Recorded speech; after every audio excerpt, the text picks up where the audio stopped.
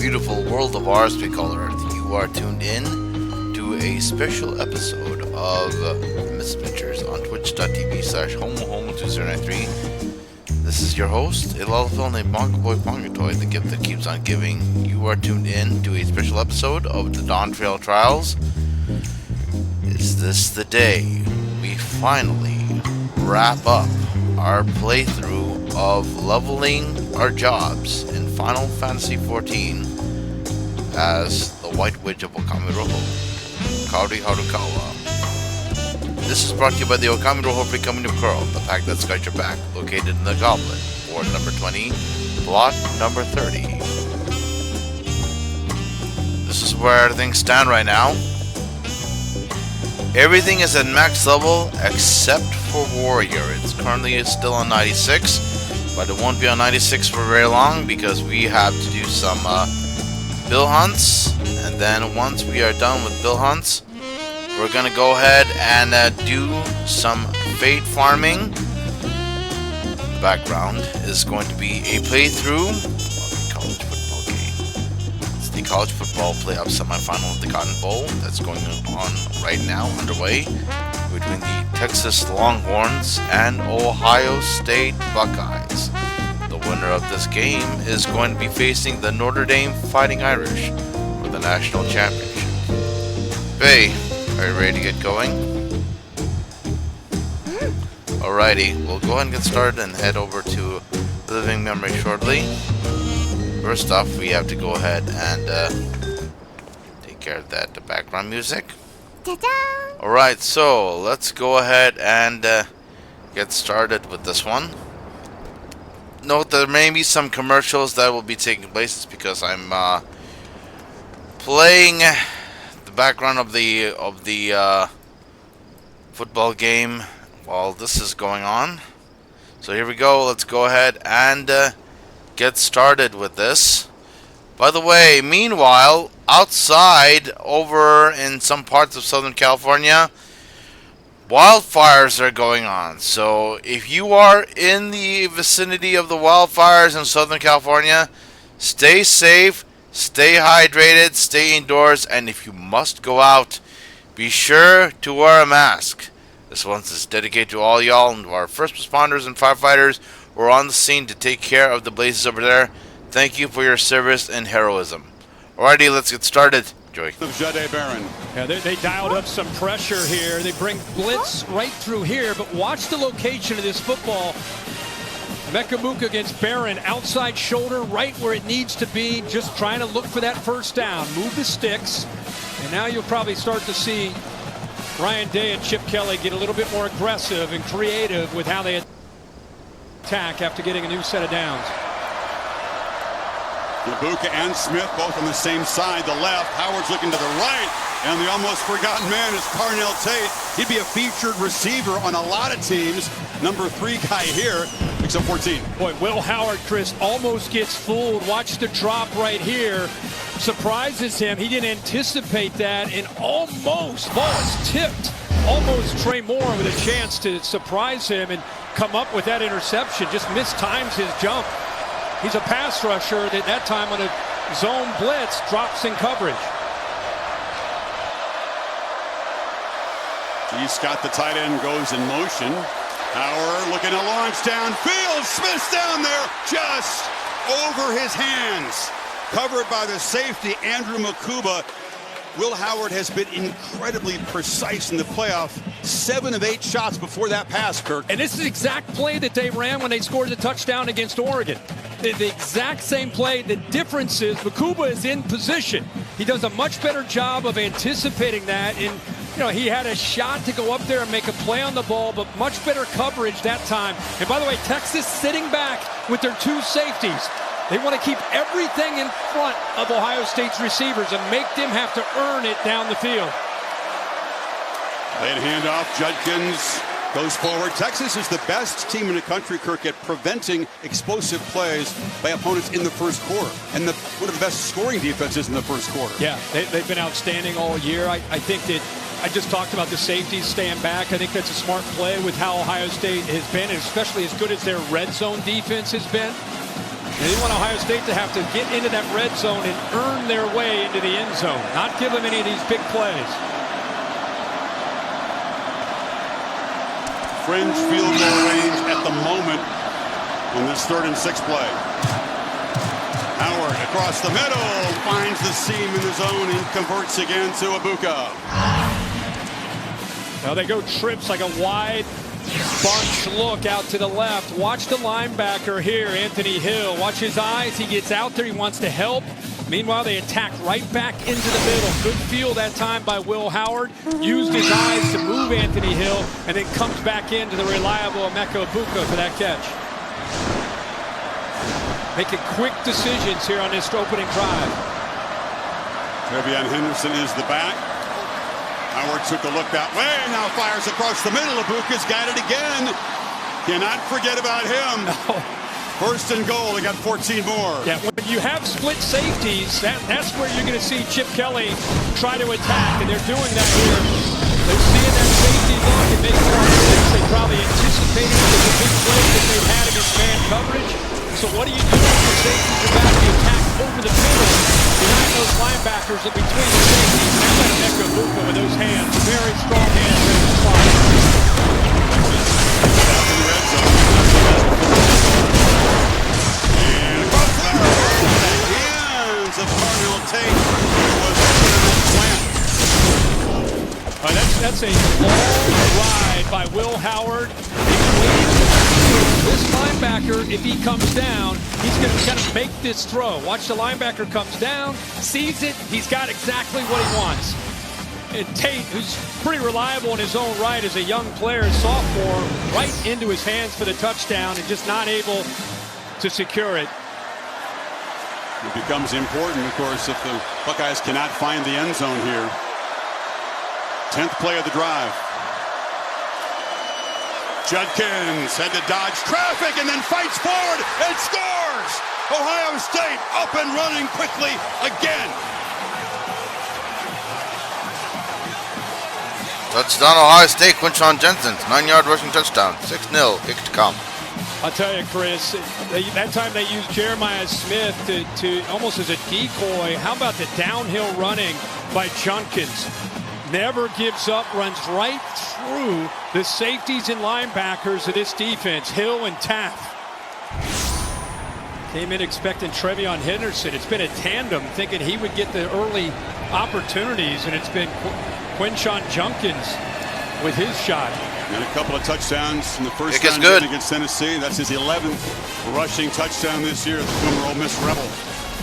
Chris, watch, like I said, they moved Jeremiah Smith, but watch the effort, the communication. Shabula, the right guard, communicates, does a good job of picking up that blitzing linebacker. Gets a chance for the power running. Even though he's undersized, he runs physical. In the CFP, Ohio State 3 for 3 touchdowns on their opening drive. Early on in the semifinal, Ohio State strikes first blood. 7-0. Opening quarter.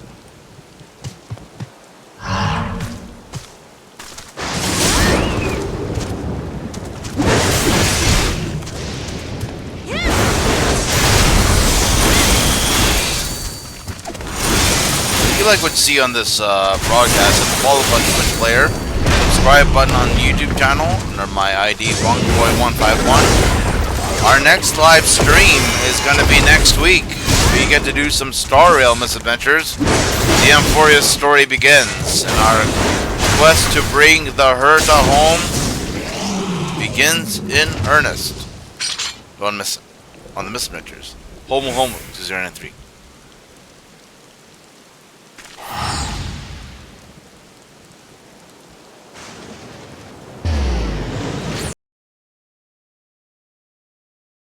On, shall we? No can do. I'll get out here. Where are you going? Schwab. Schwab, a modern approach to wealth management.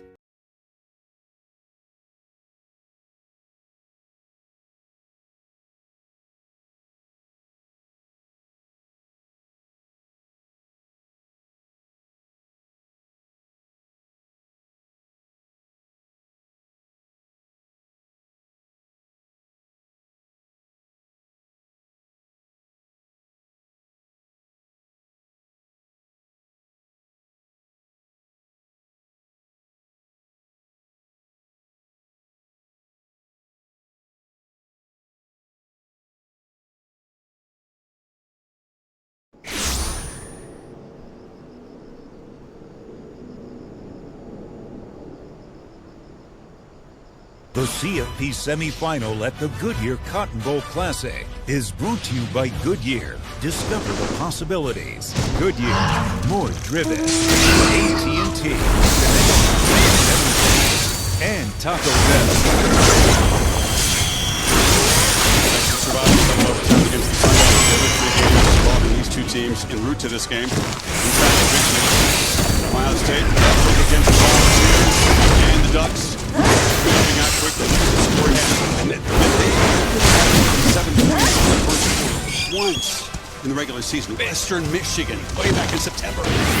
As if Chip Kelly staff just shifted to a different mindset, aggressive approach. We just saw that in the game. So, talked about how important it is Texas to start fast with a win right now in the last 2 weeks. Missed an opportunity in plus territory on 3rd and road on 4th down. And there came that Ohio State offense like we've seen the last couple games, right down the field. Luka with 3 catches in that drive, 2 of them on 3rd down. All 3 catches resulted in a 1st down. So Quinn Ewers now in a 7-0 hole. Nobody's ever faced a former team in the CFP. That'll probably change going forward with guys moving around so much. Yeah, you're right. Well, let's see how Texas and Sark answer. Did a pretty good job of moving the ball. They had a big catch by Matthew Golden. They got him across the field. Both teams now make some adjustments after that. Running game going. Against Arizona State, they didn't have the football very much in that game. Get the defense off the field. Pressure can be scored. Tuimoloau, the senior. One of those menaces off the edge for Ohio State. This is what you've seen a lot in the last few weeks is coverage creating hesitation for the quarterback that allows the front to be able to get home and come up with sacks. It's a combination. They play together. Great coverage allows those defensive linemen to eat.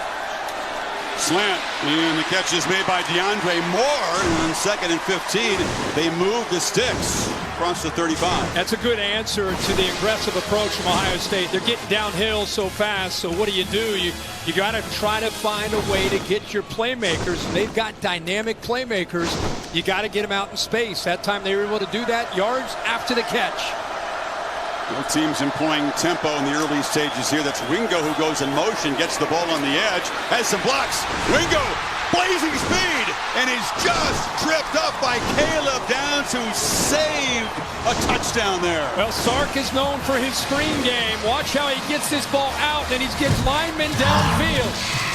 They're not dealing with this pass rush the way this game is running. Just get the ball out of his hands and hurry, get the linemen downfield out in front, and give them tremendous skill players a chance to make a play after the catch. What a play there by Caleb Downs. He's gone. Unanimous All-American safety, former Crimson Tide player. Pressure, ball out, incomplete. 2 Buckeyes bearing down on Ewers, and Ozzie couldn't collect it. Well, I think a lot of times people go against Sark with that script we refer to, and it's kind of a bend but don't break. To feel it out to see what's going on, and then we'll make our adjustments. And instead, Jim Knowles dialing up pressure and coming after Quinn Ewers. Forget bend but don't break. It's hell bent to get right early.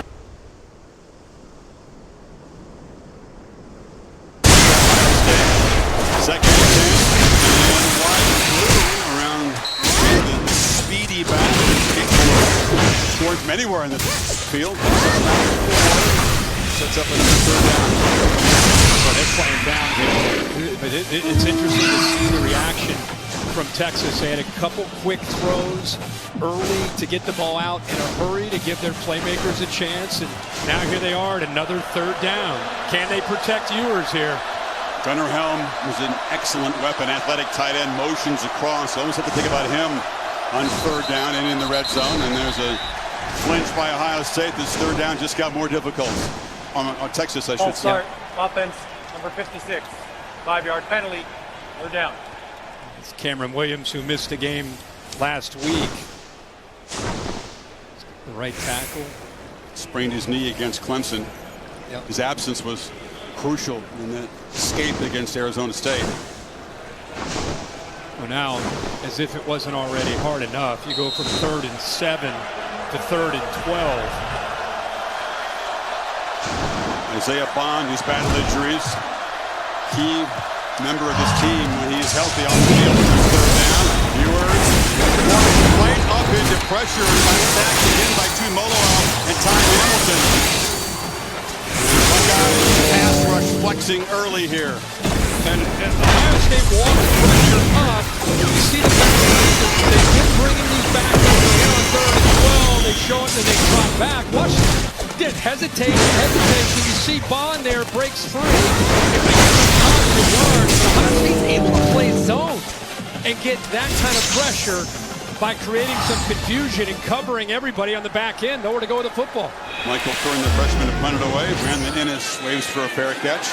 Ewers can move around better than he has in a couple of months, but escapability, not his strong suit, would you say, from the pocket? Not at all. Aerial coverage brought to you by Goodyear tonight, the best seat in the house since 1925. Happy 100th anniversary to the Goodyear blimp.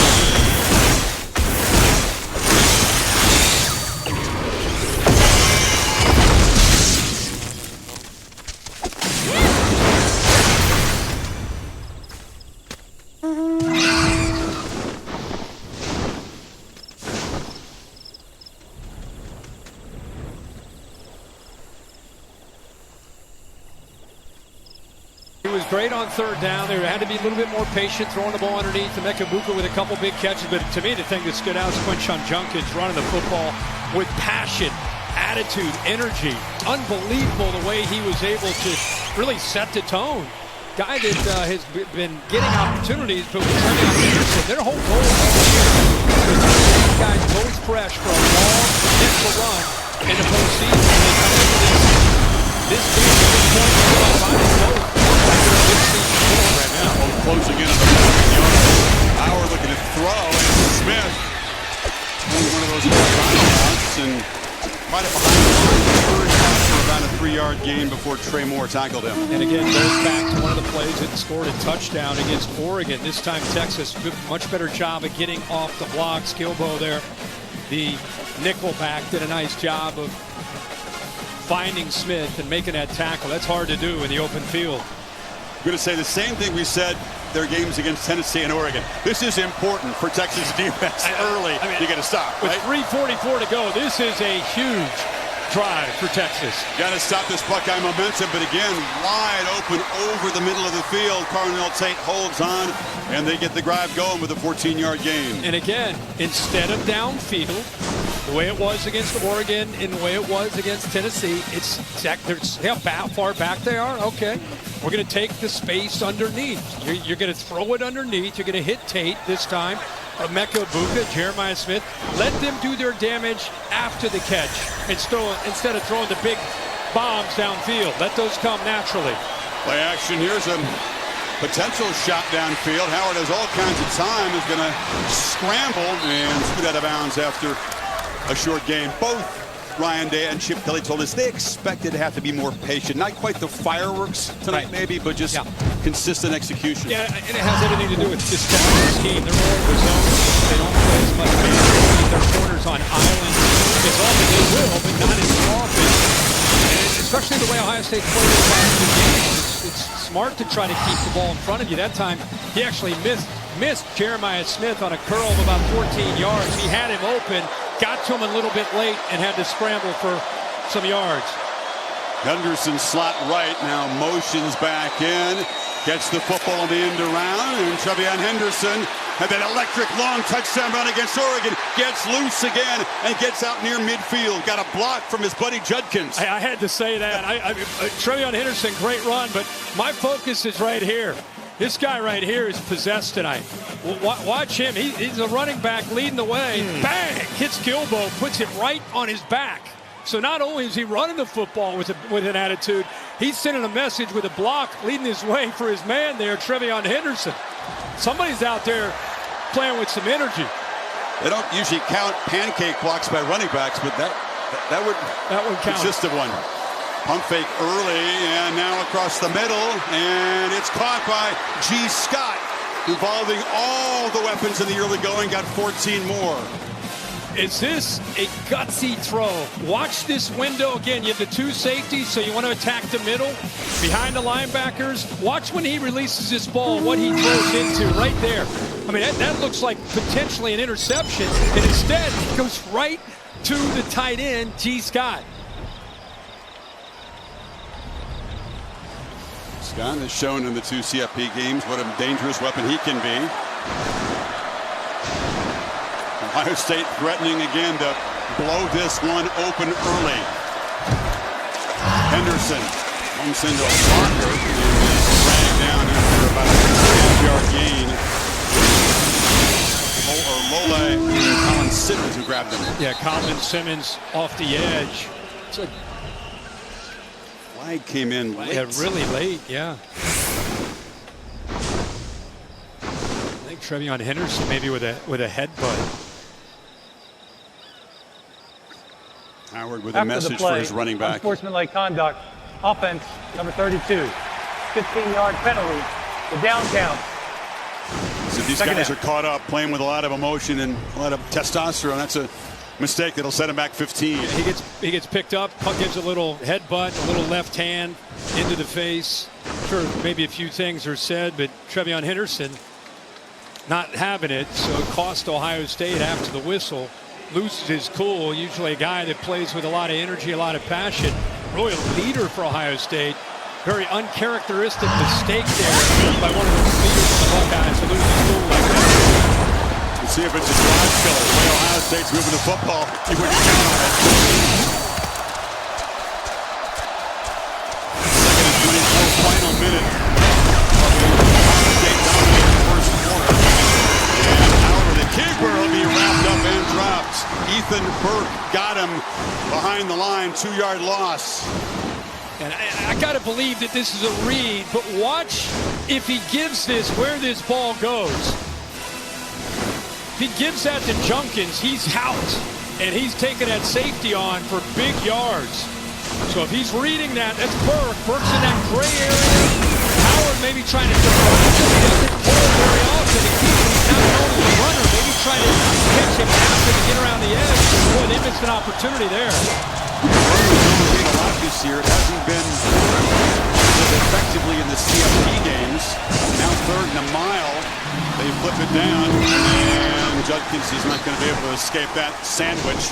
Knocked down to the 50, and Texas does get a stop thanks to that penalty. The penalty by a veteran there. Ohio State had that same energy, that same momentum on that drive, but that penalty definitely slowed the Buckeyes' momentum down. Ohio State 122 yards as they continue the pattern of quick starts. End of one in Arlington. You're watching.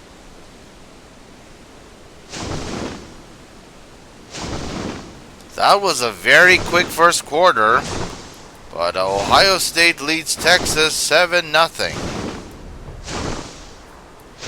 Meanwhile, the hunt continues. Now we are getting some tomatons, and then we have some hunts over in Orcopacha to go before we move on to the Endwalker section of the hunts.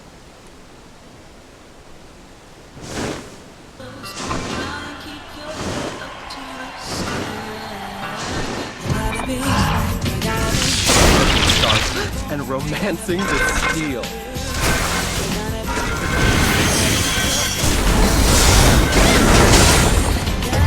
Gorgeous. Now this, the final element, threading the needle into a one-arm thrust, and we can ready for what could... And then the pinky process will need that tremendous performance.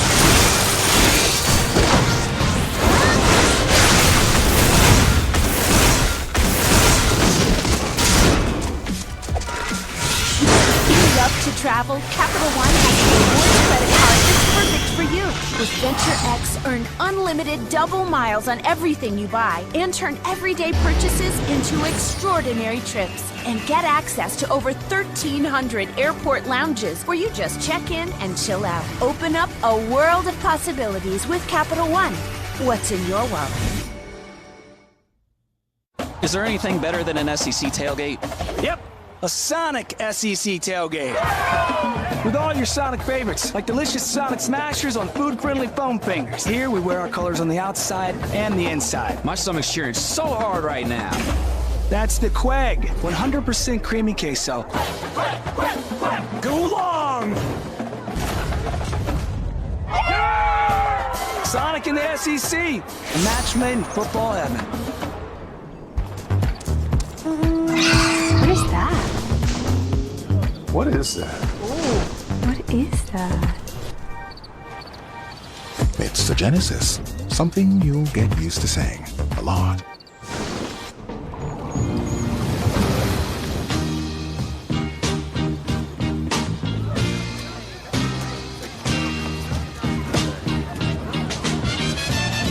Michelob Ultra. Superior light beer. Welcome back to Arlington. College football playoff semifinal of the Goodyear.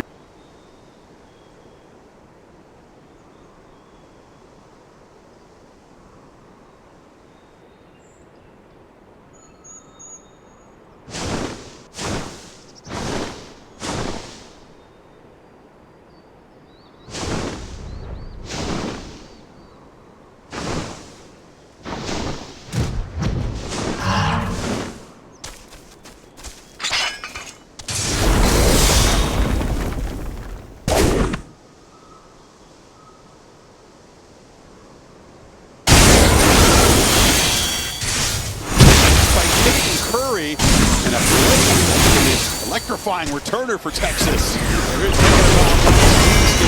Arizona State, he had a big return. Look how loose the ball is just as he's running, and there's Curry leaning in to get that. Great job. Ohio State did that against Oregon too, just on special teams, attacking the football. Not just randomly throwing their arm, but deliberately going at the ball. And how fortunate is Texas, as you said, that ball bounces right back up into the arms of number 11. If not for that, Ohio State is set up, trying to add to the damage. And Texas get the running game going. Quintrivian Wiesner had to dodge traffic behind the line of scrimmage. Quick penetration. Lathan Ransom from his safety spot came flying downhill. Well, we're getting our answer to who's going to win the battle at the line of scrimmage. That was so important to Texas. Now, there's a long way to go, but in this first quarter and the way this thing started, Ohio State is not only attacking the defensive line, linebackers and safeties are getting downhill too. And until you do something to slow them down, they're not going to change. 2nd and 12. Ewers to the corner. Blue knocked down short of the 30 by Hancock. Flag is out. Set up a 3rd down, pending the verdict here from Trent Wentz.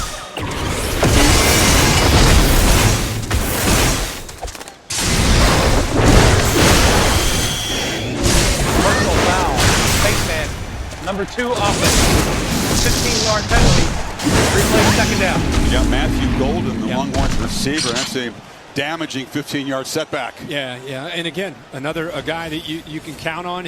Watch Zero running. Cody Simon running to the football. There's the block, potential block, and then that right hand gets up into the face, trying to get leverage, trying to make a block. Right hand grabs a hold of that mass. So just like Ohio State had a huge penalty to set them back, Texas now has the same issue. All the way back at the 14 on 2nd and 21. It's Blue in motion. Ewers takes a peek, checks it down over the middle to DeAndre Moore. Just a chunky yardage of 10 to at least give them some hope on this 3rd half play. Sometimes you watch young quarterbacks in college and it feels like the game is moving. Like if you're watching a video and fast forward, the game's just fast. And then you see a guy like Ewers, most of his career, as he's gained so much experience, the game kind of moves in slow motion. So far tonight, it's like from up here, the game is moving fast for him against his scheme from Ohio State, even though he's a veteran guy that started for 3 years. See if they bring pressure. They do. Ewers steps up. Lost the ball from the ground. Texas retains possession, but for the 3rd time already, Buckeyes with a sack. Sonny Styles knocked the ball loose. Yeah, they're dialing up this pressure. At 4 sacks against Tennessee, we saw what they were able to do against Oregon, and they're bringing the pressure again here. That Styles, who's a former safety, has moved to linebacker, does a good job again of getting to that outside of Cameron Williams, gets that right hand, again locates the football, knocks it away. Texas once again fortunate to jump on top of a loose football. The ferocity of this Ohio State pass rush, Kirk. 15 sacks in 9+ quarters of the CFP. Caleb Downs spins back and cannot escape. That's a good punt. Texas needed that to happen, and Kern did his job. Howard, the offense back to work.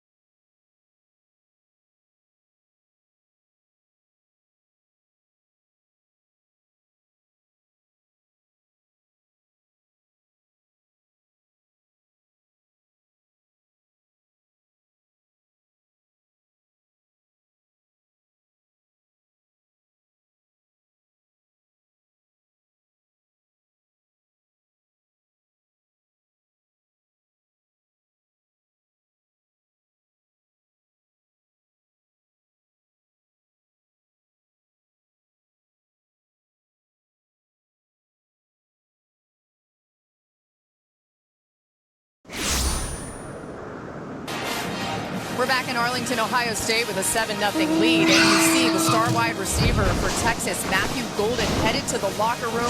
149 yards against ASU. They had been working on his left ankle. He tried to go back in the game, unfortunately got a key penalty, and now he's headed to the locker room. Chris and Bert.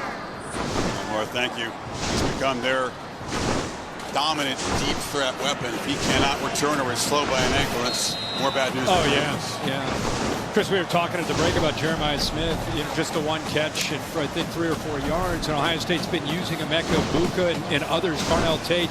Don't be surprised to see them work other options, and then eventually Texas forgets about 4, and then you take your shots downfield. You're there again. Likes that one. Howard now 8 of 10.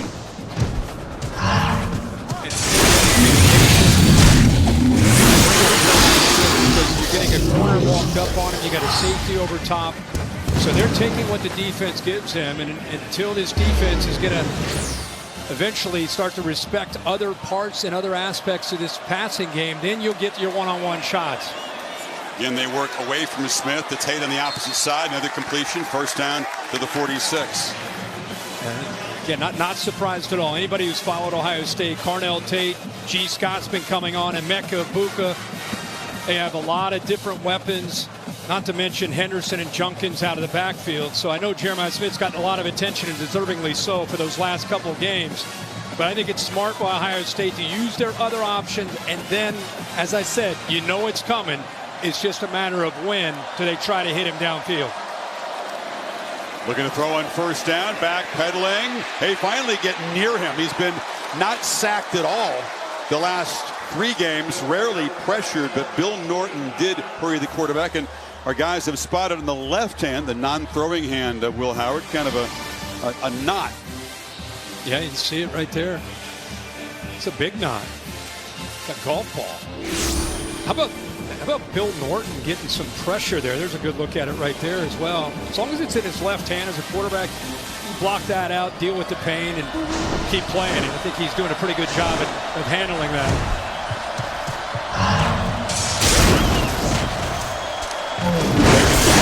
Pitching to the edge. This is Smith. Good job of bringing it out. Flag comes out. Jahdae Barron forced him out. That great matchup we've been looking forward to. Smith against the veteran Barron, the Thorpe Award winner. Yeah, I think that's a hold on G. Scott, the tight end, trying to help out Jeremiah Smith, but good effort by Jelani McDonald working to try to get to Smith. That's what caused that hold. Holding. Offense number 2. 10-yard penalty. Second down. That's the best chance Texas has to get Ohio State's offense off the field. That's exactly. You and I are thinking the same thing, because we've called these last couple games. We've seen Ohio State just going up and down. The Henderson penalty put him way behind the sticks, and now the hold by Scott does the same thing. Again, Ohio State first 2 rounds of the playoffs, scoring filthy possession. Touchdown run if you're just joining us here. Texas stopped on 4th down on their first possession, but hasn't really mounted a serious threat yet.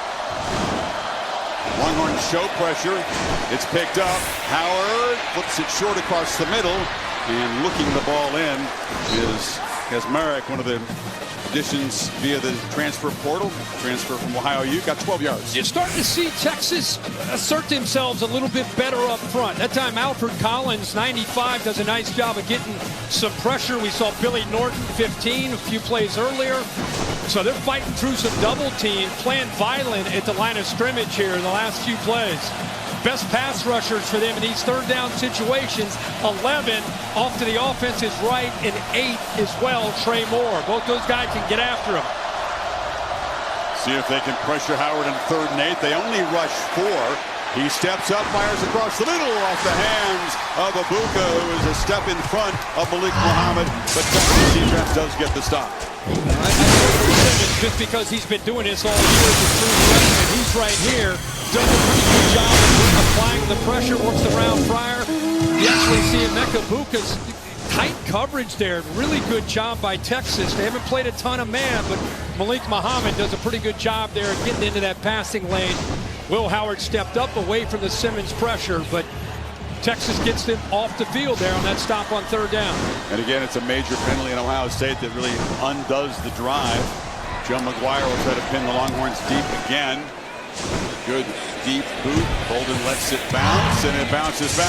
That's going to be effective, and now heads back to the goal line and finally rolls dead about the 8-yard line. 44 yards on the play. The trophy outside the building. It'll be in the building for the winner of this game against Notre Dame a week from Monday in Atlanta. Legit cold out there.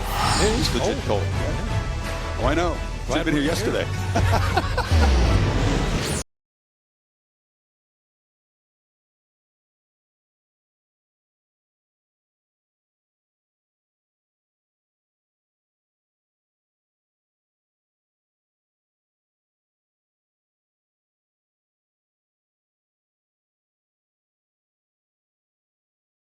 Later on tonight's broadcast, I'll be heading over to Caffeinated Dad's feed as he navigates through the Alphanaut portion of the early MSQ for Final Fantasy XIV Shadowbringers.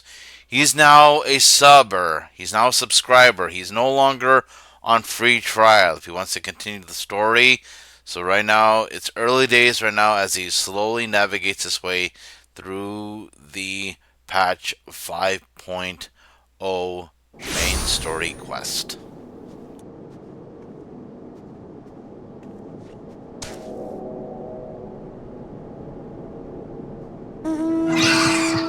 That means I will not be on Coeurl after a while. Probably in about an hour or so, I'm going to be switching my hunt over to Goblet. And I may be taking some time to see what Caff is up to. But hopefully I'm trying to at least get to 98 before that happens. So we'll see what happens at this point.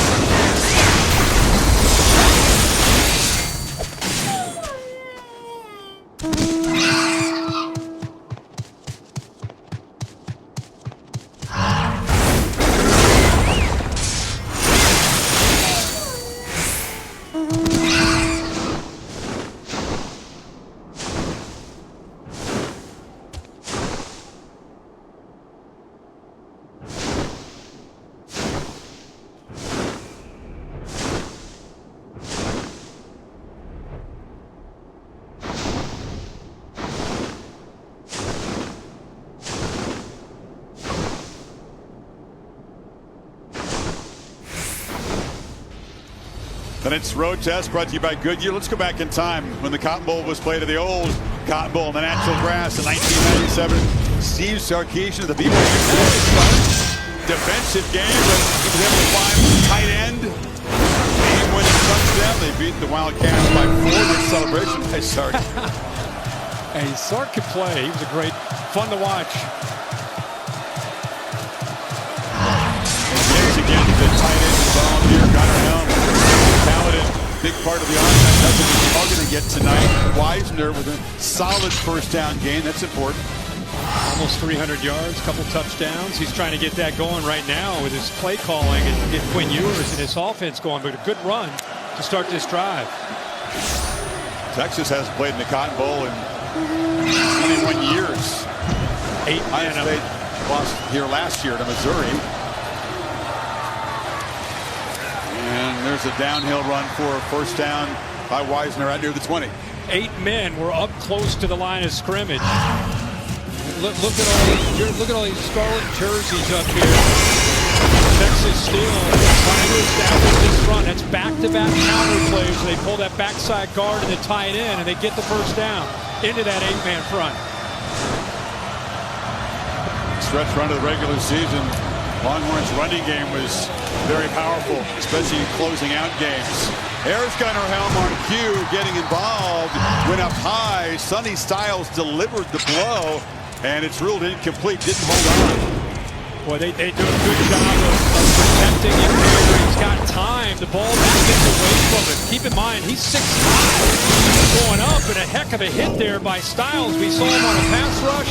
Styles is a linebacker, now hits him hard here to separate Gunnar Helm from the football.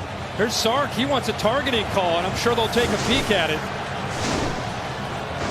See if they do buzz down from the boot before this ball is snapped. Look clean to me, but they're going to... I thought he hit him in the chest. Shown the replay. Texas fans have made their thoughts known. See if there is a booth review, or they've already looked at it perhaps. I thought it looked clean in the replay to me. Yeah, Bill Lamagnier, our rules expert over to the left here, agrees with you. Sonny Styles, a former safety, when he's in coverage as a linebacker, you can see how natural and comfortable he feels at that part. Getting back, they had a wide open Gunnar Helm and just got the ball to him late. Ball sailed, made it tougher than it needed to be. He is a very rocked up 235 pounds, also a great hitter.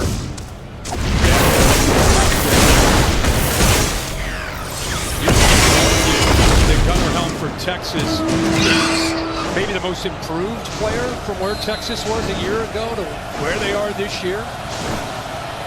First time they looked his way. On second down, slant, DeAndre Moore hit very quickly. Not much after the catch so far for Texas. Jordan Hancock held it to a 4-yard gain. Yeah, everything is downhill. Everything is tight. And when you make a catch, you're dealing with Ohio State defender right in your face. That's JTT that is down for Ohio State. Holding on to his left ankle. Athletic trainers will attend to him when we step away. 3rd and 6 for Texas when you come back.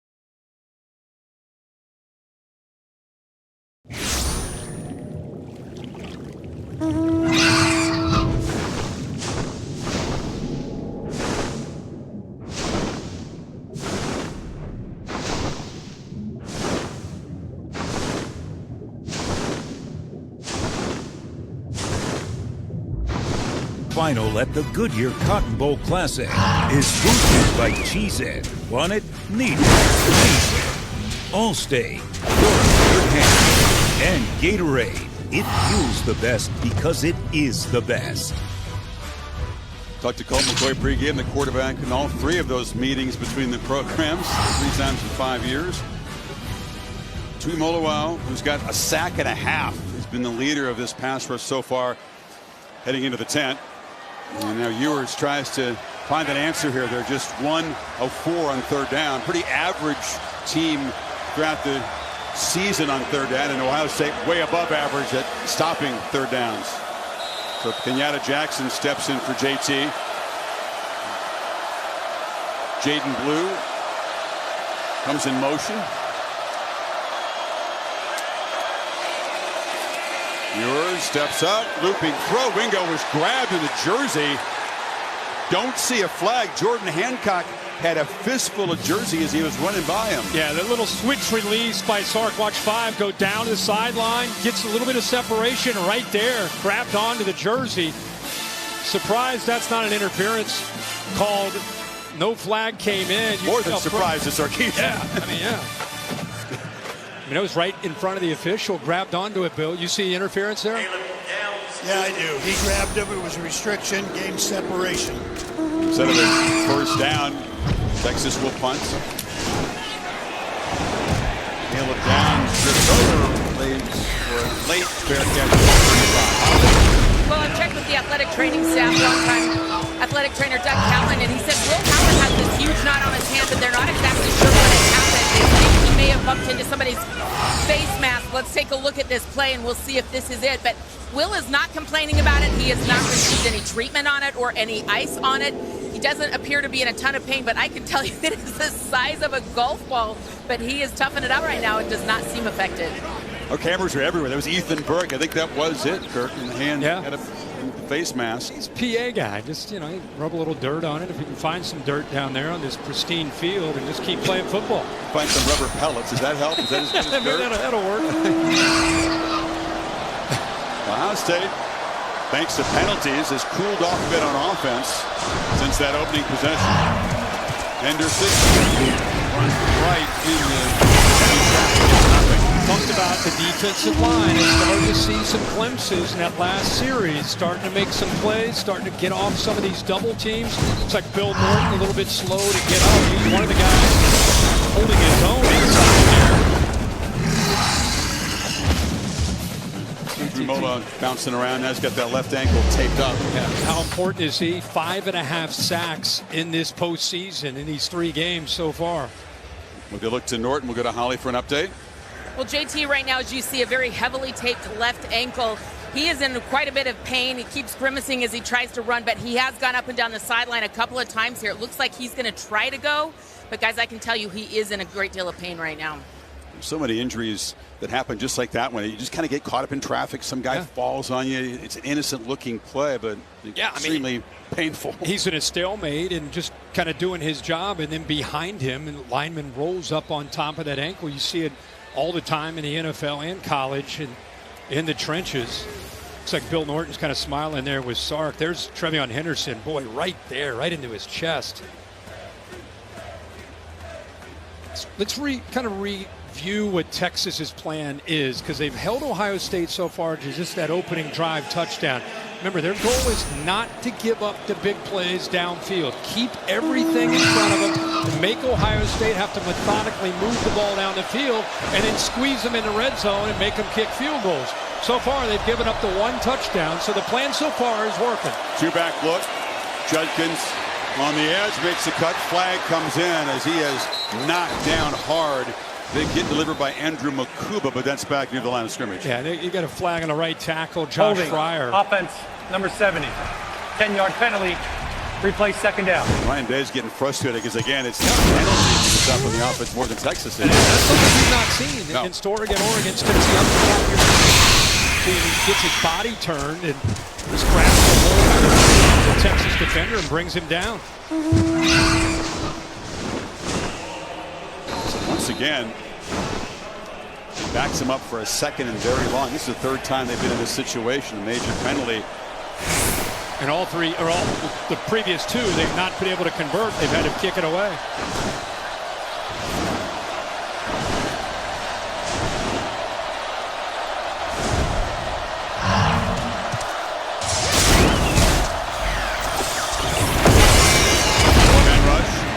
Across the middle, high. Scott collects it, takes a shot, and gets knocked down. They get a chunk of about 7 yards back. That was an excellent special teams player. Made the tackle there. 3rd down and 13 now. You notice when Texas blitzes, it's what we call zone blitz or simulated pressure.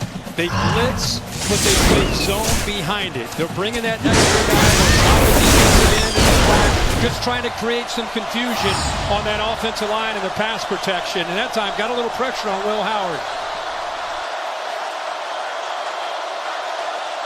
Smith to the left. Abuka has been the weapon of choice on these third down conversions, and there's another penalty. I think the left guard who's in right now, Luke Montgomery, started to fall back.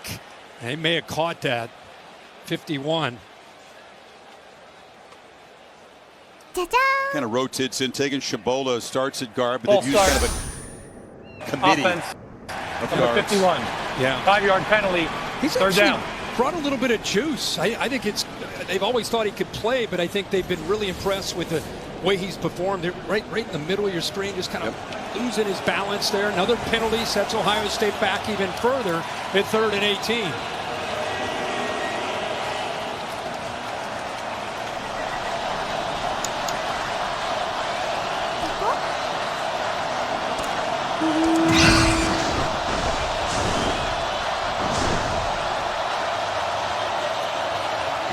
Howard scanning, throwing downfield, and going up to make the catch is Tate on the sidelines, but those penalties, again, just set him too far back. They pick up 15, but here comes the punt team. So to the opposite side, Jeremiah Smith bracketed 2 guys just saying, listen, we're not going to give him a chance to throw one of those balls up and let 4 with his size go up and make a play, force him to go the other side. They convert, they make they don't convert, they make the completion, but you can see short of the first down. So again, that Texas strategy works, and the penalty aids them. Ohio State 4 penalties, all on the offense so far. So Texas hanging on. Best pass catching weapon, not in the game. Down 7, but not out of it, which is saying something against Ohio State. Aerial coverage provided by Goodyear, celebrating 100 years. An American icon, the Goodyear blimp. Texas football 5:22 before the break here in Arlington.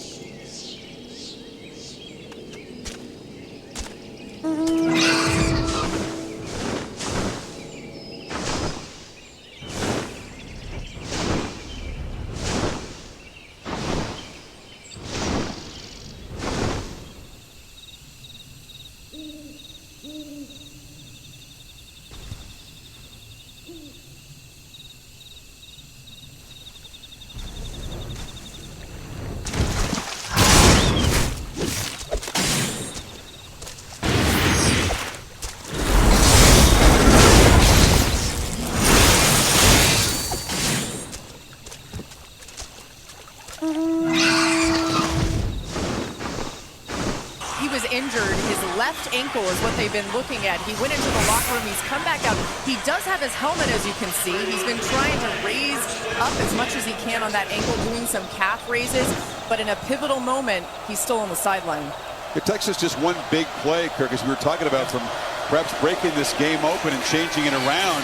But he's the guy most likely to be involved in that, and he's over there holding his helmet as they work the ball to Isaiah Bond, he's got great speed, just kind of getting back to health himself. Yeah, he missed the game against Clemson and had 22 snaps in the game against Arizona State. You see Golden, who's been their go-to target.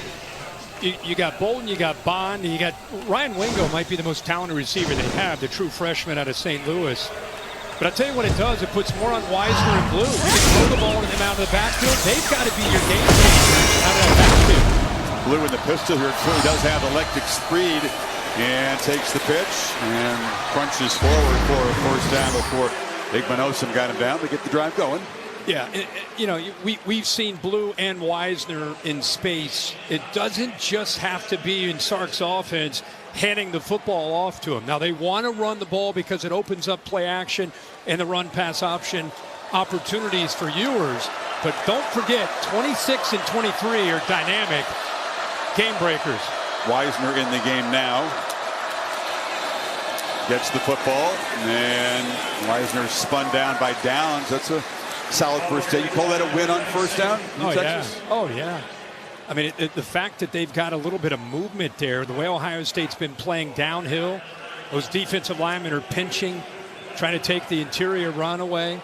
Linebackers flying downhill, safeties flying downhill. Ohio State not fearing anything at all downfield in this offense so far. Wisner far to the left. Ewers thought of it, a downfield shot, and will take one. DeAndre Moore caught up. Again, Texas fans looking for a flag from Hancock, but there isn't one. Hancock's off at about 10 to 12 yards and just waiting for that potential shot. So what they do is they're looking in the backfield, waiting to see. It was an empty look, so there's no fear at all of any kind of play action fear. So they're anticipating the ball either coming out fast or downfield, and Hancock that time did a great job of giving himself a cushion against Moore. Third down again, mid-5. Guys still making adjustments when the snap came, and Ewers drops. First down, but Isaiah Bond, he got hurt against Georgia in the SEC championship game. He said he's been a little bit rusty. Yeah. Very catchable ball. Chris, he did the hard part. Watch 7. He does a good job of separating, and then why does he jump? We've seen these college receivers from time to time. There's no need to jump. It affects your eyes. It affects your ability to balance and locate the football. No need to jump, and that cost him a catch and a first down. As good as this Ohio State defense has been playing, you've got to take every opportunity that you can create. And that was a big one to get a first down, perhaps get some momentum. Instead, the drop, they put it away, and now Ohio State has 3 to work with, trying to build the lead before halftime. Did the hard part. That pressure, man-to-man, did a great job with a good move. Outside, back to the inside, was open. Protection gave him a chance to step up. Ball was thrown right on the money, and for whatever reason, he felt the need to go airborne. And like I said, it affects his focus and his ability to bring down that reception.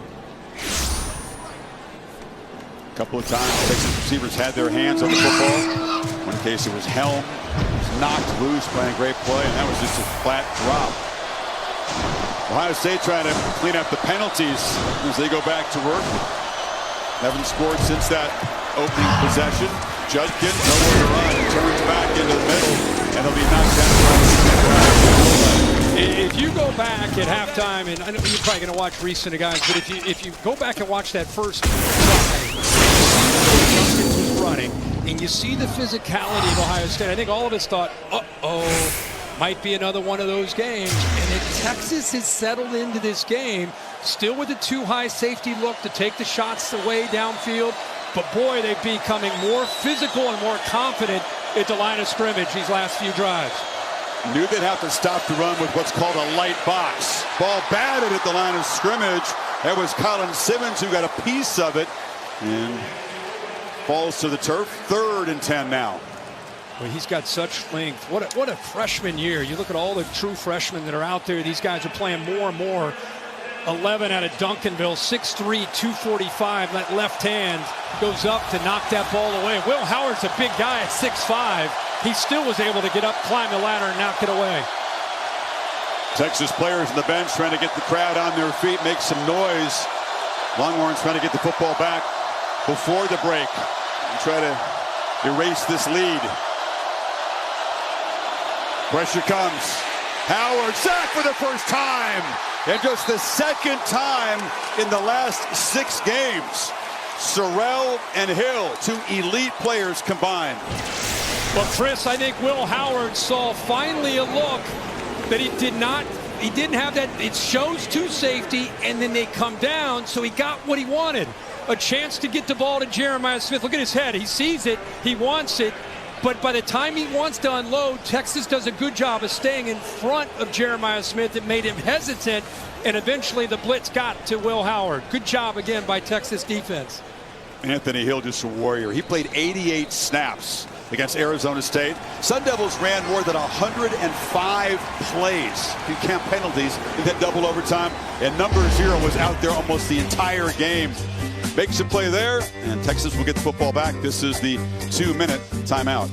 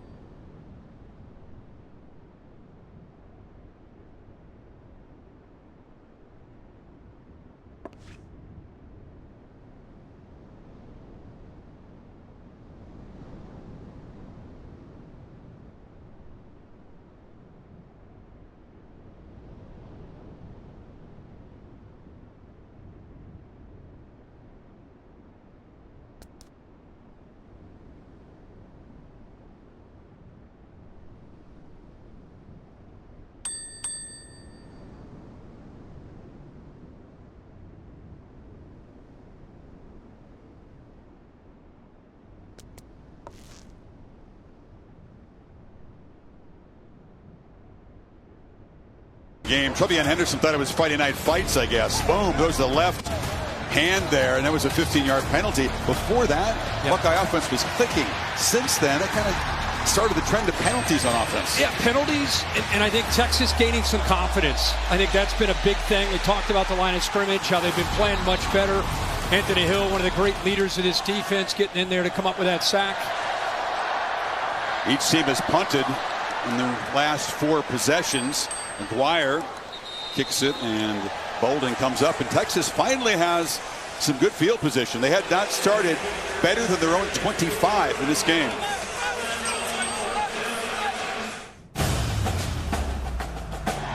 I got something coming up.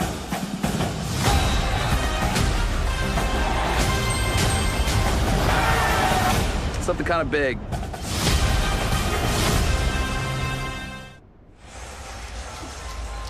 Lynn Powell is Chad Powers, new face of the series produced by Elaine Peyton Manning. It's on Hulu this fall. By the way, Powers, a Texas graduate. He got a well wishes from Sark in the video. Yeah. Got him all pumped up. He's no doubt looking in tonight. No doubt. From the 41, Texas finally with good field position. Let's see if they can make something happen here. Wisner, nothing in the middle on the first down. Remember, Ohio State gets the ball to start the second half. This is a big opportunity for Texas here with 3 timeouts, minute 30 and counting. Not in a huge rush at all. Talked about the magical scripting abilities of Sarkisian. He's off the script now. Yep. Kind of probing, trying to see what he's picked up from those early plays. But it's an Ohio State that's confusing viewers pretty effectively. Pressure comes again, and he just has to throw it away.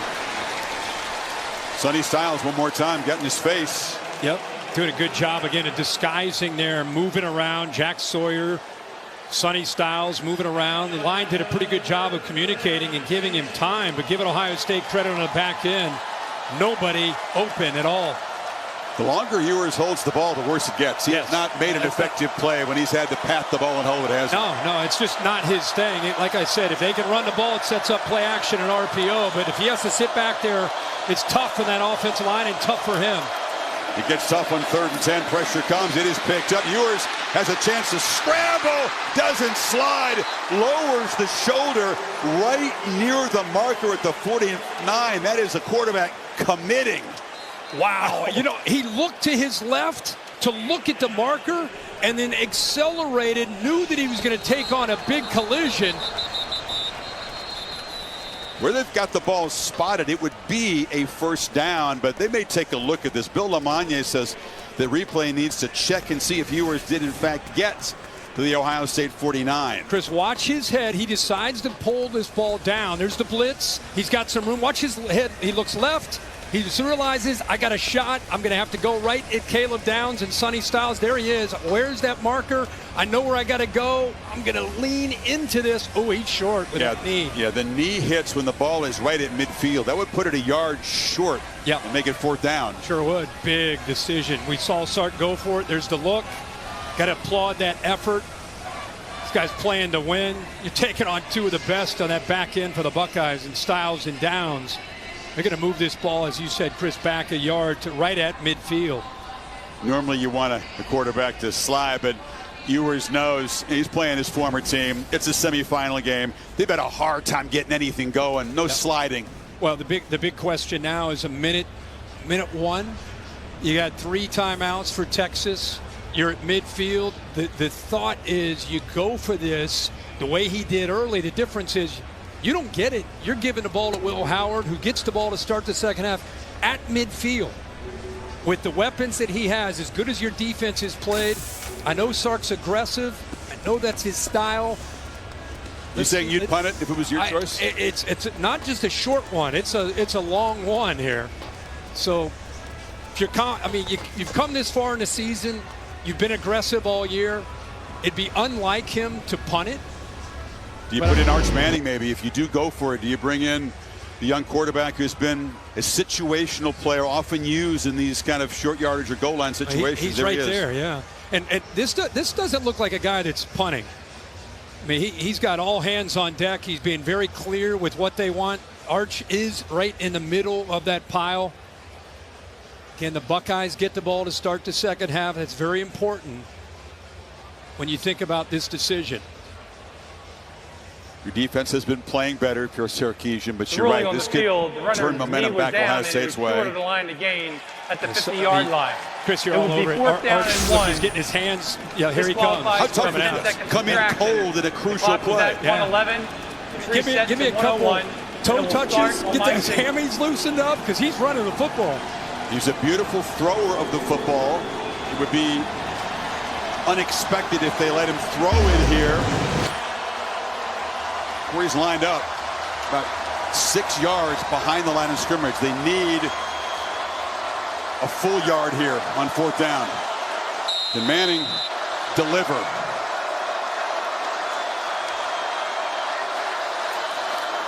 Running right.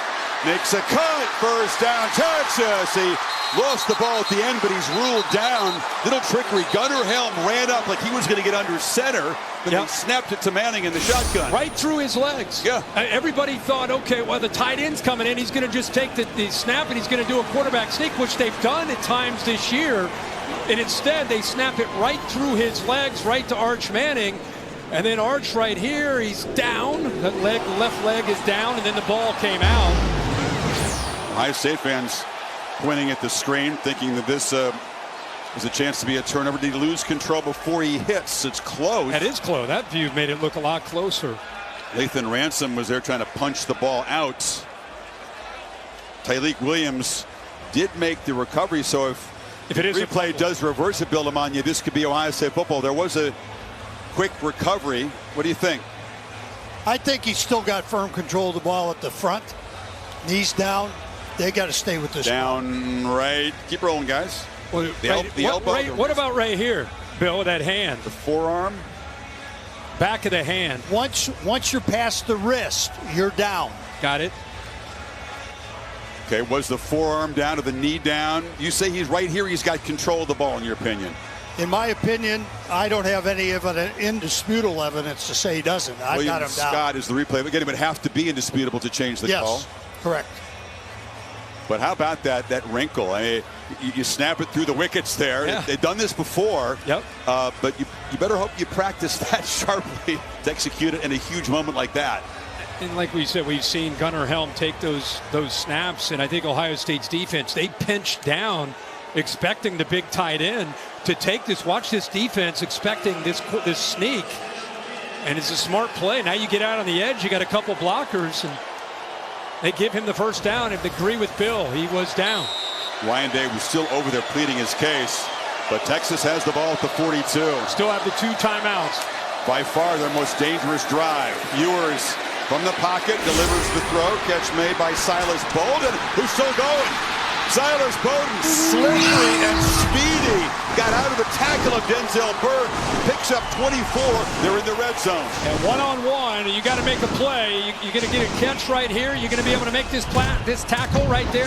What an effort. We've been saying with Matthew Golden down, who's the guy that's going to step up and make a play? This time it's Silas Bolden. What a job there of fighting for those yards. Bolden's made big impacts as a returner. We talked about that. His first catch tonight. Sets up the horns in the red zone. Ewers projected. Tried to flip it back, and Kenyatta Jackson, who stepped in for JT Tuimoloau, batted that one down. What a play, because if he doesn't get his hands up, that's the Sark screen, that throwback screen that he is, really, it's legendary. You're trying to get the defense to think the ball's rolling that way. Meanwhile, the offensive line are leaking out in front. He had a convoy in front of him and only 2 Ohio State defenders. At the very least, that's a big game. Great job by Kenyatta Jackson. 6'6", long-armed Floridian. And now timeout spent by Ryan Day on defense. Well, you're wondering, what would it take for Texas to get going? Good field position helped at the start of this drive. Yep. Then the trickery on 4th and 1. Manning picked up about 8 yards on that 4th and 1 run, and then Bolden breaking a tackle. Mercedes-Benz halftime report. Reese, Dez, and Nick Saban. Highlights from the first half. Eager to get Coach Saban's analysis, what he's seen in the first 30. Yep. There's Dez, eager to get Dez's analysis, and there's Coach Saban. 34 seconds. You're Texas, you still have the 2 timeouts. Remember that the tight end Gunnar Helm in this area has been huge for Texas in the red zone. You've got Moore, who's more than capable. Ryan Wingo, 5, the big freshman who's 6'5". He's going to be down here at the boundary near the bottom of your screen. You got to win a one-on-one matchup if you're going to score a touchdown down here. Golden and Isaiah Bond out of the game in this 2nd and 10. Buckeyes are showing some pressure, don't bring it, and Ewers to the end zone, touchdown! Jaden Blue, and the Longhorns strike strike late first half from 18 yards out. Touchdown, Texas. Jaden Blue, 18-yard reception touchdown. Pick to come. Just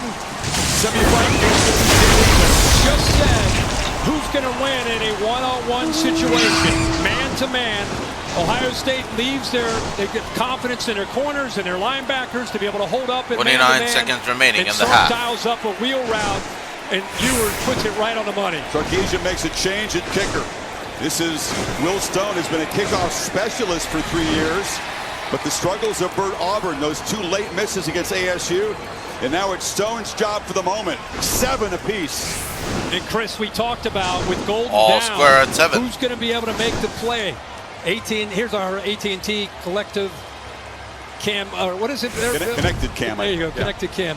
So watch what they do in sneaking out. It's a one-on-one matchup, and he's just going to slide him out of the backfield. I think he feels confident with the ability to try to get this matchup. We said who will make a play. We need these running backs to Texas to be able to make the play. Now we're good. Now Caffeinated Dad stream is already starting, so we're gonna jump right over there right now.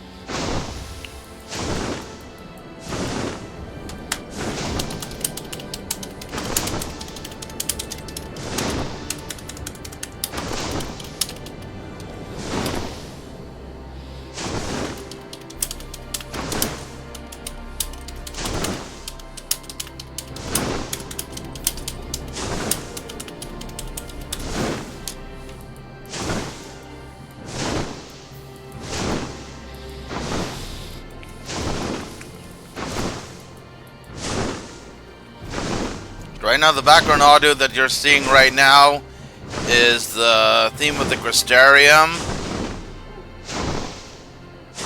Caffeinated Dad stream is already underway. He's setting up. And we just had a touchdown. Touchdown, Ohio State.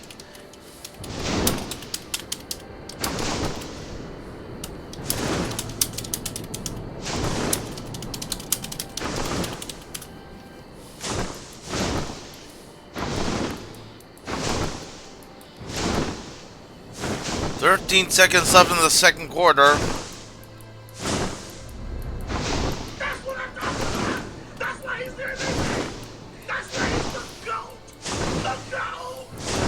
Good morning, afternoon, and evening, whatever you're sitting down to watch this episode of the Caffeinated Dad Gaming live stream. We gotta go get the other one. I have that specifically ready. I have that because I know that there's got to be callbacks at some point, and there's got to be points talking about that. And I felt like I missed such an opportunity of having that with Gotsetsu, so that I'm like, now I'm like, I'm on it, man. We got that one. We're ready to go. Thanks for the jump scare. Hope you guys didn't have me on max volume. Anyway, good afternoon, good morning, good evening, whatever you're sitting down. We have some stuff to do tonight, and apparently I've been made aware that there is quite a bit of work to get there. So I'm ready to go. I'm ready to get things moving. Let's see, this week has been a little bit hectic and all that stuff. As I mentioned on last stream, I did end up getting that promotion that I was aiming for, so that was a very positive note for myself. So this week has been prepping for said position, so that's a good thing. I'm excited for it. I start here in a couple of weeks officially. So I'm ready to go. But this week, of course, mirroring that is all over the place. There's so many different things that I'm paying attention to. Transitioning into this role. On top of this weekend, we're doing a little shindig for my daughter's birthday. Her birthday was a while ago. It's just with the Christmas season, this is all we've had time for. And she had a really weird request, and I felt like you guys would appreciate this. She wanted to have meatballs, which okay, I'm all right with this, right? I'm excellent. I'm happy for her, to eat really anything. She's a very picky eater. Like, she wanted meatballs, but then she wanted asparagus. So I went to the grocery store and I picked out 10 asparagus, but when I got home, I had a pack of 11. It was just a spare, I guess. Anyway, we got to move on. We got some work to do, and we already got the party here. Let's go. Pseudonym already read that. She saw it coming from a mile away. I told you, we got work today. We got work, ladies and gentlemen. We're starting out strong. Let's see. I did go ahead and change the look real quick with the Black Blood title. I am no longer the finest people's ally. We have sailed away with that one. Remember that when we get to the Swedish one. Yeah, I don't know. She actually does in fact love asparagus, and that's like one of her favorites. She did not request it for her. Alright, so we gotta go with our boy Alfie. Alfie, no. Yeah, the video that I had was just basically me recovering. Should have stayed with the tin can. Yeah, that was well. Time to get the better twin. I thought you guys would enjoy it. Resting pepperoni's popping me out. Yeah, so we are off to that island that we saw in the trailer with all those fat cats, it looks like. Presented to Sazem Degenmai, the Master of Beasts, at the Rookery, and he'll take care of it. Be sure to pass on my warmest regards. Alright, so what else do you have to say?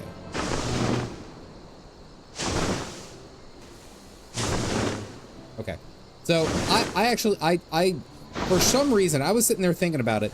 I don't know if I trust the Crystal XR. Like, this could be just me cooking. This could be just me burning the toast. I don't know. Let me see. Oh, that's a very aggressive angle. I was trying to get like a better look at him because we don't really see too much of him. I don't know. I suddenly have a bad feeling about it. And I'll tell you what made me think this way. And here's my logic. Is that we were in the midst, like right up until the very end of Stormblood, we were in the midst of the war, right? This was going to be a very big issue across the board, and then we just got all sucked away. Now, if we are to consider that the timelines are the same, which we've established here at the beginning. Yeah, I'm cooking so soon. I think about this game a lot more than I think you guys give me credit for. So if we're like mirroring a timeline between the world of the First and our world, then that war is still raging. That war is still going on. And now essentially we have removed all of the prime players out of the way. Basically the big people who can stand up to like our Elidibus driven or Xenos driven or Elidibus driven Xenos. There you go. And I guess that's kind of where my thought is. It's like, how convenient is it that Crystal XR drew us to the world of the First? Now, granted, I do believe that there is a reason that we have to be here to do something, right? I was thinking. My thing is, we got called to the world of the First, right? The only other people that we have been known to be able to do so are Askians. That is the only people that we have confirmed have that capability of transferring back and forth. Now, granted, you could say, okay, well, he's the Crystal Exarch. He has a bunch of different powers. He can handle, a whole bunch of different things. Sure, I'm sure that he has been empowered by this giant crystal tower that we have floating in the background. However, it's something that doesn't seem right. It is too convenient that we're just like, and we're too accepting to be like, yep, this is what we have to do. We get yanked away from literally the culmination, the start of the war, fight a different war. Here's what I think is going to happen. and this is probably going to change. So TM, with an asterisk. I think that we're going to do something here. We're going to save this world. We're going to save the world at first, because I actually do believe that it needs to be, the light needs to be stopped. There's too much light, and Warrior of Darkness already confirmed that they killed like the shadow entity or the darkness entity in this world, which allowed for the tidal wave of light to go through. I think we are going to go and kill the first, right? Or the first beacon of light, whatever you want to call it. And then that's going to cause an effect cascading over every other world, including back to the source. Us killing the light here is going to cause something to happen in our world. Ohio State leads 14-7. And I think it's Askian related. I think, here's my tinfoil hat theory, and I'm not even looking at, like, just stab the planet. What sword? This is what I'm thinking, is that we end the light source here, right? We do something to stop the light here. It causes a cascading effect, making, what's it? The Askians got, Zodiark, the one that they're preaching to. It's going to make the barrier weaken for Zodiark to cross over, and then that's what we do in Endwalker. That is my cook. We're going to do something here, which is going to have ripple effects all the way across the source. That is my tinfoil hat theory. That is what I've been thinking about. I don't trust the Crystal X art. The only person that I thought would be him would be Gratia, because we saw him during the Crystal Tower shenanigans and all that. But then I also had the thought, if he was able to pull us here, then there's a good chance that he's an Askian. Who's the Askian that we don't know where is? Emmett Selch. Or Selk. Excuse me. Selch. I'm doing a ton of cooking and I'm putting my mods on blast. I'm just saying. I know. These are my thoughts. I might be wrong on many regards.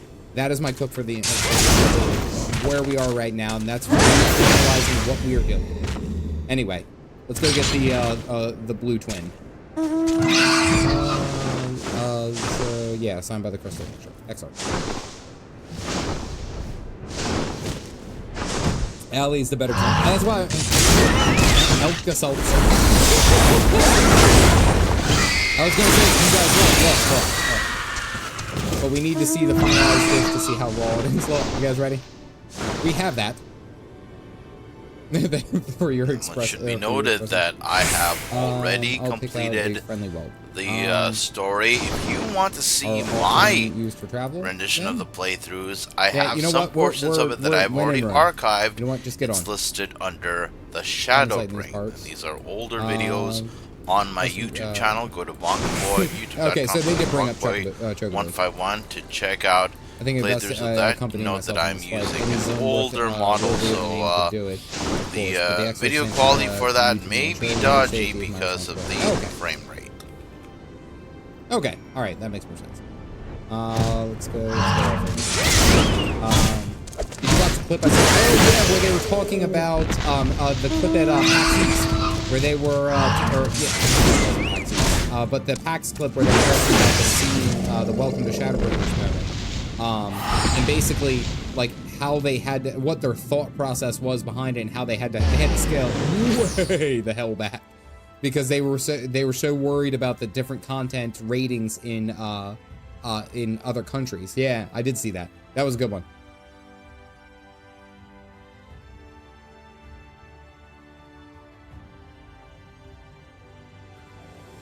Okay. All right. Guess we're flying there. PAX East 2019. But just how it showed, like, it was, like, pressing into... Here, I got to turn on... Mute. The pounding surf, frozen. Time itself takes a breath. At light's edge, all is perfectly still. The world captured in a painting, locked in a moment. Music, faint and fleeting, drifts coastward on the lifeless air.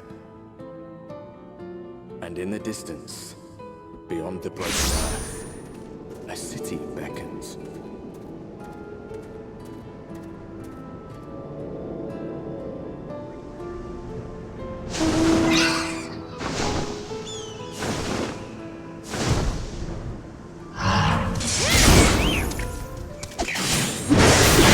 So just real quick, like, taking a look at like this, I remember at first I saw the trailer and I was like, you know, like, I see the broken ships, which I did confirm, but then like seeing all the airships, futuristic Ulda, Mensa mix, like what the hell is going on here?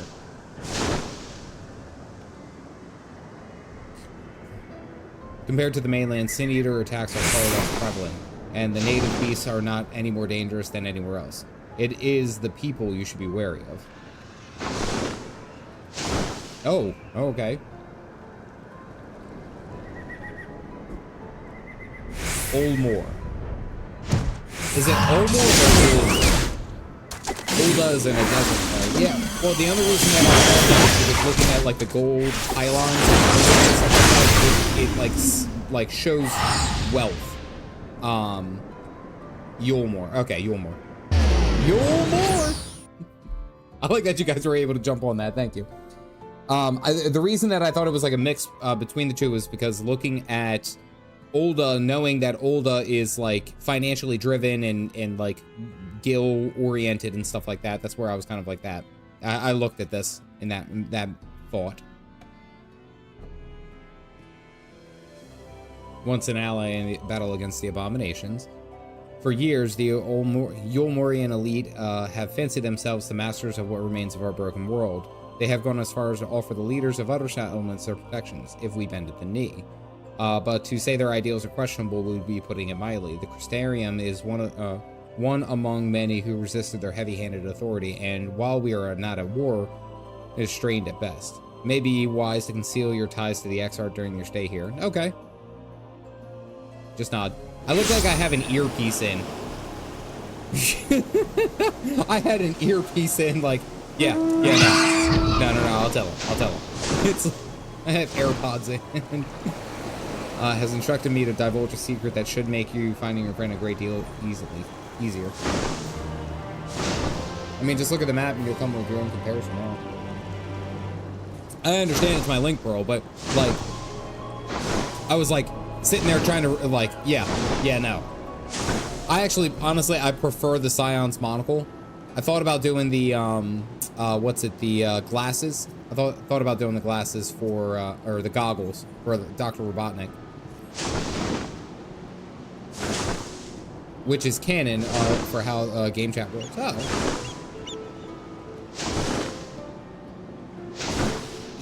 Ivor keeps an eye. Ivor keeps an eye on everything that happens in Calusia, and will be able to point you in the right direction. Just hand him a sprig of time. Just hand him some time. He'll let you know that he's do. Everyone's got dad jokes. I love it. I'm here for it. What?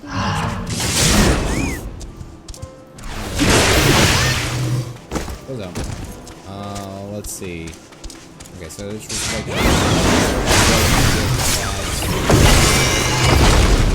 double screen.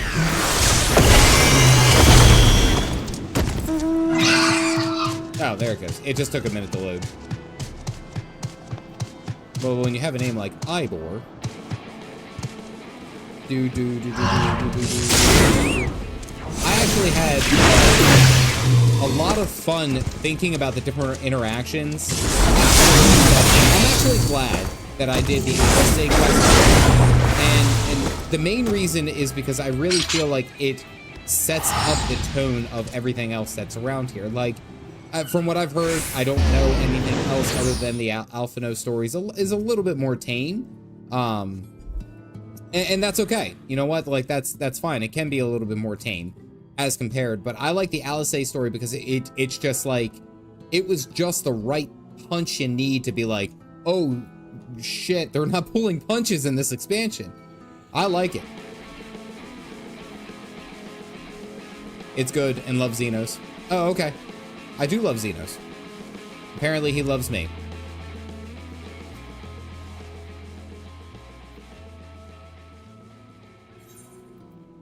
A fragrant herb commonly found growing throughout the floodplains of the source. Oh, okay. First was better to me. If you have whiplash, calm to horror and back to calm again. Yeah.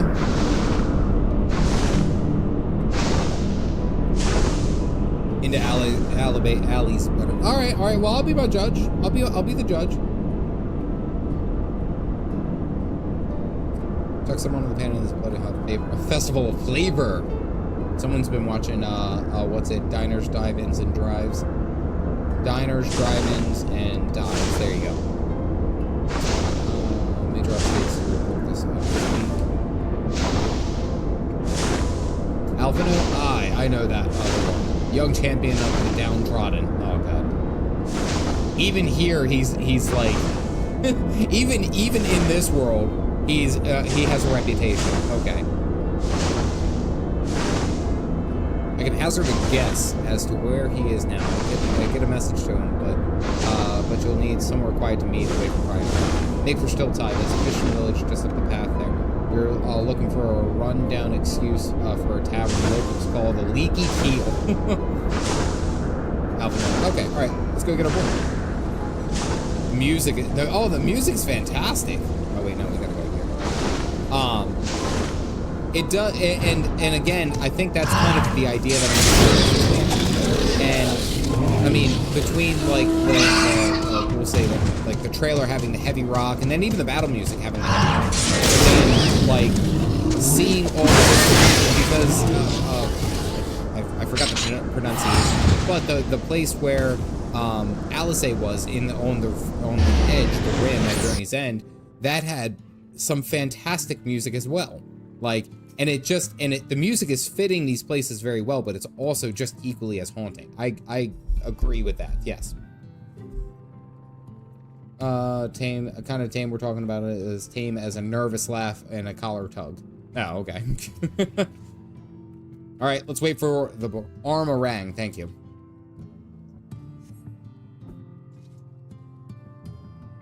Customary, buy a drink if you mean to loiter. What will you be having? Oh, they don't even have an option for coffee. We're doing water. I'm working. What do you be paying with? My fist. I don't doubt they have value, but I don't have a touchstone to test their purity, and I'm not about to go begging one for my neighbors, so we'll just have to come to some other or a sort of arrangement. There's a common to the north where we grow vegetables, but lately the pests have been eating more than they that we have been taking. All right, yeah. Okay, cool. All right, that's fine. We waited for Alphino, but apparently we had to drink. Now I should have just said I wanted the alcohol. Yeah. Paying for water? Yeah, yeah. You got to pay for water. It's like I went to the like every fast food chain. And it's like, yeah, I just need a cup for water. We all know what you're doing. We all know. You're playing with a side quest. It's not even 8 boars, it's only 2. Like, that's the worst part. Not even the first is immune to the bottled water industry. I thought this was America.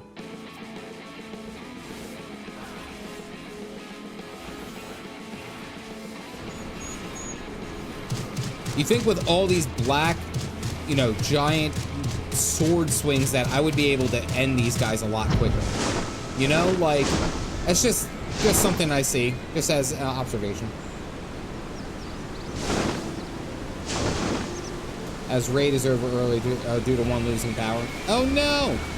How far did you guys get, Galactic?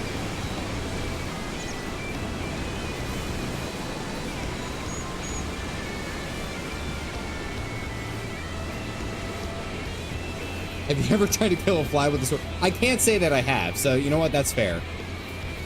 I did my best. Company that doesn't value human life. It's funny, it's because someone put it in perspective, and it's like bottled water companies, for every intensive purpose of the idea, is that they are selling you plastic bottles. If you can get water anywhere else, they are selling you plastic bottles. That is the value.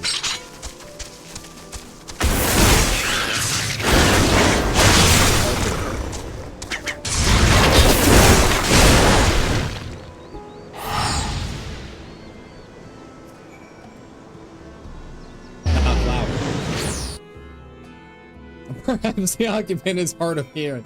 I'm about to kick open the damn door like I'm the Kool-Aid man. Like, oh yeah. Oh, I should have had that sound effect.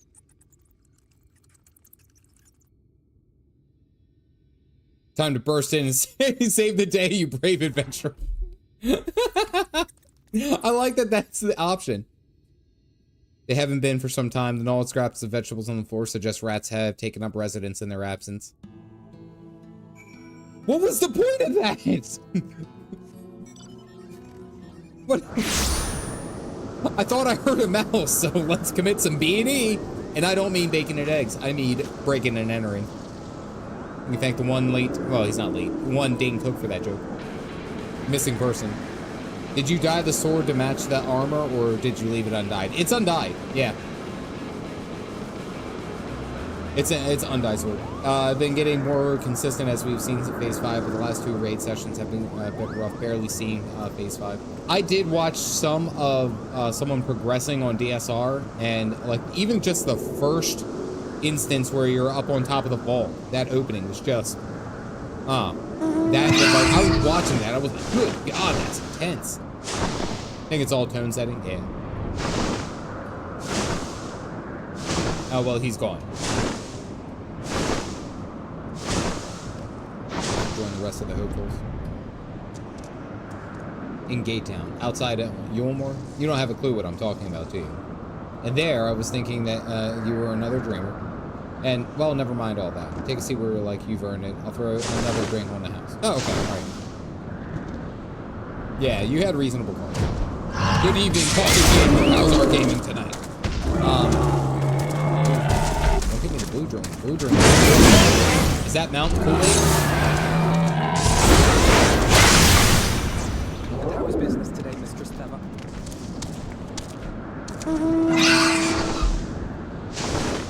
Did Alfie just walk in with the boots with the fur?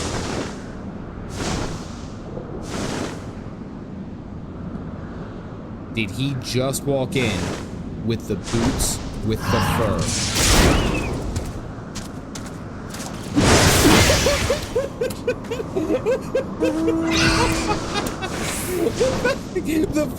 the fact that immediately everyone, you couldn't help yourself. Every one of you, God, I love you guys. Every single one of you was just like, the whole thing was looking. I love you guys. This is good. Anyway.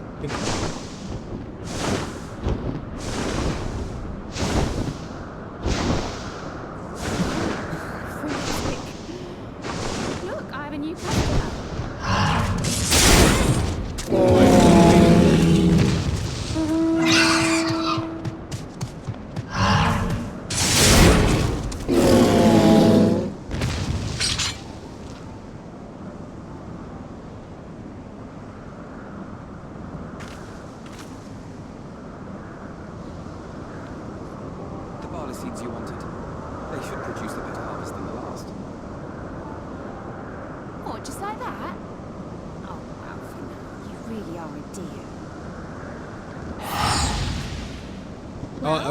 Going by his room. I'd best be tidying up some of pests move in.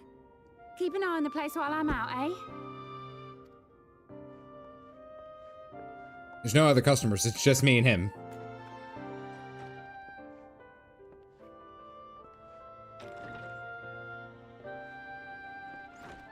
It seems an age since last we spoke. Not since the prisoner exchange in Doma. And Yotsu. That, you know what? I'm also thinking about it. Remember, we weren't with him when he was called, right? We weren't with him when he was called. So it was more than just like a year, or was he was 2 years, wasn't he? Like, I think he was longer than Alice. Yeah, but we weren't with him. Gaius had him, and he was off trying to make peace with the Garlean Empire. So it's like even more so. Imagine being somewhere where you're not familiar and then getting called to somewhere else where you're not familiar and you have nobody. Like, we're both roughly a year. Roughly. He was Garlemald all alone. Yeah.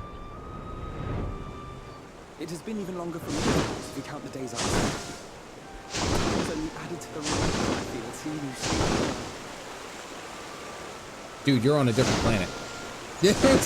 Okay. Me? Now, we can't... Listen, we love Alfie. He's a good boy. He's the little epitome of a little brother energy. But we're not going to be like, I was worried about you. Nah, too compassionate. We thought we lost you. Alice said the same thing. I don't think I've ever had such a scolding. Yeah, it's fine. Tell me if you're alive. Well, me and your sister, he is the perfect little brother, right? That the twins are getting taller. They are, they're growing up. Before he returned his body to us, and that was close to you, technically for players too. But the Exarch and Dally's I had stubbornly clung on to the hope that all of the war might yet be avoided. Poor Haru. She must be sick with well. We must endeavor to return as soon as we can. She's actually fine because you're not spending her money. Nice to bring her good tidings for a change. No, you can bring her money and stop spending. It's just that simple. She's fine. Trust me. You were on the bottom of that.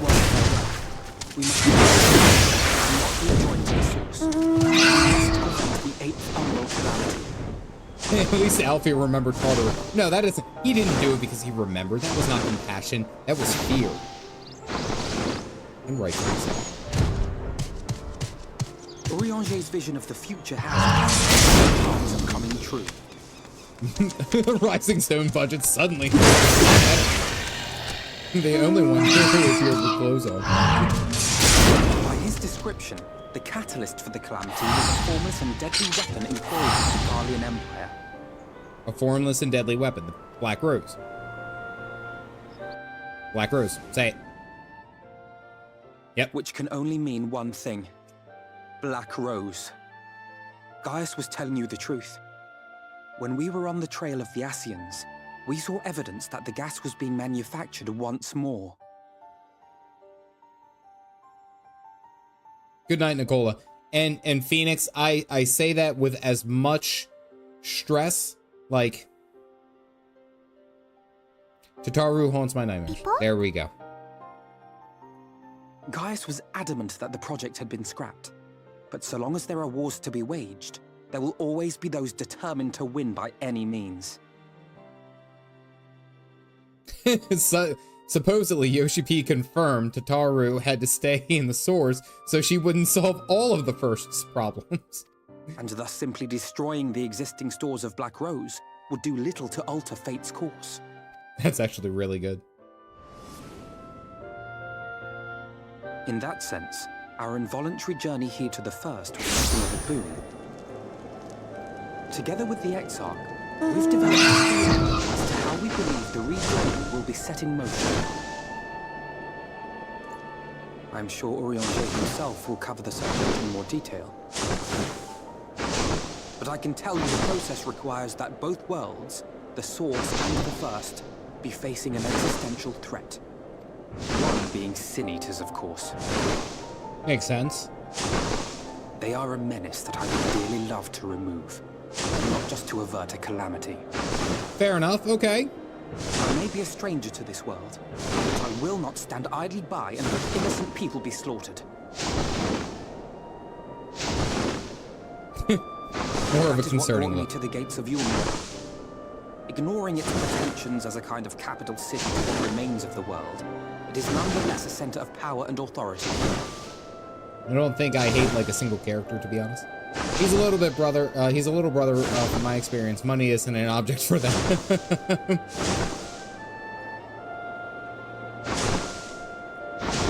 Yeah. Oh yeah, Asshat's an excellent one to hate. That's like one of my favorites. I get good soccer practice with his head. And the bowl cut, I didn't like the bowl cut. It looked weird. It didn't fit. If any solutions are to be found, I believe our search begin there. Old friend, hungry for another? I ain't got nothing better to do. Nope, I'm a mute. I say road once more. Asset is what I call Asahi. I call Asahi Asset. Just I don't like Tartar. The stupidest side quest post around Reborn ruined her for me. I mean, I can see it. Like, if she wasn't a part of, like, the main story, I can understand that. I hit level 72. I can understand that. I was gonna say, but there's quite a few people in this chat who very much like Totaro.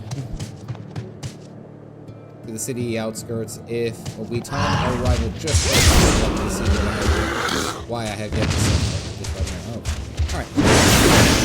Queen.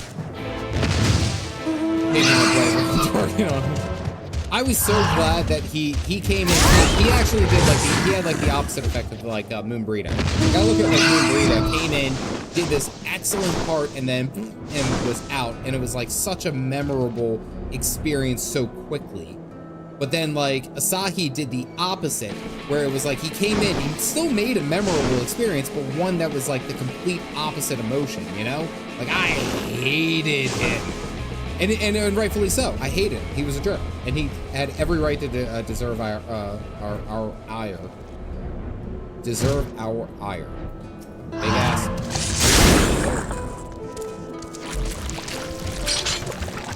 To think, whenever the calamity struck the sword, the reflection, such as all was being erased from existence.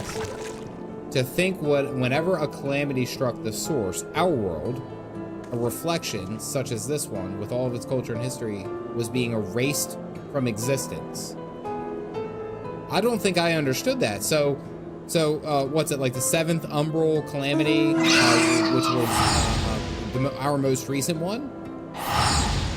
Was that a different...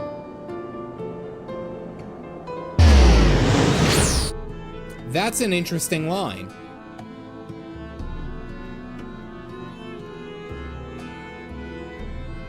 Is a Xenocide.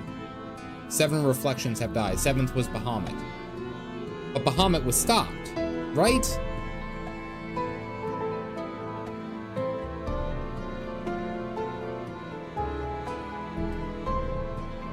If Bahamut was the 7th Umbral Calamity, and every time a calamity was one of these echoes being erased, then that would mean that he was after the calamity happened. Yeah, I was gonna say, stop asking. Okay, all right. I won't think too hard onto it. Everyone stop, please. For all intents and purposes, please don't make my mods go crazy. The cat's out of the bag. But if that's the case, then I just have to finish my thought because I'm a completionist. If that's the case, and he was kind of like a calamity, we'll say, for our world, then that means that we aren't necessarily the source, right?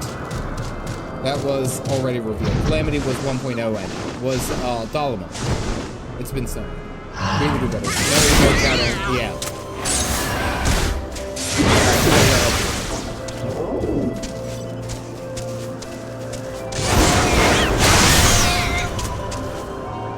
That was me, but hey.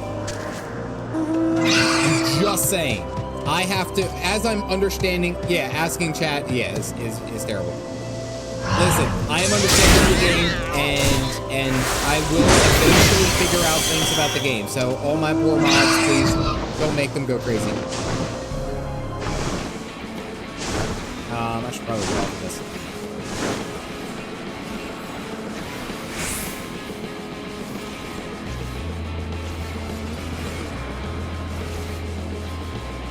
Tender Love?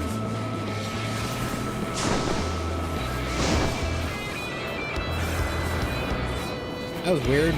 I don't like that it was called Tender Love. You got them mugs. Minnesota gang.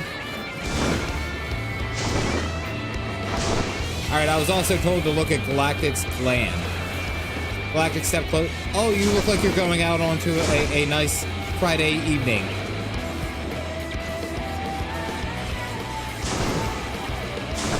Sounds like an Elvis song.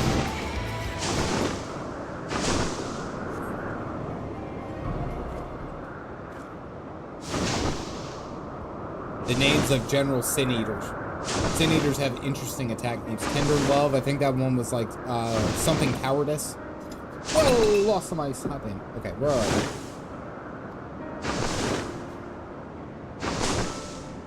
I lost my bearings, but I see you have the situation well in hand.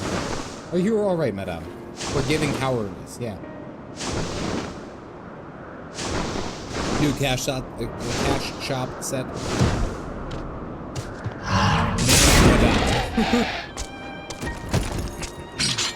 But I was done for. My feet are not as swift as they once were, and I knew that there was no one left here to not that let me stop me.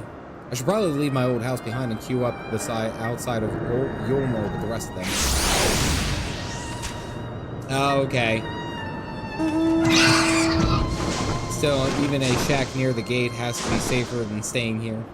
Okay, so all the Yulmorian elite are pulling people to their city. And they're probably like, they said downtrodden. They're probably like the super rich versus the super poor. That's kind of what I'm getting at. Tender loving care, sweet caress, gentle touch, Bohemian Rhapsody. Okay, maybe that last one.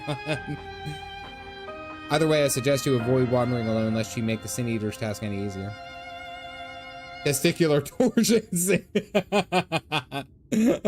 That one's a good one, Jared. Anyone ever see that meme? Anyone ever see that meme? The it was a YouTube short, and this guy like hand draws or does some type of animation, and he talks over them, and he was like the two the two wizards, and they're sitting there and be like, I cast testicular torsion, and the other wizard just like explodes. These are the things I laugh at. Welcome to my hell. All right, stage setting. People are evacuating and going there. I mean, we noticed that at the Leaky Teal with the bartender. It was like, oh, I finally got a new customer. Should the Sin Eaters descend upon this region, there are precious few with the strength to fight them all. Tungsten balls. Excruciating. I did not see that. Had me thinking of Asshat He, which led to this. Asshat He is failure. He will always be lacking the ways of the Force. Beautiful.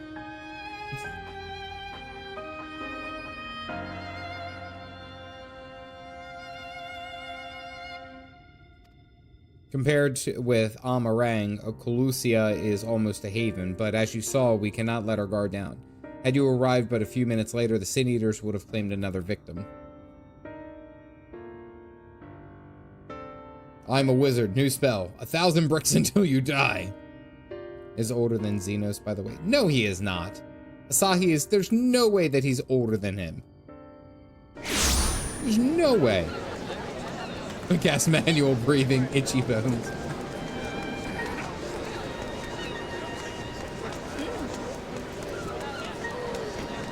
Necromancers were quite the fitness buffs. They're quite the bodybuilders. Heck, you could see... You should see their damn. That, Jack, I like that one. That was a good one. All right. Yeah, I was gonna say, I'm surprised that we haven't divulged any of this to Alfie, like the way of what happened with Alice.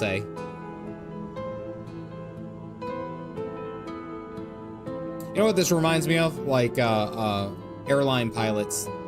They never work a day in their life. As soon as they get to work, they just take off.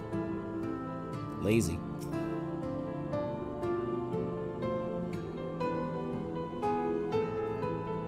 I never think about the age of the characters.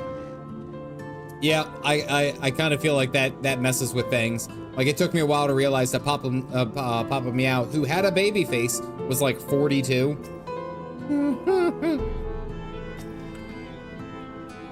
Xenos is 26. How old's Asshat? Is 27 according to Google? What? Ugh. It's a weird relationship. Turn up and immediately Lala fell each trophy. That gate up ahead is known as the Open Arms. and Yulmore itself lies beyond. Emmanuel Lane is also 26. Wow. Wow, then Xenos is a very, like, aged 26. This, meanwhile, is the aptly named Gate Town, the dwelling place of the many desperate souls who hope to be chosen to live in the city proper. Justinian's got to be in his 30s. What are you counting? I thought I recognized you. Brought a new friend, eh? Kinda isn't normal, though. Yeah, I mean... Yeah. Holy hell. This dude has the gruffiest voice. I'll bet you got a trick or two up your sleeve. Maybe even 3. Care to show me?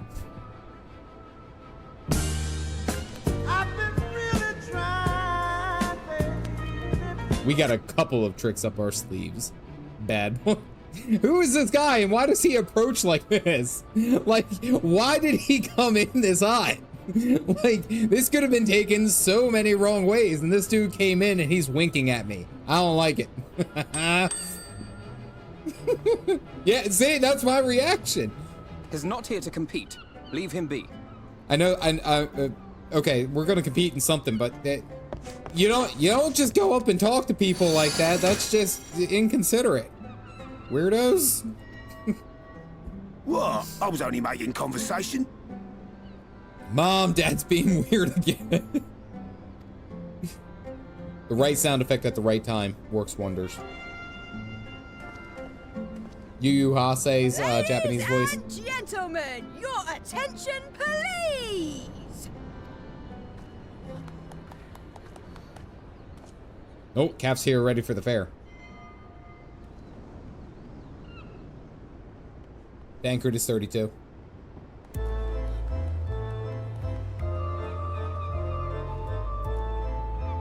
Greetings to our hopeful petitioners, one and all. Yulmore extends its warmest regards. Let it be known that a lady of distinction wishes to dine on fish divine.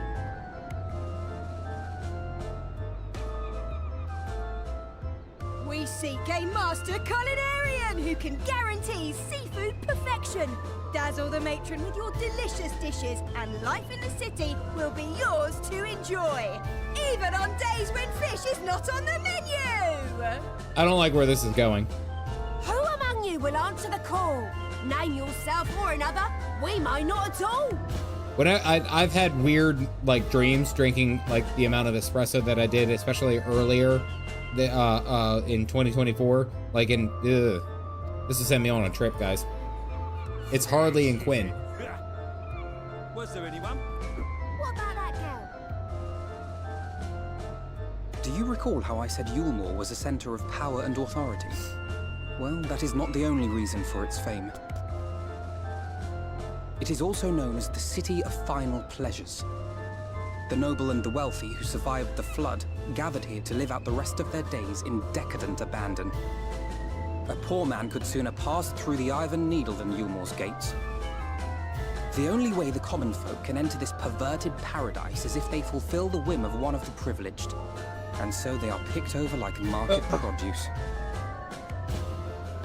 So they're essentially power-hungry elites, and they're like kind of like American politics. We're only going to do the stuff that best suits us and all of our rich buddies, and I don't give a shit about anyone else. Got it. I live this dream. There's a surprising number of Bible references in the game. I can believe it.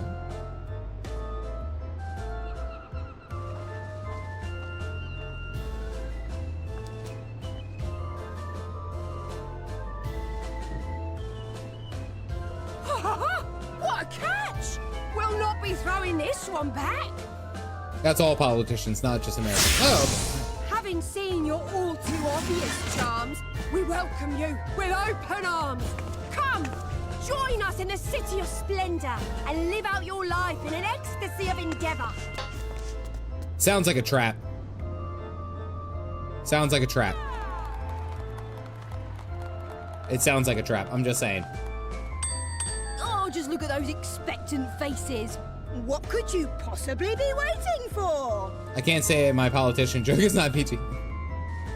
Yeah, I know. I see the fem row and I'm like, I have suddenly a bad feeling. And these all look like Tesla models, by the way. An extra share of meal to celebrate our newest resident. What does this look like? It's a butt. It's a butt. Why would it's butt bread? Oh, excuse me. It's butt bread. Javen, thank you for the gift. Thank you for the gift of membership. If you guys got the coffee mug, go ahead and toss them up. Thank you very much. You did it for bread, for butt bread, butt buns, the hot butt buns. Is it just me? Look very closely at this. Look very closely at the peach butt. Is her hand shaking? Is that just an animation glitch? Or is that actually like a part of this? Like, look at her hand. She is literally shaking, touching the butt. It's cold by the sea. Yeah, you think it's an animation glitch? Okay, all right. I thought she was just really that excited.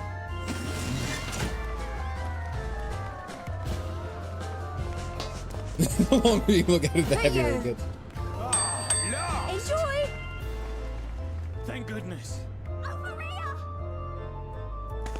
I mean, wouldn't you with that? Meal is a foodstuff which Yulmore routinely doles out to the people of Gape Town, and apparently a staple for its citizens as well. Many here rely on it to survive in these times of scarcity.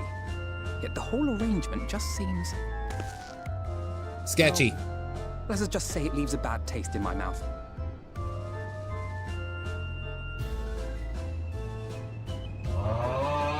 That was the worst pun, Alfie, that you could have ever done. Damn it, and it was a good one. Oh, I got dad joked on. I guess you could say it leaves a bad taste in your mouth. Here you go, come eat some ass. Come eat some arse. Oh dear. Thank you, Emmy, for the donation. I got dad joked on it. And the worst part was that it was such a give me. That is such an easy one to do. Oh my god. I am proud of Alfie. Actually, I am. While my attempts to enter the city have thus far come to a naught, the dubious privilege of the residency must be won in a contest via ever-changing rules. They say the policy has been in place for the last 2 decades, ever since Yulmore's current ruler came into power. Yet, from what I have seen, it does more harm than good. Not only does it distract people from our shared struggle against the Sin Eaters, it robs them of their self-sufficiency. I have tried to propose ways they could improve their lot, but my words have invariably fell on deaf ears. Here's something to think about. It robs them of their self-sufficiency. Go figure. Here we go. We're going political this stream. I did not intend on this, but this is just very, very, like, right on where it should be. Essentially saying that if you keep giving people handouts, they're not going to want to do anything else because they're just going to get used to receiving handouts.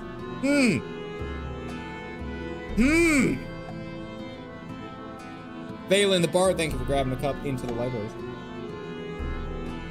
You guys got the mugs. Yeah, that's a dub libertarian take. What a coincidence.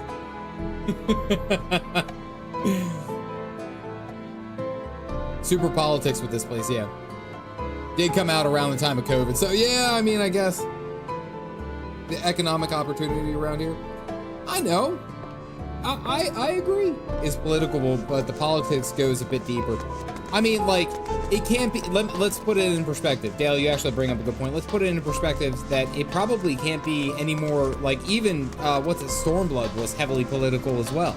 Like, military occupation and essentially, like, elitism showing that, you know, like, Garleans are allowed to essentially raise their leader, the Emperor, to the highest possible standard, right?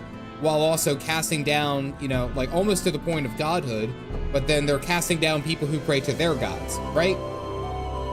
I'm just saying. But let's also put it into perspective.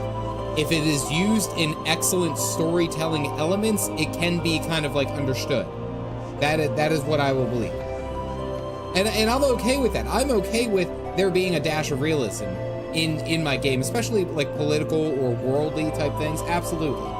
I think that can, if done right, if done correctly, and not like shoved down the throat, it can be very, very good. Marvelous Jared, thank you for grabbing a cup. If you guys got them, go ahead and throw them up. It's great political commentary.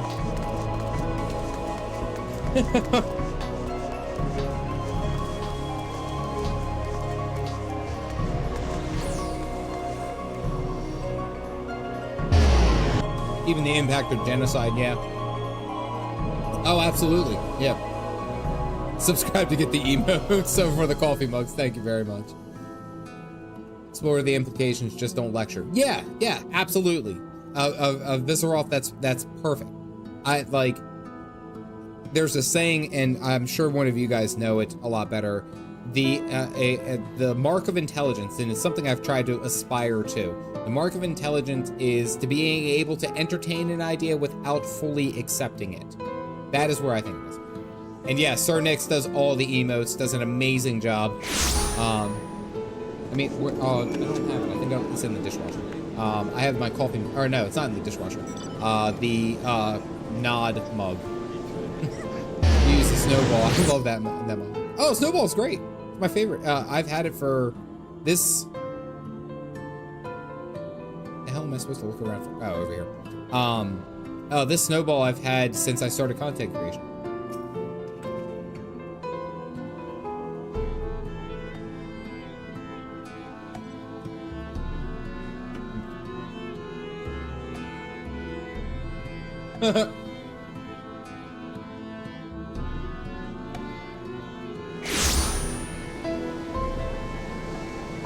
It's the best thing I've ever tasted. Okay, so he's like fully onto it. Alrighty. You know, I understand it's Gate Town, but I would have actually imagined this being a lot more condensed. You know, like, I mean, it's very slum-like. If I had to say so, like it would be very, very slum-like, but I guess it gets more like condensed up here. I would have thought that there would have been like a lot more like stacking. They have a lot of space in between each one of these. In the trailer it was. Well, yeah, in the trailer it very, very much was. I did not. I said Gate Town, Gate with a T, Town. Hail chunks, mule, you realize floating and otherwise plain broth. Okay. Okay, we gotta go up here. Do I like Dark Knight? I have loved Dark Knight. Dark Knight has been such a treat to play. The story, oh my god, the job stories are always fantastic. I have a video I'm aiming for next week. What's it, Sunday night, Monday night, Tuesday night. It should be out Wednesday. Is talking about the level 60 to 70. Love it. Dark Knight is so good. So good. Can I move it in part-time?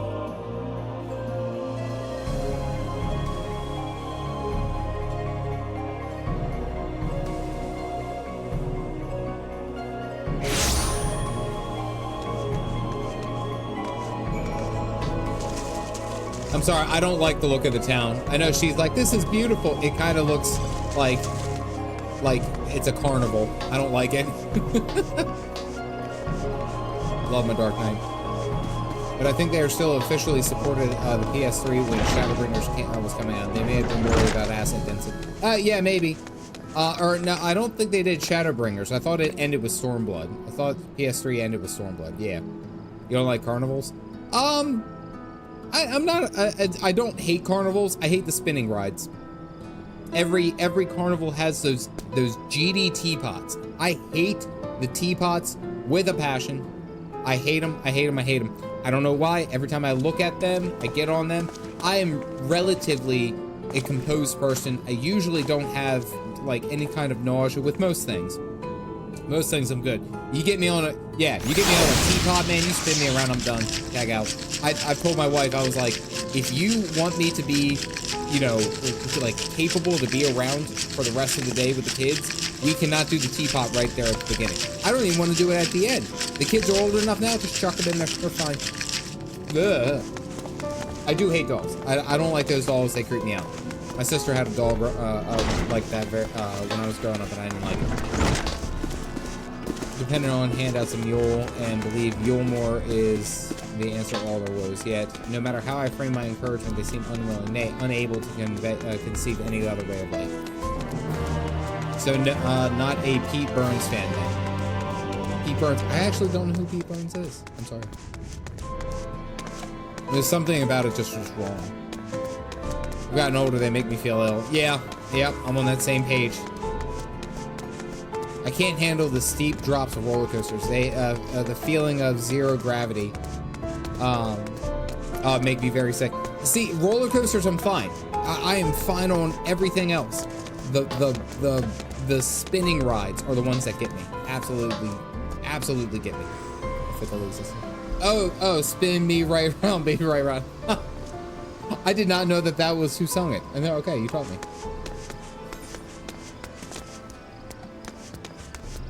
You disapprove of Yulemore. I mean, I think you're stating the obvious, Cap. It's difficult to make a final judgment without seeing the seeing the city's inner workings. Mayhap it is that uncertainty which always makes me feel so ill at ease here.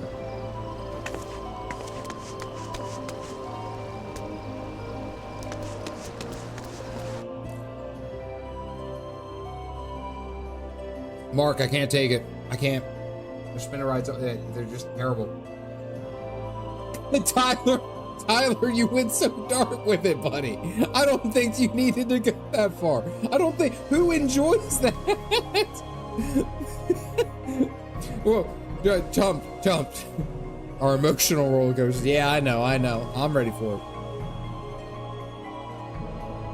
it. Teacup rides just don't stir your emotions. No, but they shake me up. Not that it matters. However unjust this system seems to me, if these people claim to be content with their lot, it's hardly my place to criticize their choices. But take that elderly lady you rescued. Does it not seem that those who have chosen to forego Yulemore's largesse are doomed to suffer for their independence? In the end, they are but forced to seek refuge at Gaytown, and so hamlets and fields across the island are left empty and unattended, hastening the region's descent into ruin. True.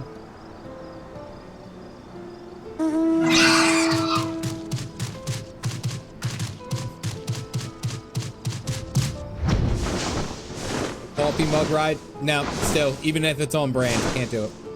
Large ass. What did I say? I didn't say large ass, did I? That's on brand for me, I'm sorry.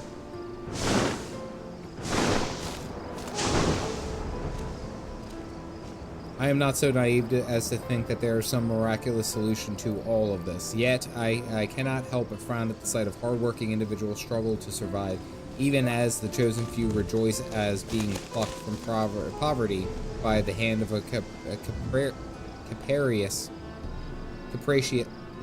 from a noble. There has to be a better way. I will not know for sure, however, until I have taken these long-delayed steps through Yulemore's gates.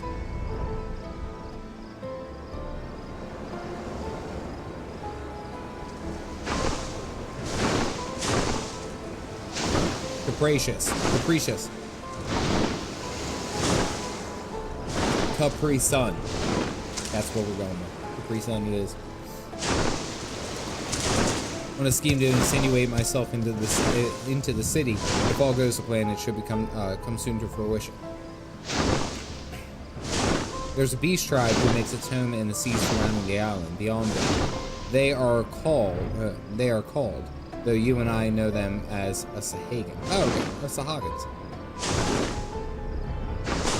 Capri Sun it is. Great drink, to be honest. Not good for my residents. MSQ missed one.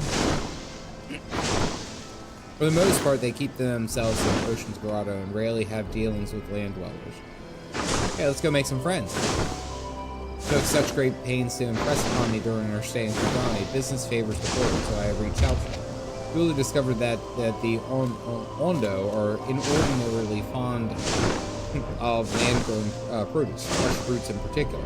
And when I offered to procure such goods for them, they promised me pay in pearls.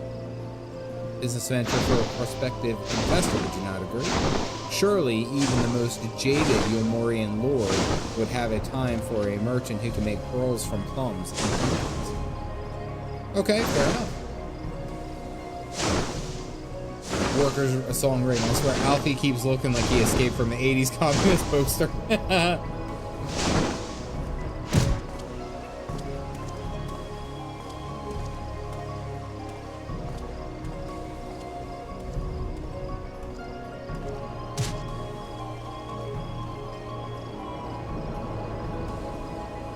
Yep, I'm there as muscle. I know why I'm here.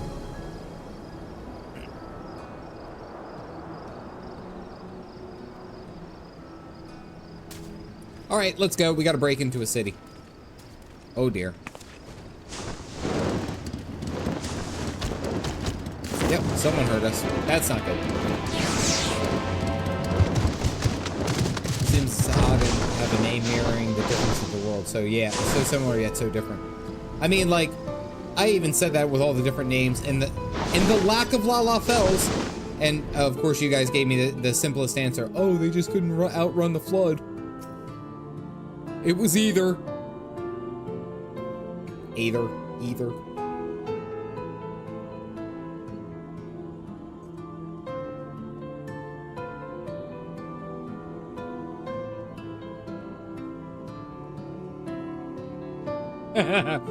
I got a really bad idea. Here's a theory. The Lala Fells didn't outrun. It wasn't that they outran the flood. It was that their dark deity was killed and they all shriveled out of existence. Oh, we're cooking tonight, folks. I love it. Oh, the Lala Fells. Lala slander. They all return to the void where they belong. So while Dad is going to right, once he gets closer to Olmore, I know quite a few inside, I'll Lala who teleport are back here. But in literally the standing meantime, right next to me who did not like that. Maybe do one or two more fates to keep myself company and keep the leveling going. Look, anger, the anger. Good God, the anger. What have I done? Scorn, right in the knees. It's a theory. Where the hell are the Lala Fells in the first? Tell me that. Run distance can, in fact, get you killed. You pissed off the potato. So you're saying I got an angry potato patch? I got an angry potato patch after me. Zoom in me. All right, hold on. Hold on. Let me do this. Let me do this real quick. They were baked into tasty. You got two right there. This is my associate caffeinated, the produce. My lackey, I know of no such person. Mistel lad, short blue hair. No, he said he would come on your behalf, and since he knew all the details.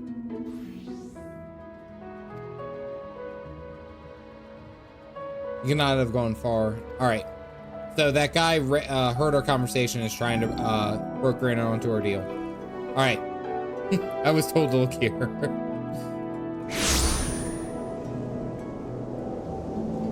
I was gonna say, why do you look so angry?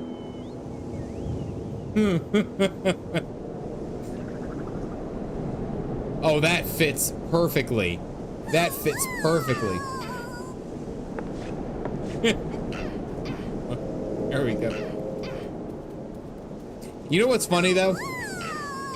As tall and as oh, I took a screenshot. As tall and as imposing as Calf Dad is compared to all of these guys, each one of them individually could easily kick my ass. They are all much higher level than me. Oh, camera froze. Ah! Wait.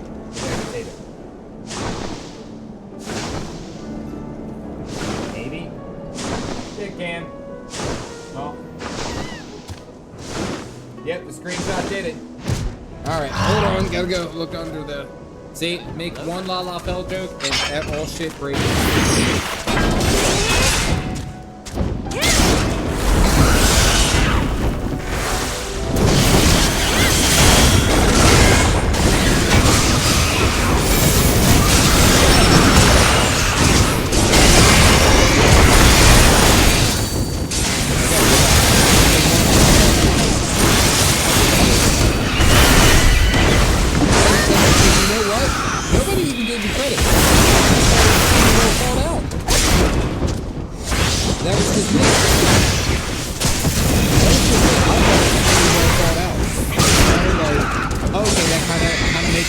Like, you know, if there's all dark and there's no Lalafell, and you guys destroy all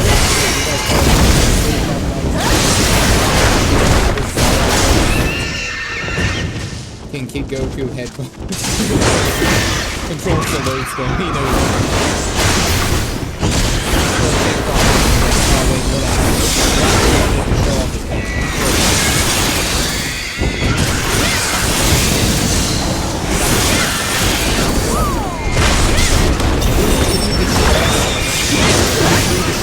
Clothes, aren't they?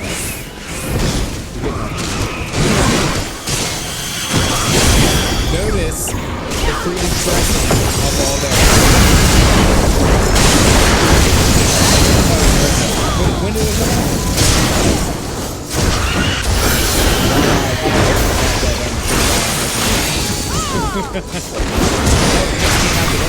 Galactic was on it, man. Galactic wasn't playing no games.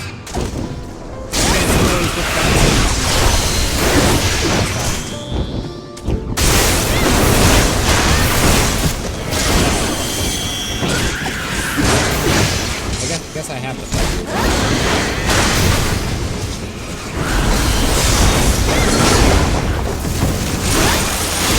It just mirrored the visuals like a lot better. Like I've been noticing like the cones, when they make those cones, like it is clear as day where it's gonna be.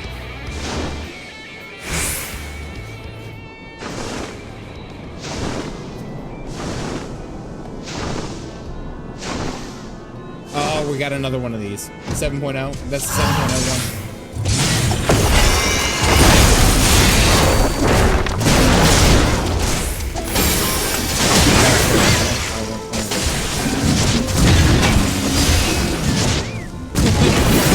Joe Everyman. The glow dart. Oh god.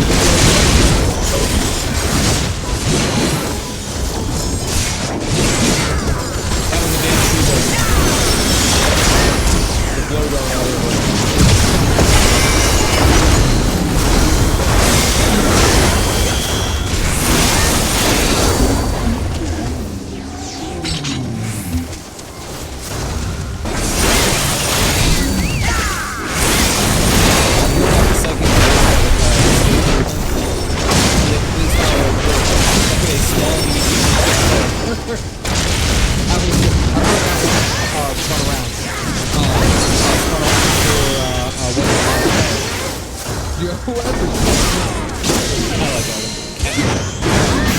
Alright, let's go get him.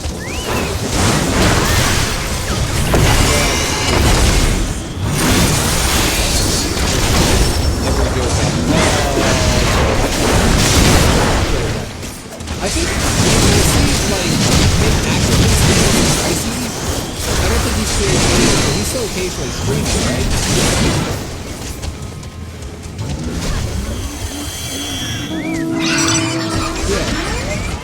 He's back to active. Nice. He's been back. Oh, okay. There you are. I didn't realize that. I thought I heard something on Twitter and does commissions. Good. I'm glad for him. The thief who claims the harvest on my behalf. Hand it over. a huge Japan travel log video.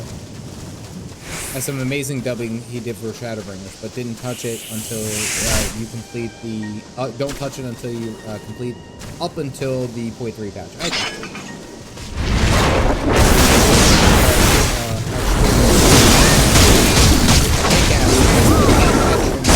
It's going good.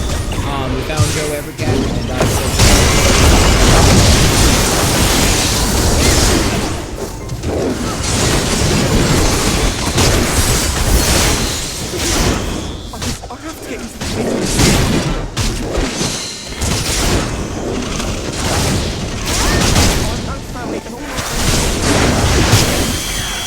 Please don't get to be the thing, guys.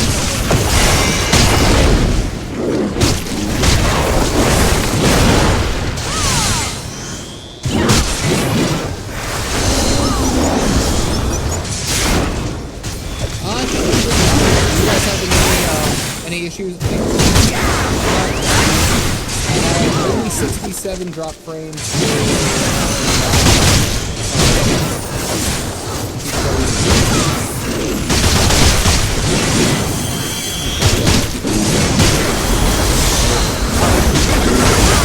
There's just extra. I was gonna say, at least in my end, everything's good. I have green all the way across the board. YouTube's been kind of funny with their updates recently, though. Like, I found that actually if I was trying to watch a video just randomly, even if it had fully rendered and good to go, the video would just stop and forever spin. No matter what I do, they won't call out my name. I'm so tired, I'm so bloody hungry. I thought maybe I could steal your idea. Get in that way. You can't change the video quality? Yeah. What is your name? Kai Shear. Tell me then, Kai Shear. Must it be your more or nothing?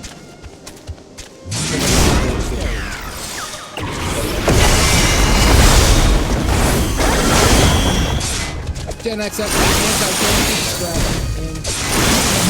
You guys got him. Go ahead and throw him up. Thank you, bro. Kai Shear. Gay Shear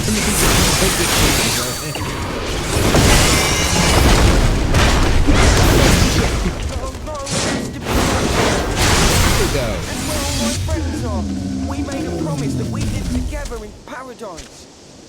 He's got a point.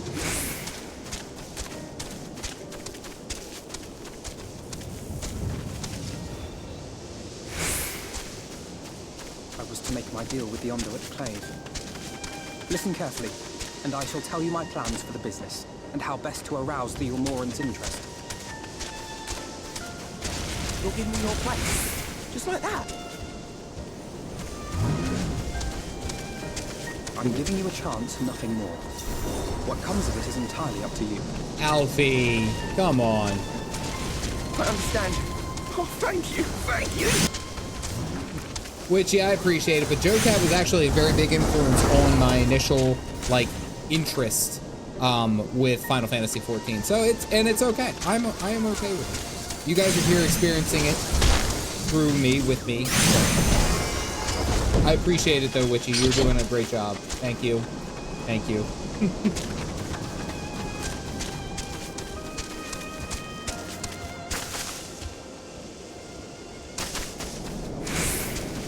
Idealist at heart, and I love him for it.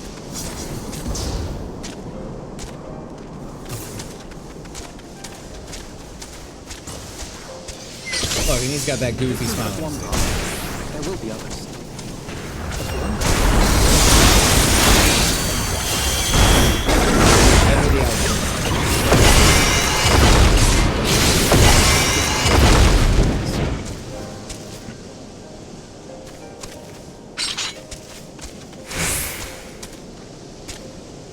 We strive to bring swift salvation to this world. That countless lives might be saved, not least your own. Even if it came at the cost of one man, should I have forged on regardless?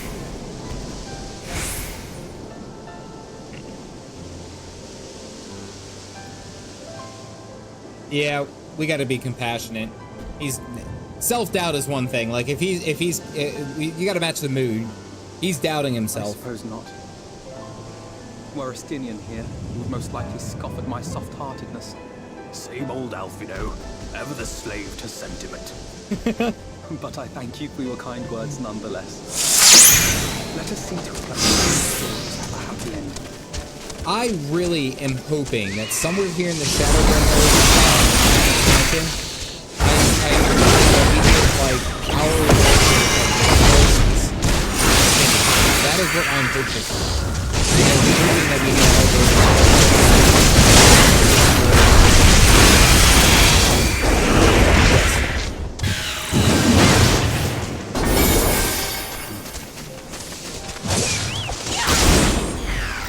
It's easy to make someone guilty of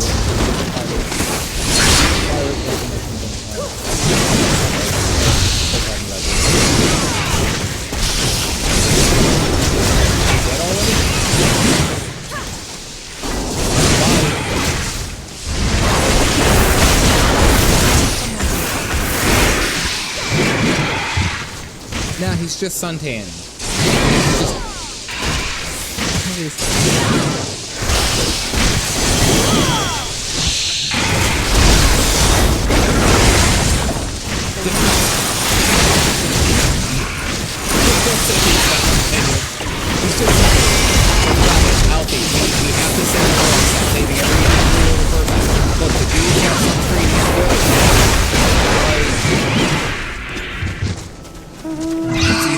Forever now.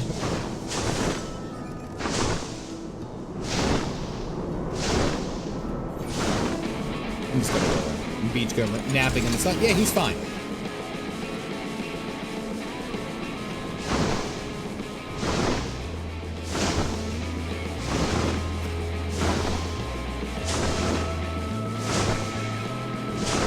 From a distance with the long gray hair, I was like, is that Thancred? But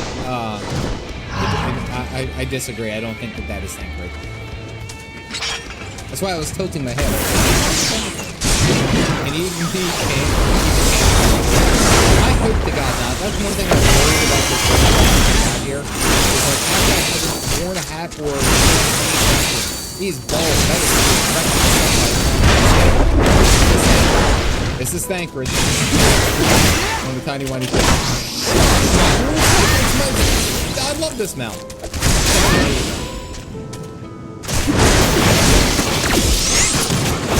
fine. He's fine. We just gotta do this. It's fine. And you have my attention. Light eater scheme.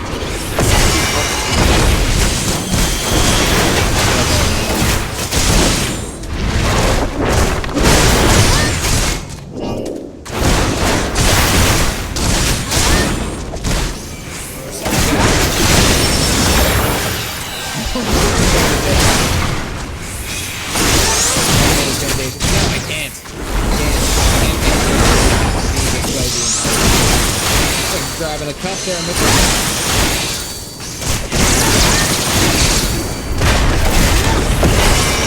I will buy you. And it won't happen. It won't happen.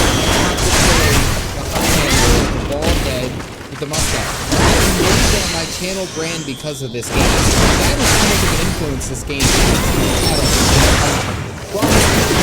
Have to be bald. Similar to his character now. I am there. The staff has to be that. Everyone.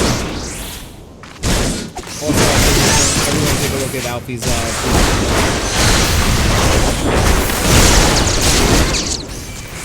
call back to making us a fire in the no, it wasn't a safe house. It was user bar.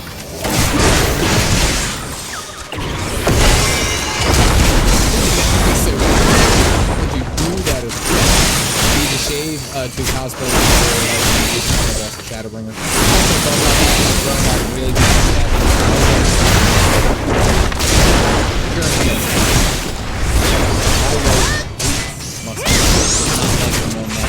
and I tend to agree that like to do that just the mustache with a bald.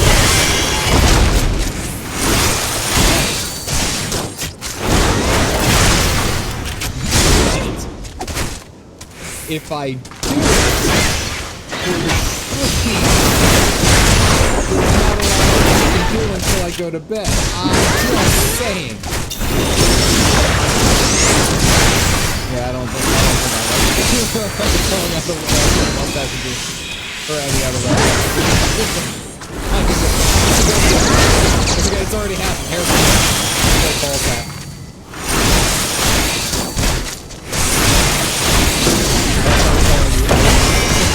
Holy fire hydrant.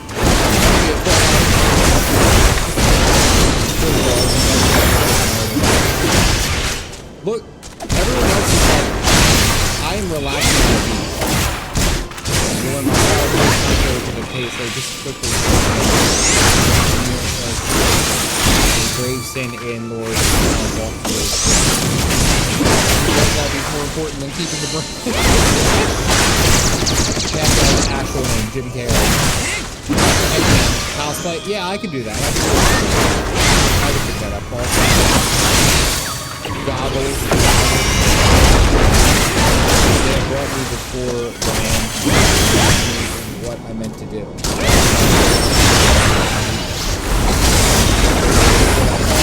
Soon he swung me over the balustrade.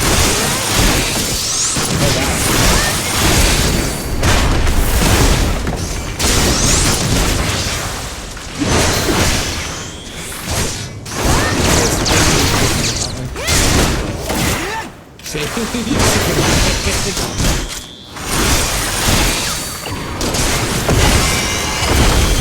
Without a second,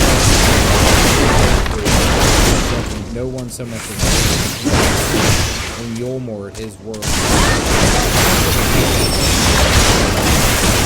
Extremely. I mean, just hell, like looking at the egg. Mystic.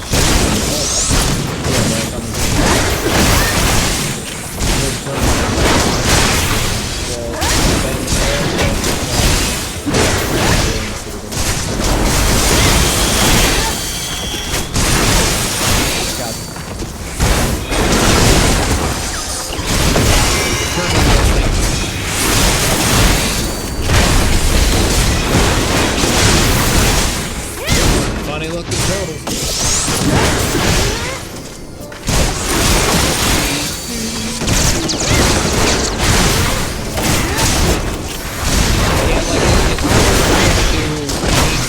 I can't do any kind of fantasy.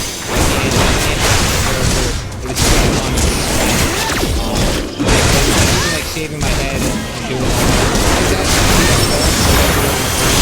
I'm not saying that's fantasy. That has to stay like this. You know what? I tell you, there's one single place that you can actually take your notes.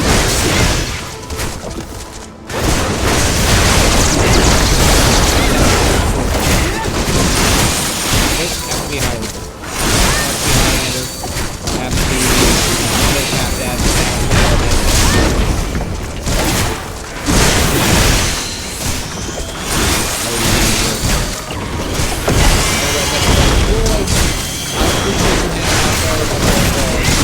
Pass. Sorry about the pass at all. April 1st stream as a fan Robin. Sorry, I'm so sorry about the pass, about the joke. I've deeply offended every LaLaFell who watches this stream. To be frank, the thought of sending my saviors into that awful place makes me sick to my stomach, but explains you set your mind on it, you should take this. Fantasia once, and that was go from a male Elizin to a male Vieira. Okay, alright, I can understand that. That's not bad. You ain't getting rid of me yet. Pick your nose at a clown job. Good luck running that dungeon run if you make it tonight. Wait, what quest am I on? I'm on Fickle Existence. How many more quests do I have? I'm aiming for the dungeon. Just remember your hero tonight is a LaLaFell. Oh, jeez. what they want. And if I'm not mistaken, the couple mentioned they were looking for someone to replace me. And Alfie's an artist. Look at that. A bit. I barely started. Wank. All right, here. I might, in that case, I should probably go back and change the stream name. Because then I also don't want to be like, yeah, I'm gonna change the stream name. I'll put it to, what's it, In Search of Alphino, like it was. And I think the only reason I'll do that is just to make sure that I'm not, like, missing anything, missing any of the stories and rushing it.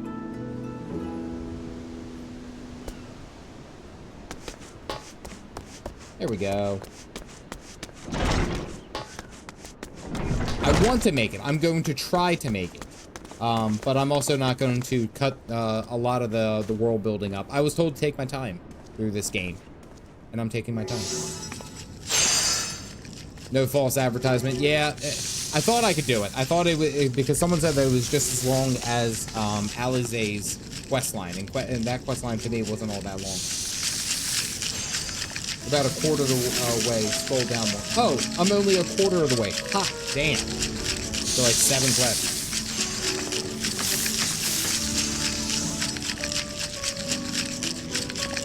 I don't think I can hard to paint anymore. As to what I'll do instead, I haven't honestly decided, but I shan't stay long in this place. Not with that city brooding over me. Now I'll move on to new lands and a new profession. I'll keep my prayers until my dying day. Alright, so this is actually, you guys remember that Alfie had the sketches of Yugiri and Gotsetsu, by the way. Ali's quest took most of the stream. Yeah, it did. But they aren't short. Yeah. I'm not even in the city yet. There's always new game plus. Yashola certainly remembers. Yeah, because he has like eidetic memory. Dirty MSQ skipper! No, Coco! Literally half, yeah. Modest skill with a brush. Nothing approaching of a true artist, of course, but enough to play the role, I'd hope. As for you, if you don't mind taking a subordinate role, you pose as my assistant. That's what I do all the time. That's what I do all the time. I have 6 quests. Well, that one, the Fickle Existence took like 10, 15 minutes just to run around. I don't want to rush it. I don't want to rush it.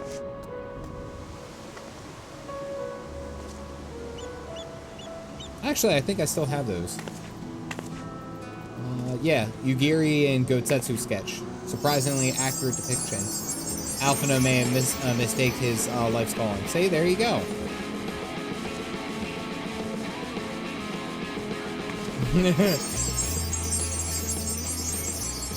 You're not from Northern Asia. You're not Russian. That's a good one. One being harrowing. Wait, harrowing in the sense of like stressful, like holy crap, or because I'm sure that they're for the Aether Currents, most of the ones here. Canonically learned how to draw.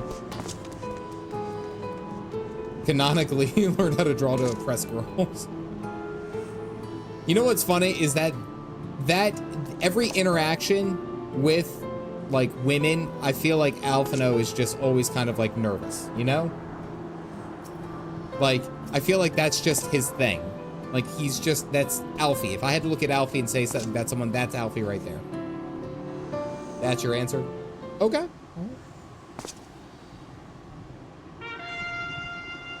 Except his sister. I mean, who's counting his sister? If anyone... Alfie is more... No, Alfie is more the type to be, like, reserved, quiet. His sister is more the, like, punch you in the face. Hey.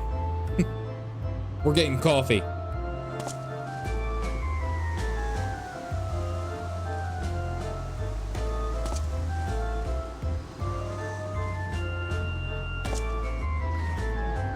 Nobody's a painter. By the way, that was confirmation that the blue kitty cat got in.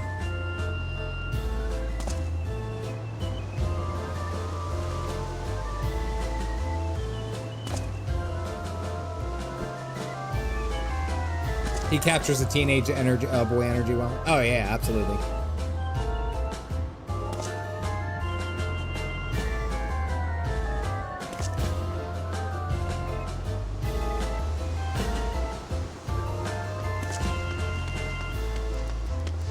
You will note that it has not seen a small amount of service. They look like they don't believe. They don't believe our shit.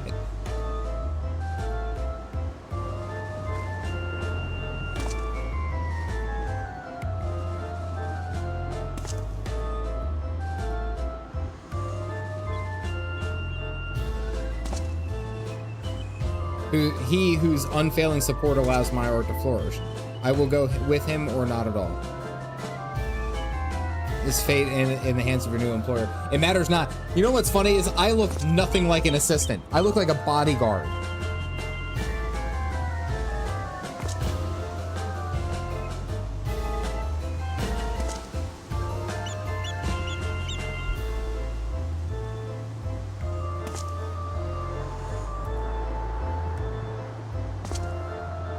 Assistant bodyguard. Yeah, same thing. His gardener vibes.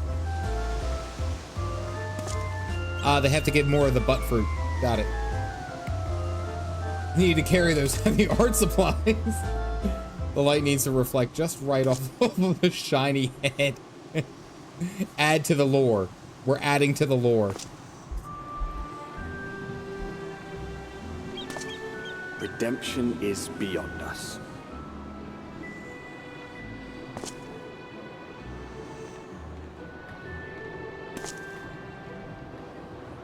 The lament of all but saints and fools, and the comfort of the lords and ladies of this accursed place.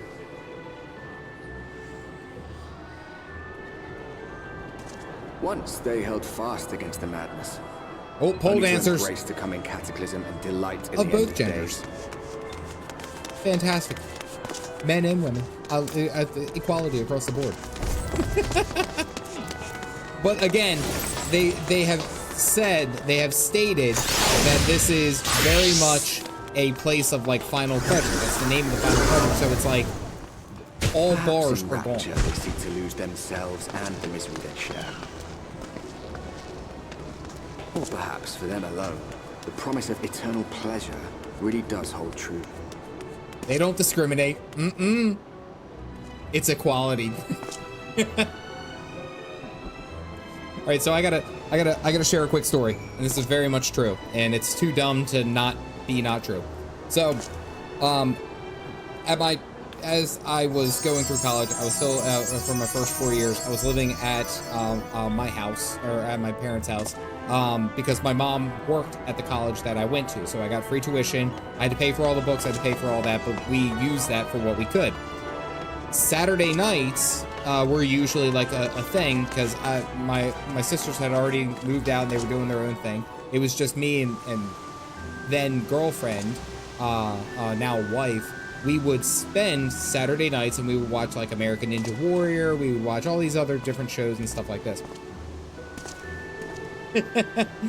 So we would have a couple of drinks, because why not? We have nothing going on Sunday usually. We get, order a big old pizza. It was like this tradition, almost like every Saturday night. It's such a fun tradition for us to do. And we would call it the pizza delivery place, and we would do like the craziest orders. Like I was like, I ordered once and I said, please, I need you to destroy this piece of pizza with cheese. And I was like, I hold, because I think you heard me say I want a lot of cheese. I said, I want as much cheese as you can legally give me. And we did. We got a freaking pizza, and it was just a normal, like, large pizza from freaking Domino's, and it had like that much cheese on it. It was horrendous. Our stomachs hurt for like 2 days. It was so much fun. Seeing that whole equality, like we don't care kind of mentality. I had a couple of drinks, and I saw this online, and it was like people were calling up pizza places to order pizza, and then they would say, send your most attractive driver. So I did this. I was like, yeah, send your most attractive driver. Ha ha ha, we're all laughing, having a good time. And then I was like, I added onto it, and in hindsight, I immediately knew I shouldn't. I was like, yeah, guy, girl, doesn't matter. They never fucking delivered pizza to our house ever again. We were blacklisted immediately. Done. Forever. On a list where you will never receive a pie. I immediately knew I crossed the line. And then we had to be like those weirdo, like, you can't order pizza. You can't have it delivered because Calf Dad was being dumb and had a couple of drinks. And it's like, haha. Yeah. And my dad, every single time, he was he's since sold that house, but he's like, you're such a dumbass. This is why we can't have nice things. I was on a blacklist for a pizza place because I thought it was funny. And then of course my girlfriend, now wife at the time, was like, you're an idiot. You have to go and pick up the pizza. So there I go. I had to go and pick up the pizza, and they knew. Because they blacklisted the order. They still made the pizza. I had to go and pick it up, and they knew it was me. And that's what's so stupid about this story, is that I made it awkward for myself. Don't take the joke too far, folks. That is very true. And again, it's too dumb for me it's too dumb for me to make that up. Feel free to weep at its magnificence. No, not a single tear. We're moving right along then. Lesson learned. Yeah, no, we just ended up calling a different pizza place. Like, we're done with Domino's. We can't have Domino's ever again at that. We couldn't have Domino's ever again at that place. I had to freaking call Papa John's and pay out the ass. Oh, because who wants pizza? Official will smooth your way. Just put happy faces and head through the joyous holes. Girlfriend, now wife. Yeah, no. My wife, girlfriend at the time. That's what I meant to say. Can't have shit from Domino's. Somebody was dating the driver and didn't want competition. I miss pizza. When Payno finds on folks on the side of the road, much like the hopefuls at Gate Town, they haven't earned the right to enter the city proper. If, however, you enjoy basking in the envy of your fellow man, then by all means, take your time. Why waste another moment? Go enjoy your life alone. And wow, I can type honestly. As an 18-year-old woman and only female driver at my Pizza Hut back in the Stone Ages, I wore a polo in a size too small. Tips are tips. Listen, and it was fun. It was fun. It was a lot of fun. I enjoyed it. I liked the idea of joking. And then we ended up having the same delivery guy for a long time before this. And he was cool, man. He was our guy. He was always happy to see us. And I never saw him again. I tried to offer a tip and be like, hey, it was just a joke. Never saw that guy. Never saw him again. I want to talk to this lady over here, Nunzi. What do you do here? 10 years at least. It was my mother who brought me. She's dead now, of course. It's funny, I ought to feel sad to think of her, but I don't. I don't feel much of anything anymore, really. I suppose there's no much point. Nothing to love, nothing to hope for, so why bother? I know I'll never get up there to Yulmore proper. I'll live here, stealing the scraps and then until I die. Well, damn, that was dark. It's always time for pizza, and that spun around in the hamster. Gotta get the Ethernet shard. Yeah, that was depressing. In the Philippines, Pizza Hut is like a sit-down restaurant.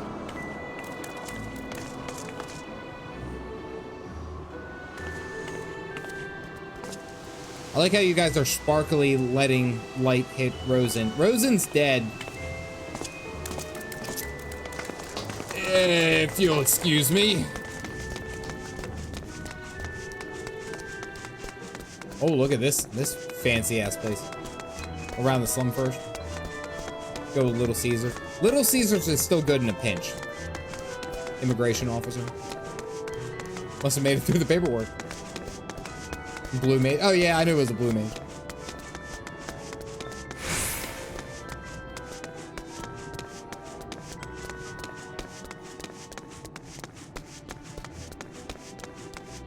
are divided into two classes. There are the free, who are blessed with the favor of Lord Valthree, and the bonded, who work in the employ of the free. You'll be enjoying in the ranks of the bonded. Okay, yeah, we kind of knew that. Should your patron dismiss you for any reason, you must find another sponsor among the free, or accept work as a general laborer. Might you tell us something about the patron that we serve? Two patrons, actually. Chai Nuz and Dalia Chai. A mistel couple whom most refer to us as the Chais. Okay, that's easy. There's a lot of catboys on the first. I'm just now realizing they're so rare on the source. The Chais!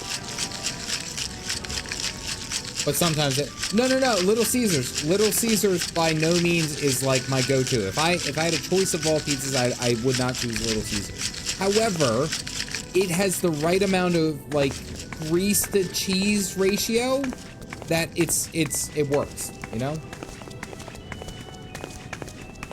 Conduct yourselves, they are both gentle souls, but I would ask you to conduct yourself with respect and humility for your own sake as much as theirs. Is hangover food for that's what I was getting at. Like that's exactly what it is. I get their Supreme. Casey's Pizza. I don't know where is Casey's Pizza. I love by the way, I love Pizza Hut, and I'm glad they're making a comeback. But for like the longest time their slogan was like nobody pizza's the Hut. And I was like, right literally a little Greek who says pizza twice is out pizzaing you right now. Like there is no joke. Right now he's doing head back now to Coeurl and continue Midwest. Okay. All right, Fate Mackie, farming. Let's hear it. We are trying to get to 98. Let's hear it. And then once we get to 98, we have a wardrobe change that we're going to be doing. Not helping. We will go ahead and switch over to our 98 gear. What did the ancient Romans battle use axe to slice their pizza? And then wrap up several hours of fate farming to I don't know. Leveling. I don't have a good answer.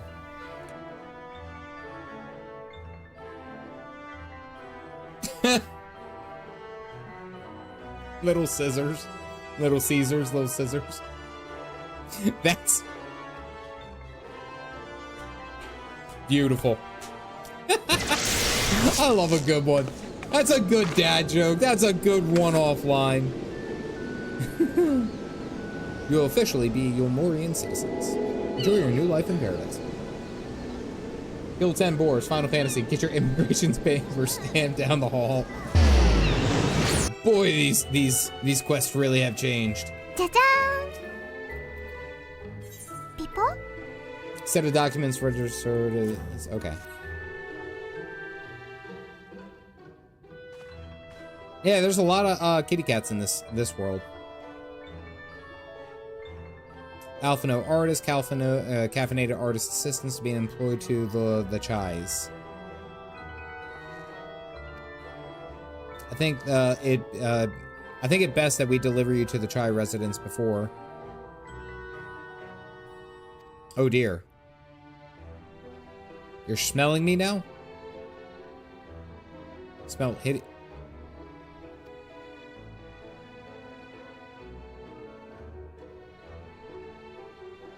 Of dust, sweat, and musk of some unwashed beast. I just... Yeah, like, the calf is stinky. She just gave me the stank face. Whichever showers are free. You want to splash themselves with this perfume, liberally. Once you've made yourself presentable, then you may proceed to the Chai residence. Corinne, the guard by the stairs, will give you directions. When did I last shower? I haven't showered. Hadn't realized we were so aromatic. We haven't showered. Also, by the way, Half-Dad has not used the restroom in any fashion. Nobody has. That is one flaw that I have with every fantasy game. They never show anyone using the bathroom. Half-Dad hasn't made a number. He hasn't gone poop. Half-Dad has been backed up this entire time since Base Realm Reborn. He ate something on that ship that arrived at Limsa Lumenza, and it has been block up city ever since. Don't eat the cheese. Why do you want a scat simulator? I want fantasy. He's in pain. That's why he doesn't talk. He's in so much distress. So much physical distress. Well, Captain. Oh, there's already someone taking a shower. Okay.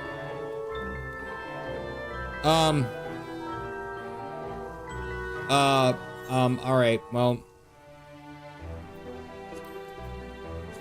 I mean, you know what? No, the monocle stay on. I keep the sword on. Just gonna.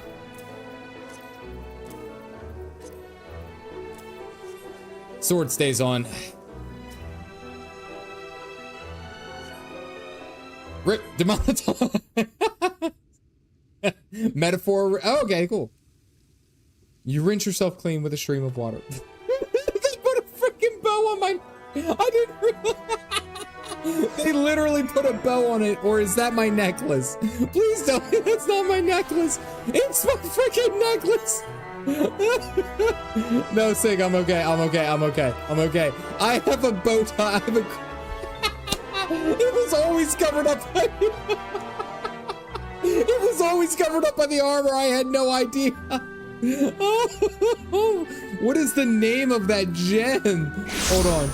What is the necklace? Necklace offending. The hell is it fending? It's offending me. Jeez. Nope, back. Oh, but not all my gear was found. What you all for all thanks. You're a damn true Vanderbilt now. I did it.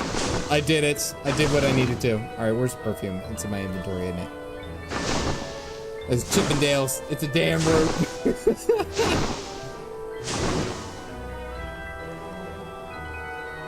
Okay. I didn't close the shower curtain, by the way. Exposed for one's appulations. It's not. Looks like you need a shower, Stinky. Nerd. There are jokes. The live caption you can't like censor.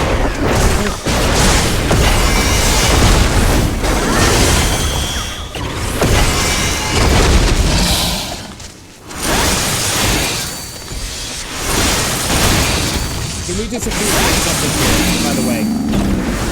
This is essentially going and working out, doing something physical, having this nasty smell. You go and get showered, and then you put your clothes right back on. We have done nothing to the clothes except just completely, what's it? 7th-grade boy with an Axe body spray. Like, that's all the hell we did. We really didn't do anything else other than that. We just slapped on that body spray and we're like, I am ready.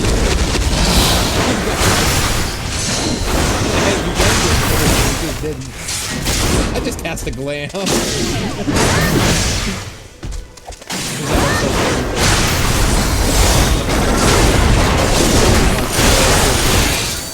And it's like this weird assault mix of stuff. PG'd are real quick with that shower. Let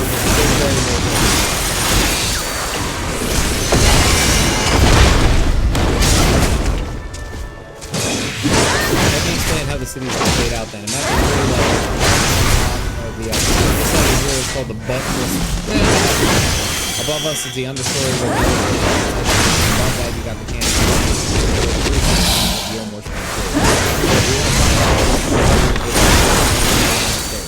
Then there's the grand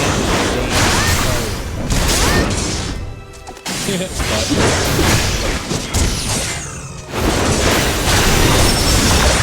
not an elf, is he? No, he's not. Wait, where was the elf?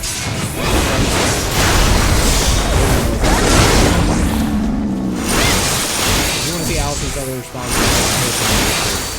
Actually, yeah, I'm kind of curious. Fools left me in here with a weapon.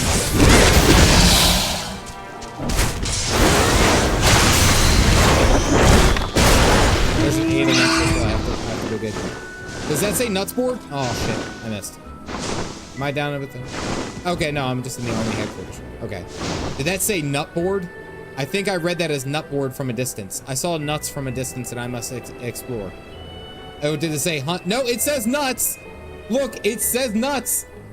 I saw the nutboard from a distance and I was like, I must investigate. Clan Nutsy member. See? It's absolutely nuts. All right, oh, wait, hold on. Nuts. Wonderful, you did not have to spell that. Nut. Grandma Nut. Grandma Nut, that's a tough nut. And we're back to Adventurous. Legend. Eat nut. Oh my god, I think we're related. I'm bees. I'm in the specific use service. I get bored as hell up here.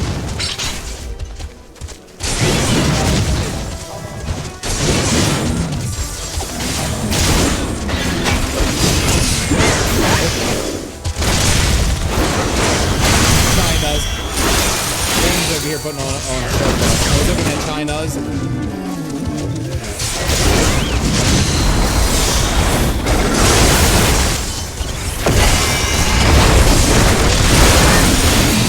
I must look around.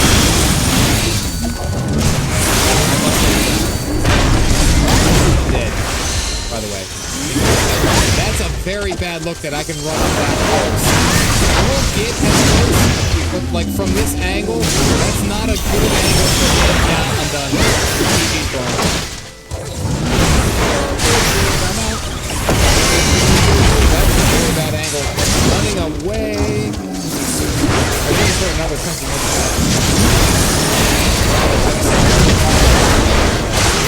Ignored again. This is my brainchild. Where's your brainchild? Where's those fat cats? This is where it's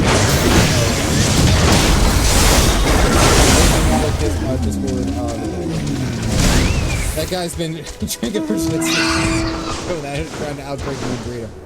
Alright, mainly because I was trying to find one of the big conker cats. The male ones. Just so it was a little bit easier to take, but I have this on here for this reason. Where is it? Where is it? Where is it? Show me it. Did I remove it? I think I did. What is this? Oh yeah. Damn, boy, he's there. All right, that's it. The joke has actually run out of its course because I ran around too much. There we go. This is weird. My idea was everyone free. I was trying to find a male one, but I couldn't find them. My bad. There's a cinnamon roll. It must be protected. 4. Who's this then? She may be the sweetest woman in the world. I'm just saying, she may be the sweetest woman in the world, but this is the first time that we are seeing a Mikote of that portion. Guys, what's the scale?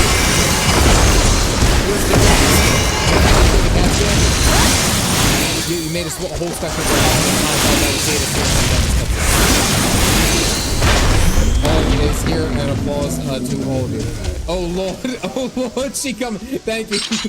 The cat scale. They had like it was like a big boy, a heckin' chonker, and then an oh lord. Okay. Become Mega Chomp. Alright, as long as it's not just me. I was already standing there. Lord and Lady Chai, pray forgive our intrusion. I am given to understand you were in search of an artist. Ah, you must be the new, That's how his voice sounds. His voice sounds like this. Ah, you must be the new, Oh, goodness me. What an adorable boy. He is out there selling it. Homeboy's doing his work. Those pearly cheeks. And you even smell wonderful. Like a bed of flowers. By the way, they chucked the previous guy off.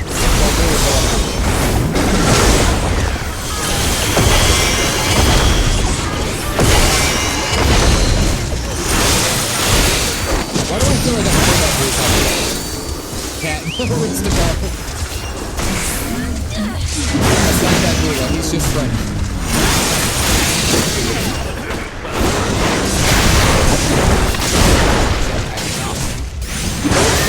The guy you threw off the side?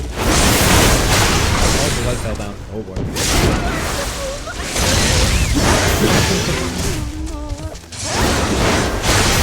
Yeah, that's what I'm saying. Is that the Run Reborn Animo? Alfino, if it please you, my lady. And this is my assistant. He says nothing. Your assistant? I've heard of folk bringing in family members, but this seems a bit irregular. Aren't you a little young to have a protege? We are family in all but name, my lord. Though we share no blood, we have stood by each other through life's many challenges, resolved to prevail together or not at all. He is pretty well selling it. That's truth. See, there's something interesting to be said about when people are like trying to tell a lie and then they weave in truth. If you're looking for a good way, you didn't hear this from Cap Dad. This is not dad advice. But if you're looking to weave in or sell a lie, the best way to do it is to lead in with truth or weave it in somewhere. So it's like, instead of it being completely, no, there's no way that that's possible. It's like, well, that does make sense. So, yeah, you gotta be clever. You gotta be, oh my God, I'm doing the Alphino hand too. I was like, you gotta be clever.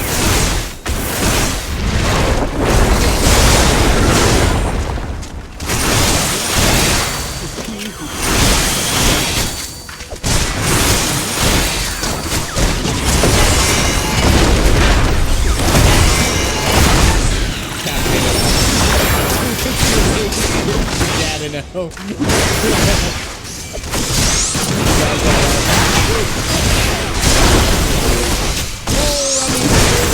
necessarily lying.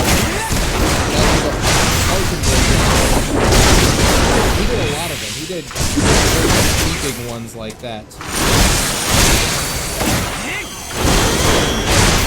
Of all people, Alpha Navy. Constant encouragement.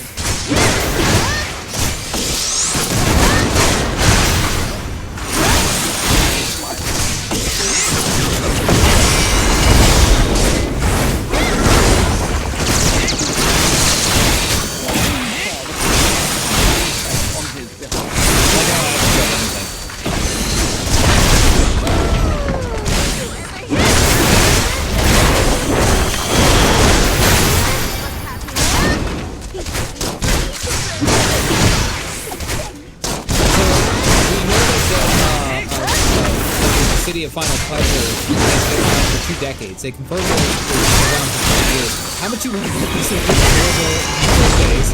And they rose to the here, and they've just been getting chomped over the comic. Like, that's what it should be, right? Isn't that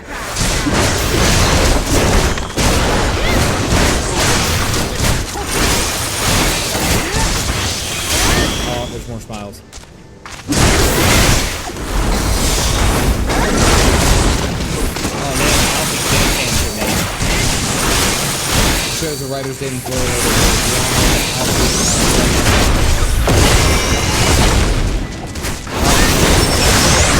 anywhere until I see pint sizes land. That's what makes it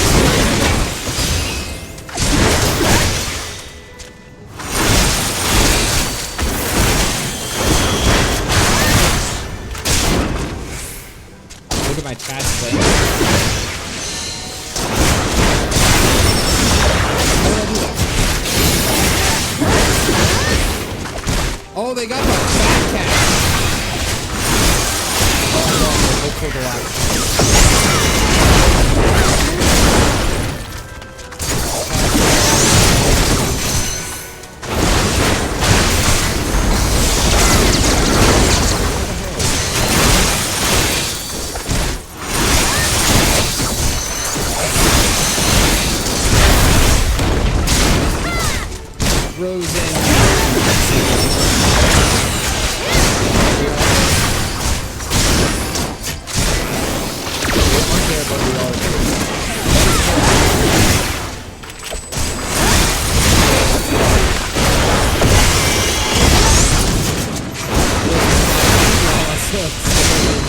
By the way, wait, what?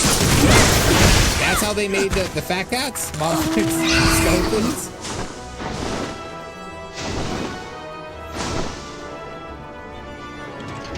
Oh, okay. Yes, thank you. Orm, that's a big help. Oh my goodness, look at this lady. Renda Sue. How generous the Lord of allowing us to serve to partake. Big lady. Find us soon, TM.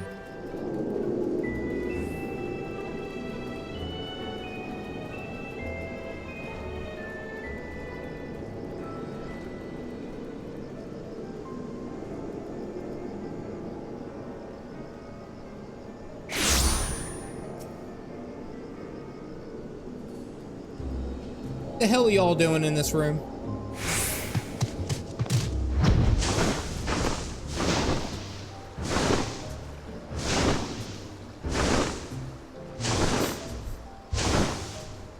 Found the pole dancers so quickly.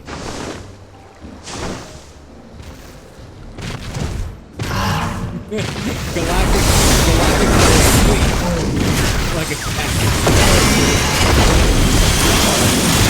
So, what happens in this room, I wonder? I'm explaining this to myself. I think she's at least it's cool. Why dance more nicely if I don't have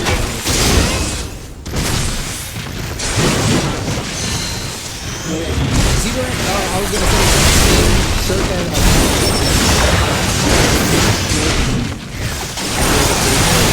There's only one dance you can do.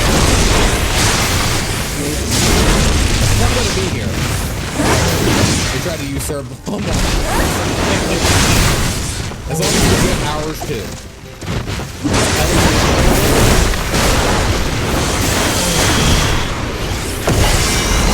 By the way, this is how I would dance in real life. I don't know what you guys have just committed me to. Dancing. Phoenix is up front, dancing around.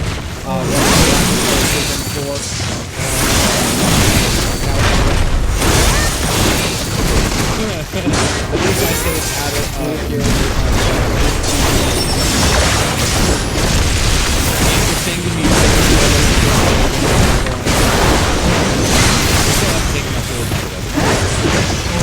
Let's go to the other ones. Let's go.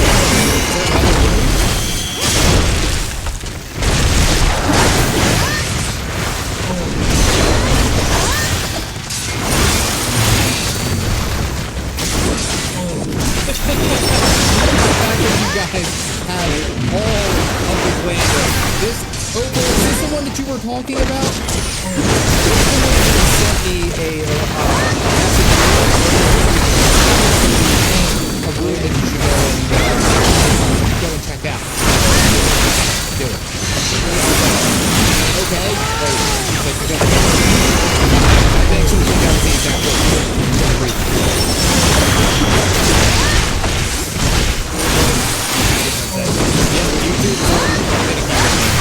I appreciate all of your making this puzzle call. Menard?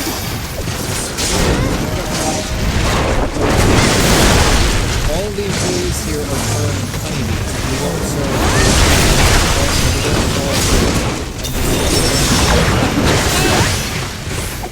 honeybees. Thank you for grabbing. Look at you guys got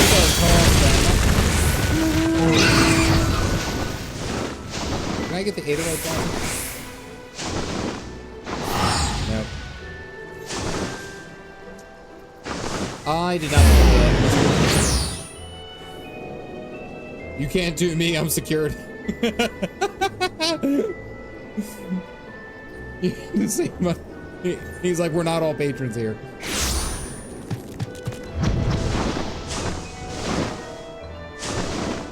I would start with a canopy and go from there. Try wandering the market stalls may have. Such places are usually filled with colorful characters eager to share the local gossip.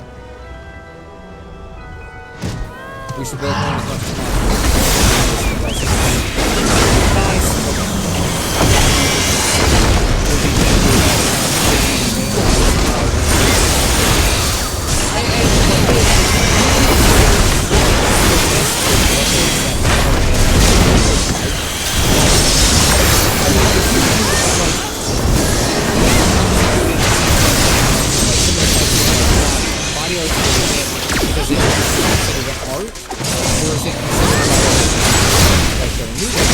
Like that's actually, they use that as an advantage. It's like, well, it's a special piece. So, area Hooters. Brush register. Okay, you seem a little lost. Lovely to make your acquaintance. Speaking of acquaintances, you wouldn't have the wrong tenants, would you? Big long hair tied back. Problem naked Yoda on it with no problems. It's again, it's such a fickle beast, but again, I think it's more so that I'm looking at the sense of copyright strikes, or well, just strikes against the channel, not just even copyright strikes. Strikes against the channel, you get 3, and if you get 3 within a 90-day period, your channel's deleted without question. Just everything's gone. YouTube's very, very good.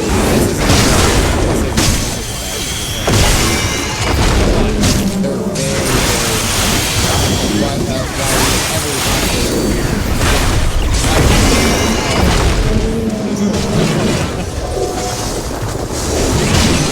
do seem to be obliged to pass it.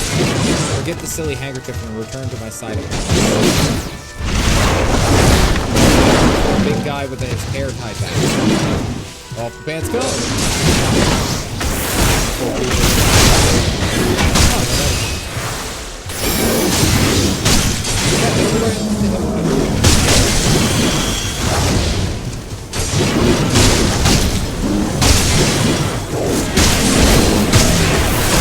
I'm standing here watching this man struggle to stay up, and I can't think of anything other than that beam.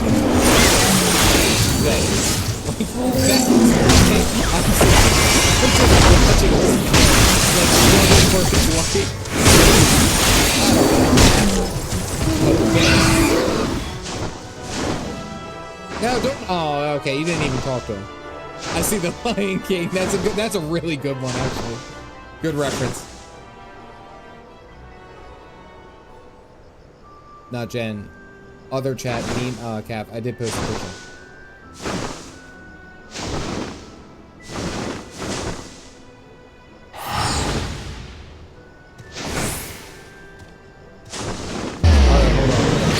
Where? Can you go over here without freezing?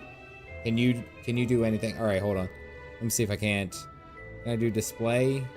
Where's display? I think it's this one. Let's do display capture. Whoa! Whoa, went way too far in. All right, hold on. There it is. Look.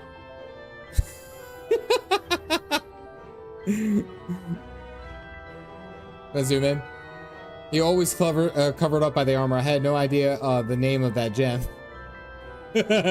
Streamception. Gaff my notifications. Yes, I know. It pisses everyone off. Guys, I get so many Discord notifications that it is not even funny. I try my best. That is all I will say. And you can sneak on over here and you'll pop up like that. There we go. Clean up your notifications. I cleaned up my inventory and nobody said anything, by the way. I'm disappointed. I had to make a mention. I may mention it in the Discord and everyone clapped. I did it here. Nobody said anything. Nobody gave a shit. I was trying to rescue my old see. The wind must have blown it over the edge, but luckily I caught it caught on something. If I could reach it just far enough to stretch through. Hell, I fainted. You risked your life for a scrap of cloth? Actually, with his look, he kind of looks Alamegan.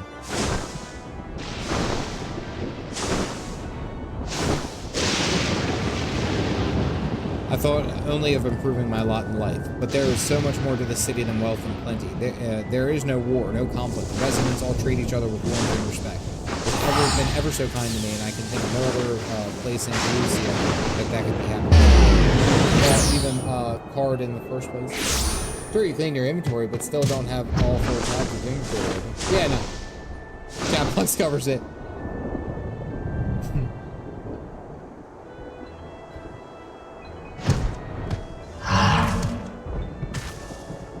Okay. Are we gonna try to... Alright, hold on. Bam, look at that. Look at this inventory down there. Oh, tap that over here.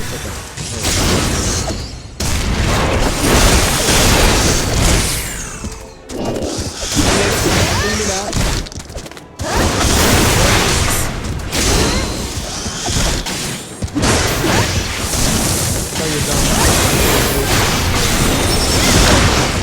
Actually, I only get so much.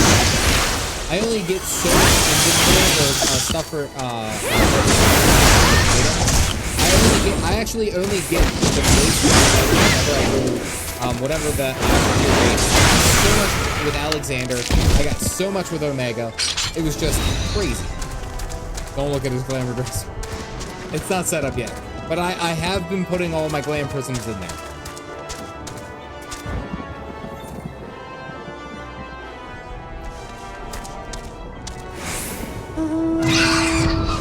You've seen the dedicated patron. Both of those were kind of insulting. My attitude is not unusual, I assure you. Without the efforts of our bonded wrestlers, free citizens would not enjoy the pleasures of our daily lives. They are deserving of our unending gratitude. It may happen in another society or a different standing with prejudice or resentment, but in your mode, the most glorious measure is such unpleasantness. Part of that measure requires that the free surrender their fortunes. Upon registration, all of our property, financial, intellectual, and otherwise, is given over to the city. In exchange, we are provided ample funds and commodities to live a life of pampered luxury. Being liberated from the concern of earning coin has an almost miraculous effect on people's outlook. There are no rivals to compete against, only fellow residents. So they gave all of their worldly possessions to the city, and the city is now taking care of them, which is just a further insinuation of what they were doing to the people who lived in Gate Town.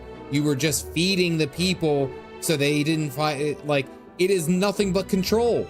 All the way, top down. Top down. Holy crap, this is even worse. Oh, it's out of my mind. There it is. And my volume turned way the hell up.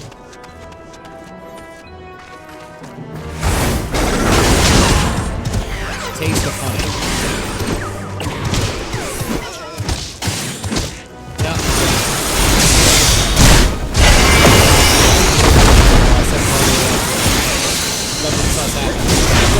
Come on, M4S. Nice. So a lady by the name of Mississippi. Tista. It's Tista B. It's Tista B. Is her name? I call her Tista B. Tista B.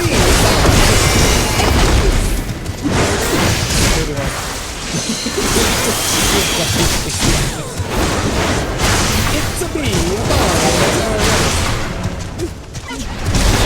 I'm sorry. You guys can't take me anywhere. Don't worry.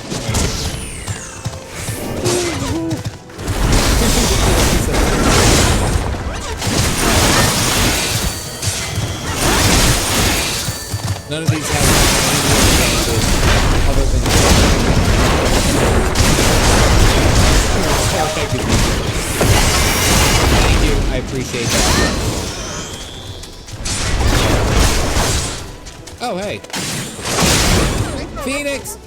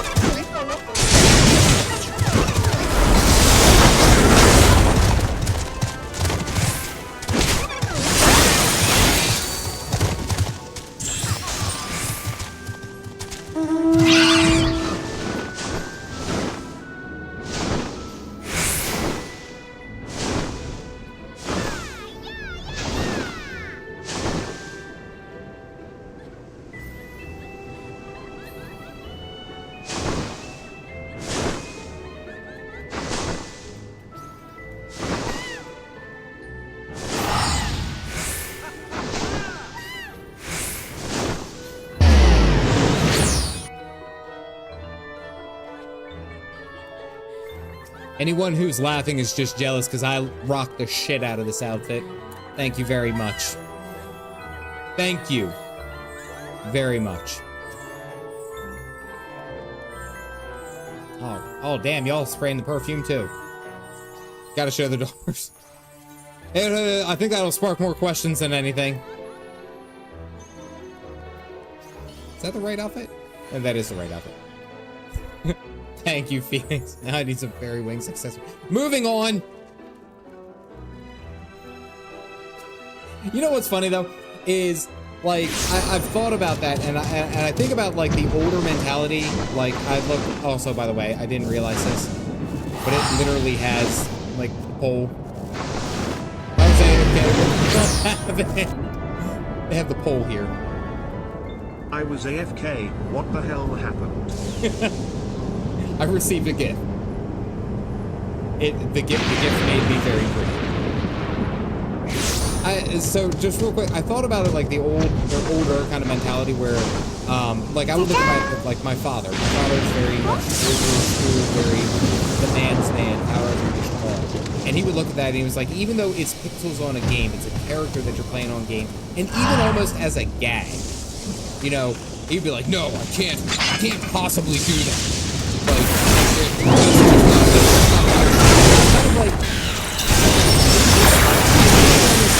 kind of like a part of the experience. Thank you very much. Appreciate that. It's easy.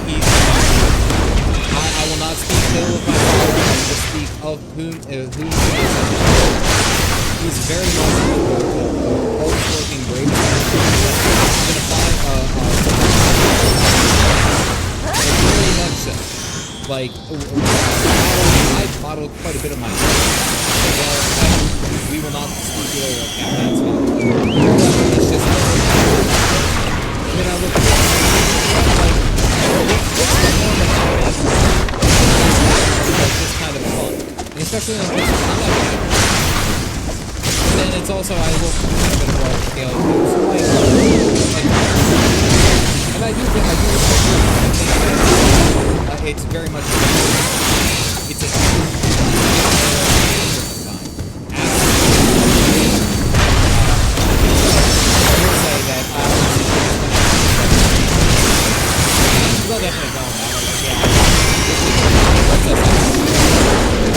and I wore it on screen.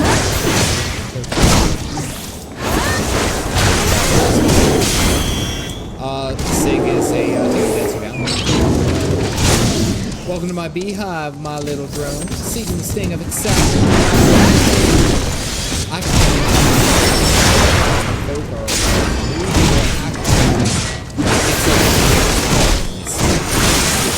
damn, I feel this voice.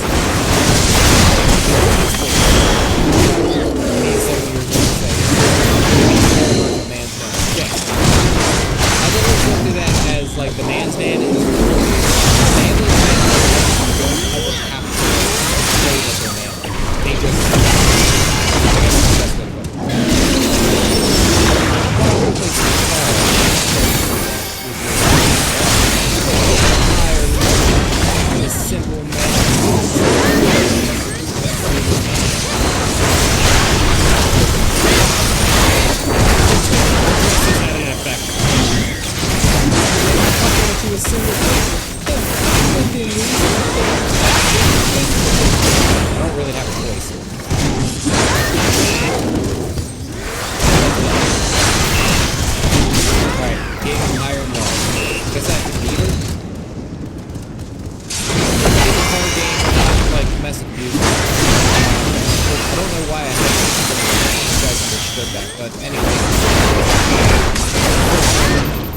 Three cards for you, 3 cards for me. You flip one of yours over and I flip 2 of mine.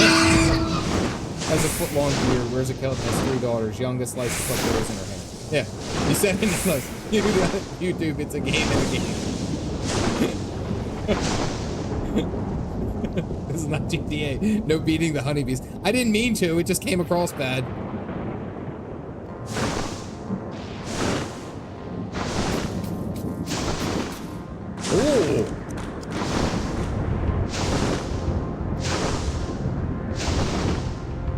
it'll be higher than mine or lower. What do you got? 2, 8, 11, and I got 5.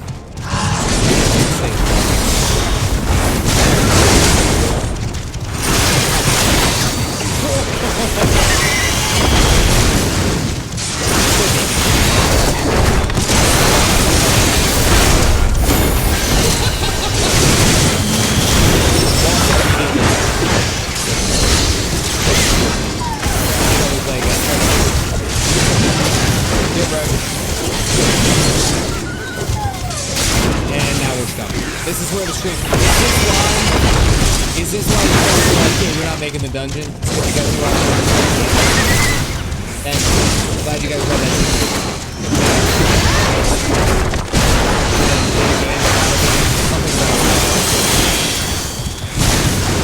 I have to say lower because I have a 2 and you have like 30 already. Okay, finally. Good. Oh, it's 5 times before winning. Yes, you can. There's several hours on a triple triad. Rematch. One more win and we'll talk about that favorite. Okay.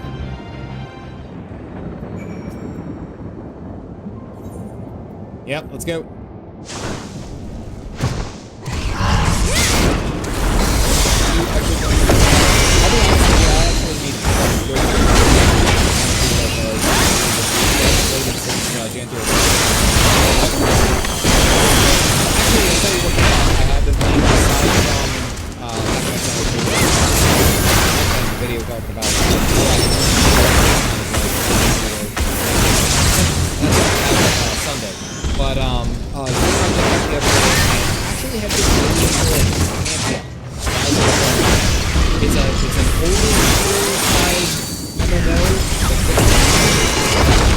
Slower pace. I don't know. It has a it's very much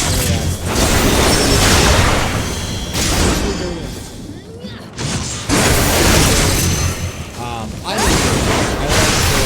It's not rushed. There's no like speed or ability. It's almost like what I would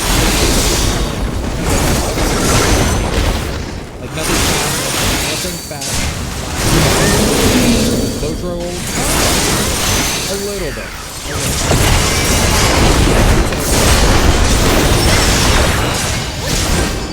Alright, so we gotta keep this going.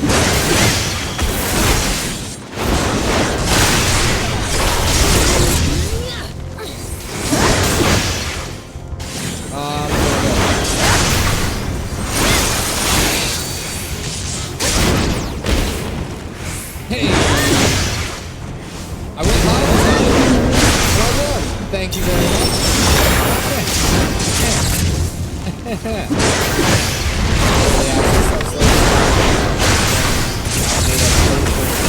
Giving up on the Blizzard. There's so many people giving up on Blizzard. That's why I even and this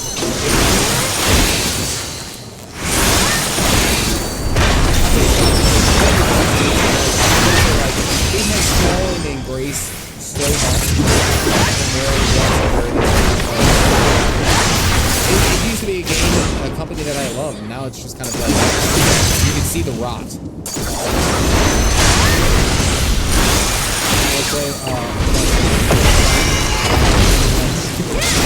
People to play with. You went high.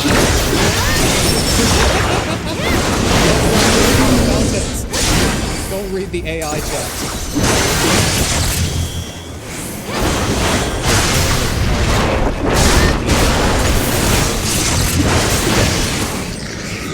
Was that the kind of thing you were saying? Scratching, you might get a few words of all over there. There's not that a merry sot likes more than the sound of his own voice. Alright.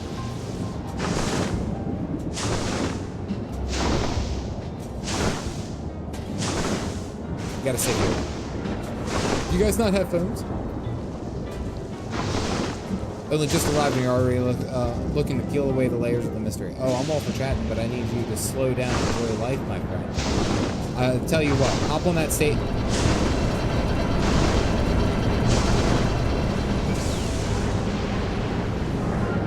I have to dance? I have to dance. Why is that a part of the MSQ? Son of a bitch. This is Hildebrand. You guys remember where I lathered, and I say that lathered. Don't tell me to do it for Alpha. No, I'll never do it. I lathered all that oil onto like shirtless Hildebrand. It's like, yes, put your arms. You guys remember that shit? I remember that shit from that. No, I gotta go up there.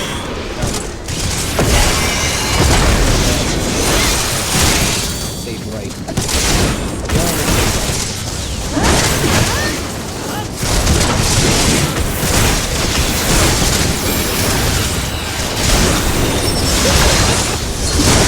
So far out of place.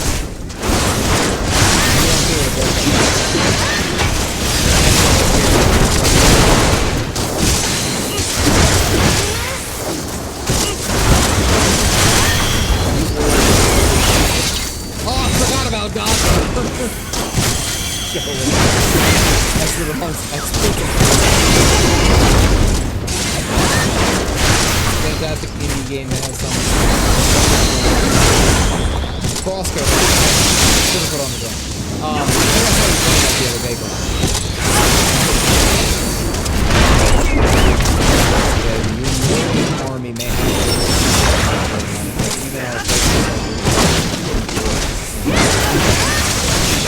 20 years ago.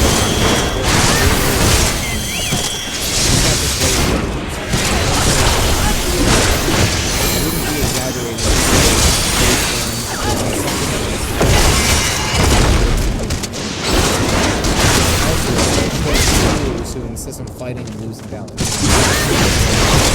that's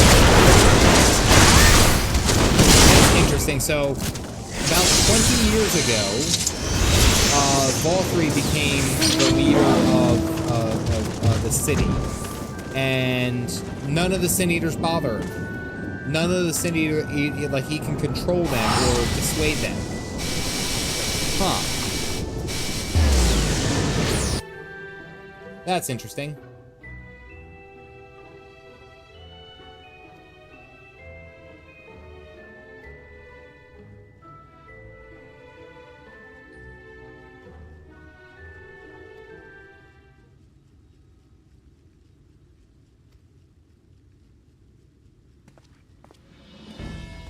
Oh, the new clothes on.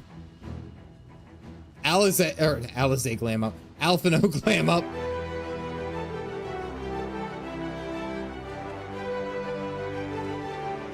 Positively dashing. Blue Alizé.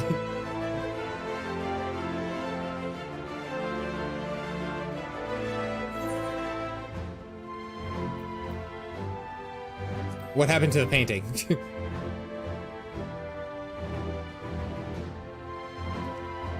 An artist. Deer is not a dress-up doll. It's time we set him to work, and the reason we called him here. Triumph the music for the drip. They got their boots are so good.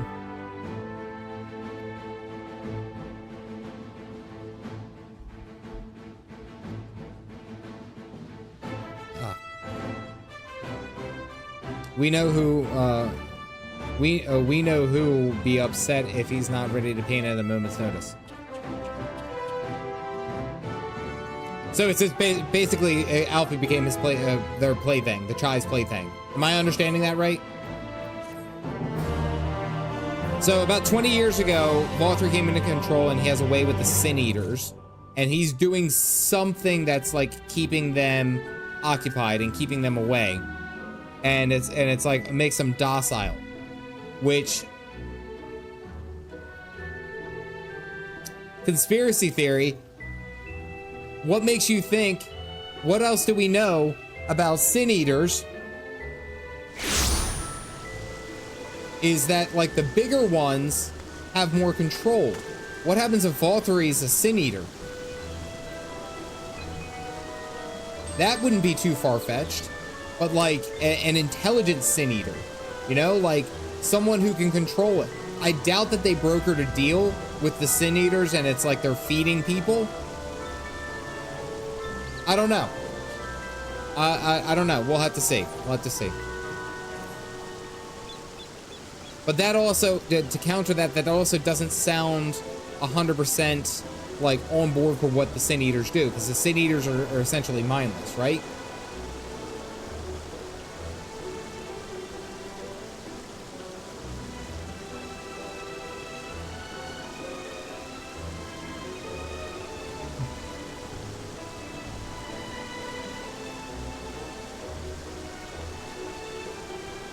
I'm sure the understory has its own tale to tell. Okay. I could be wrong, and again, that's the whole fun. That's the whole fun, is that there's theories on theories on theories, and none of them have to actually make any sense. I love it. That's why I love it. Yeah, you guys gotta smile at everything, by the way. Where the hell is the exit here? It says it's like right here. Oh wait, no, it's outside. We gotta go outside. By a bigger entity that's just slightly more intelligent, so chat. And Yulmore theory. And again, I could go through this and all of it be wrong. Like, I've already changed my theory. I made that video about Shadowbringers, I think, like, the Shadowbringers trailer and what's going on, like, what, like, less than a week ago? And it's already changed 4 different times. Tartaru is a Sin Eater. No. Tartaru is terrifying. Tartaru is terrifying. That is all you need to know. Oh, they want us to go to the understory. They want us to go all the way down. I was going to the military place first. Okay. Tartaru is the Sin Eater. Oh, very much so. Again, where the hell are the Lalafels here in the first? Riddle me that, Batman.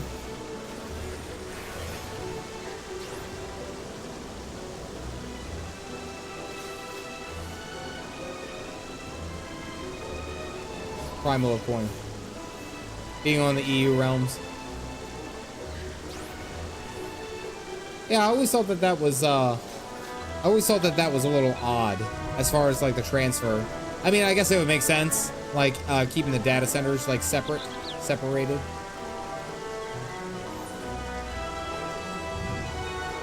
Damn it, was that right where I needed to be? I thought I needed to be here. No, wait, this is the buttress.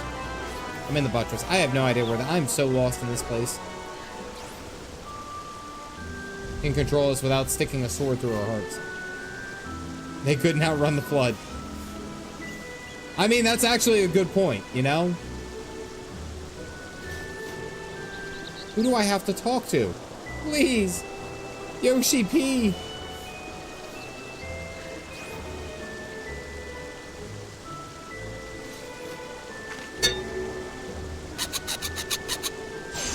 Okay, somewhere around here. Oh. In a corner, missed it completely. Long ago, you couldn't just get from the same place in the same data center, so no goblin to fan for travel. Oh, yeah, that's right. Weeping Warbler.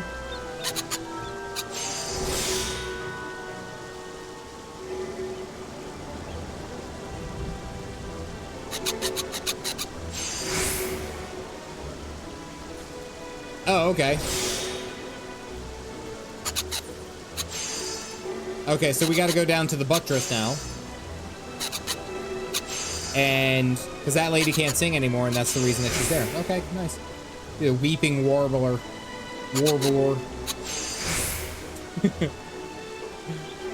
There was never actually anything called Lalafell.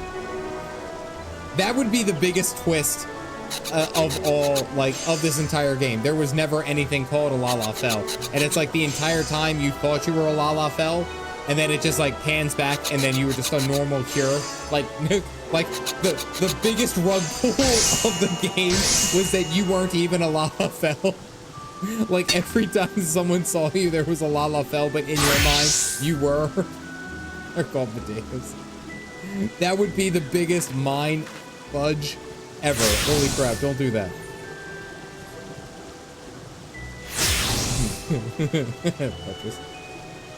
The biggest rug pull. I mean, that's a fine look. I need to go out and around. Really, only one man in a normal size French coat.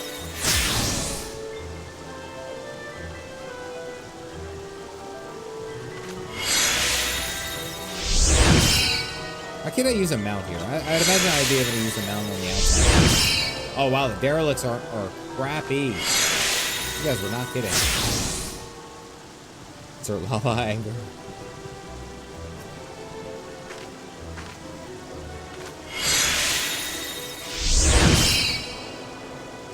Rummage diggers. Like digging through with all the rummage. I mean, they are called the derelicts. No, I get it. I get it.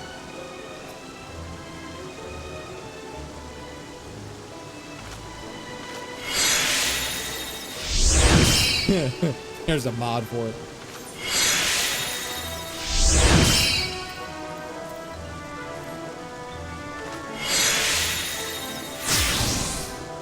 A cure for an ailing voice. Is it? No medicine will cure this. Methinks your songbird has a lump in her throat. It must be cut out its size. And even then, her voice may never heal. Will they ever kick her from the nest? I wonder. Well, he's no help.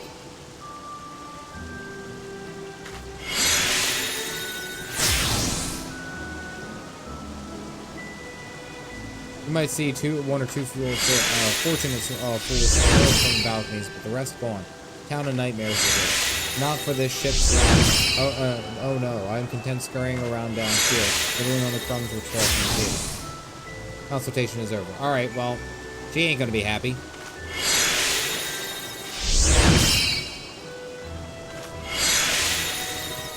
Hey, Lim, what's going on?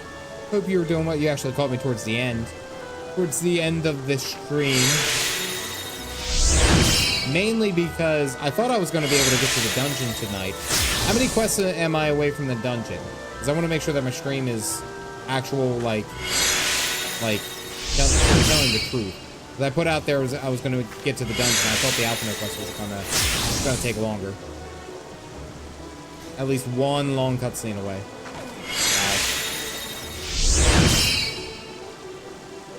But they're not short, yeah.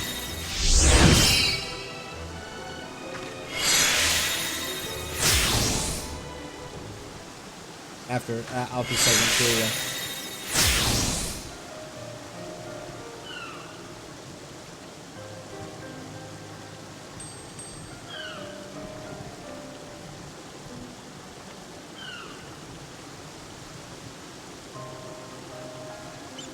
They say all the people here are really nice.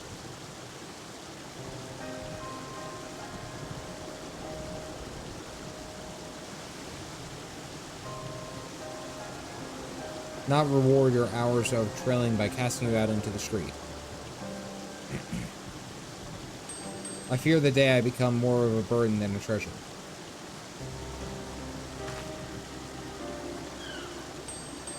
In the paradise where resides neither pain nor illness, will your song ring out clearly once again. Or mayhap you think it a step too far. Making her a free citizen. Why, I would almost wish to hasten my own ascension, knowing your blessing instrument was waiting there to greet me. Ascension? Yep. Yep. We're gonna ask a question here. The hell's an ascension?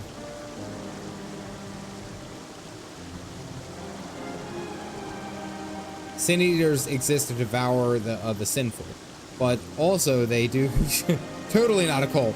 Serve to gather souls of the innocent and shepherd them unto a celestial paradise. Nope. It is through Lord Valthree that we have learned this truth. It is through Lord Valthree's grace that the free people of Yulmore are destined to embrace salvation. We are blessed to spend our days surrounded by love and merriment until at last we are called to our final rapture. Even the bonded may find a place within that host, should their patrons deem them worthy. But yeah, this is a cult. This is such a cult.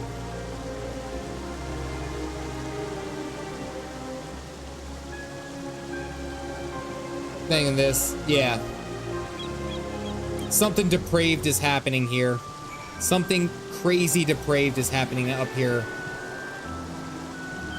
Yeah, we gotta report to Alpha now. Oh, I thought this was America. Ascension. I guess that's what gets me, is Ascension. You know what could also be considered an Ascension is whatever the hell happened to Tesleen. Like, someone could look at that and be like, it's their final Ascension. Ha ha ha.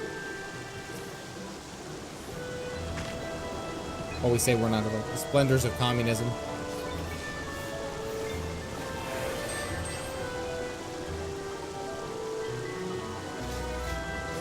Sin Eaters are angels.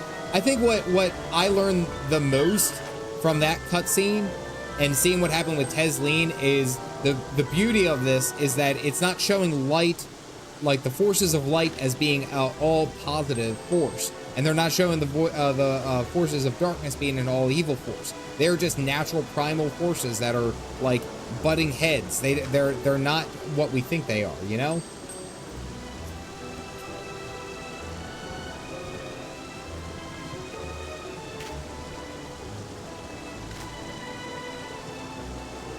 Where is the communism?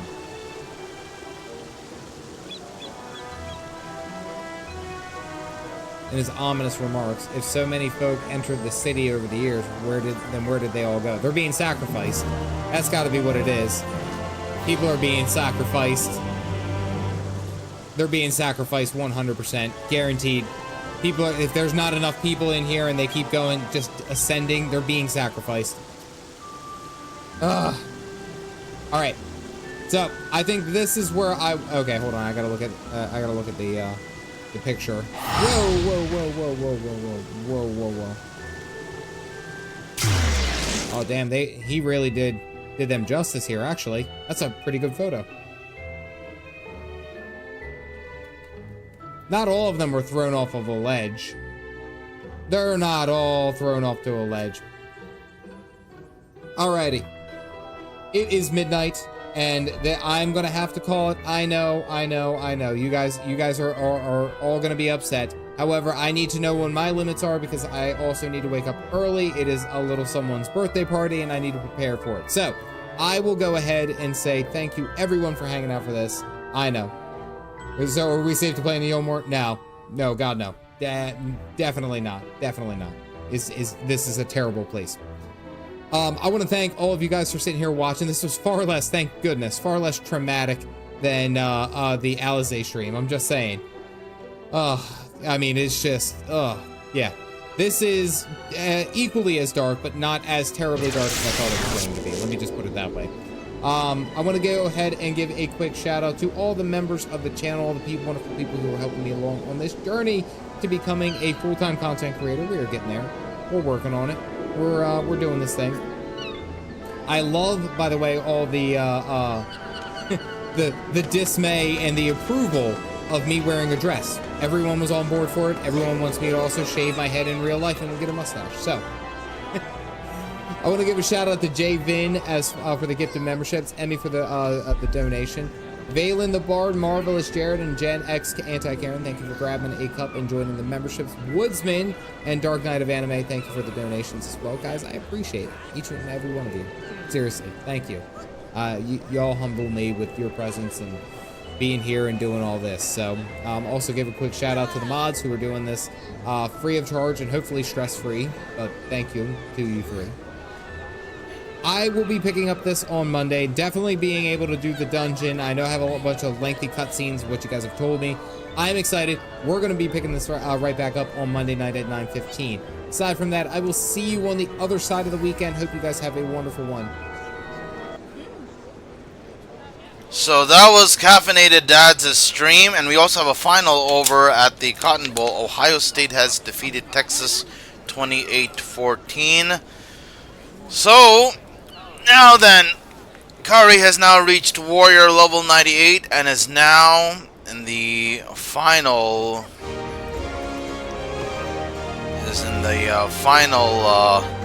Two levelings. Right now we are getting ready to head back over to Shalwani to continue on with our fate farming. This is an overnight stream because of the fact that we have 2 levels that need to be done here, and we've already done all our bill hunts, and we've also done our tribal society quests. So all that needs to be done is to go ahead and tell Hina to bring back that quick arm material, because I actually need that.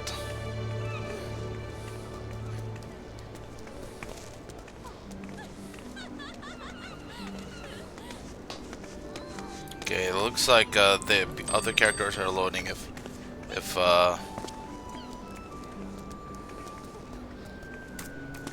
there's something wrong here with the game here. It is lagging considerably. Characters are still loading, and if characters are still loading, that's make things a little bit complicated. So that has been taken out, so now I can go ahead and start building.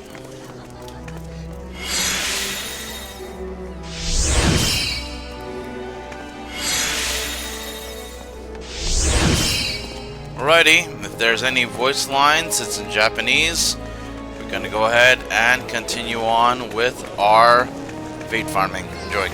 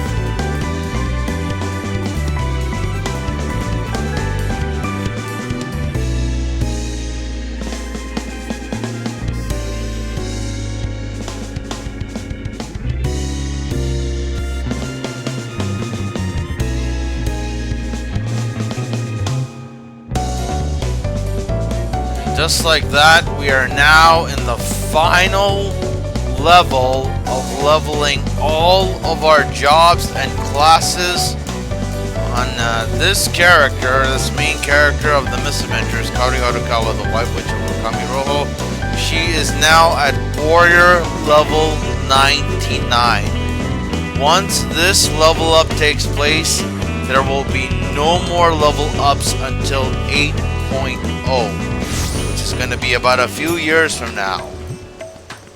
So now what we're going to do is we're going to go ahead and go ahead to our retainers, sell this materia, and then we are then going to go ahead and take a commercial break. And once I rehydrate, we are going to go ahead and do the final push of this big mega live stream of leveling warrior here on the Misadventures Dawntrail Trials special episode on twitch.tv/homohomo2093.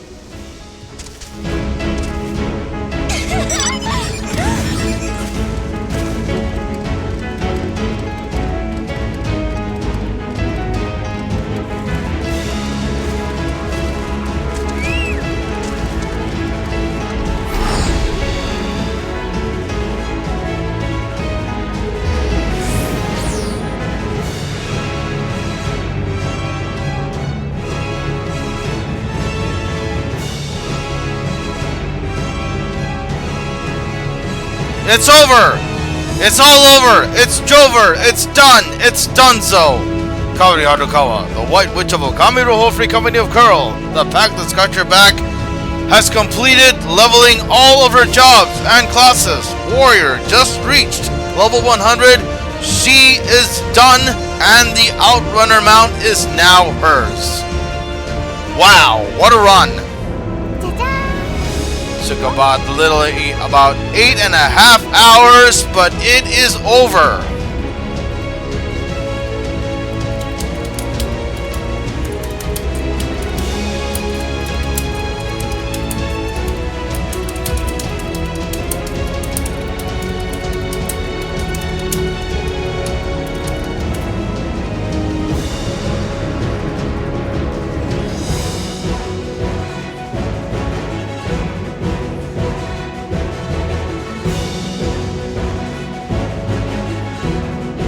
Gonna go and take one more quick break, and then we're gonna go ahead and put a bow to this long wiggle live stream. Final Fantasy XIV Dawntrail Trials on twitch.tv/Momo2093. I'm your host, Monkboy Ponkajoy, the gift that keeps on giving. Don't go anywhere. We'll be right back.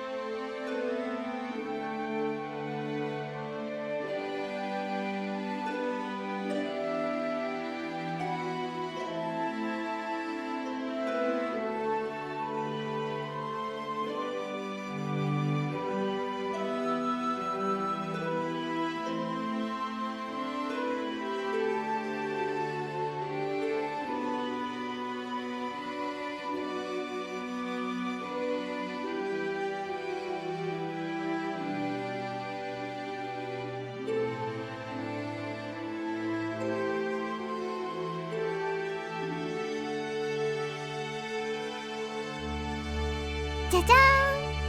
People?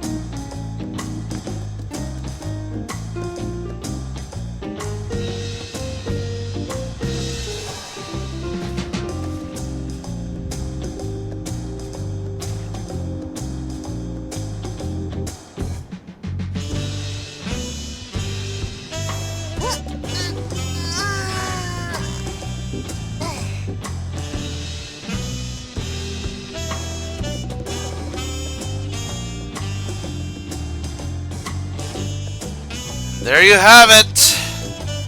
Kahori Harukawa, the White Witch of Okami Roho, has completed her leveling. It started in July of last year, and now it ends here in early January. So that is about a 6-month journey that has finally concluded. She can confirm. All of her Disciples of War, Disciples of Magic are at 100, with the exception of Blue Mage, that's at 80. Disciples of the Hand and Disciples of the Land are also at 100. Everything is done. Our next live stream on twitch.tv/HomoHomo2093 will be a playthrough of Honkai Star Rail Misadventures. The Emphorius story begins. A new path for Stealth Trailblazer is in the works. And our pulls for the Herda are also going to be taking place. Will we get her this time and win the 50-50? Or are we going to be forced to wait? If you like what you see in this broadcast, hit the follow button, Twitch player, subscribe button on my YouTube channel, Bongo Boy 151. Thanks for watching. We'll see you next time. It's bye for now. Good night and good morning.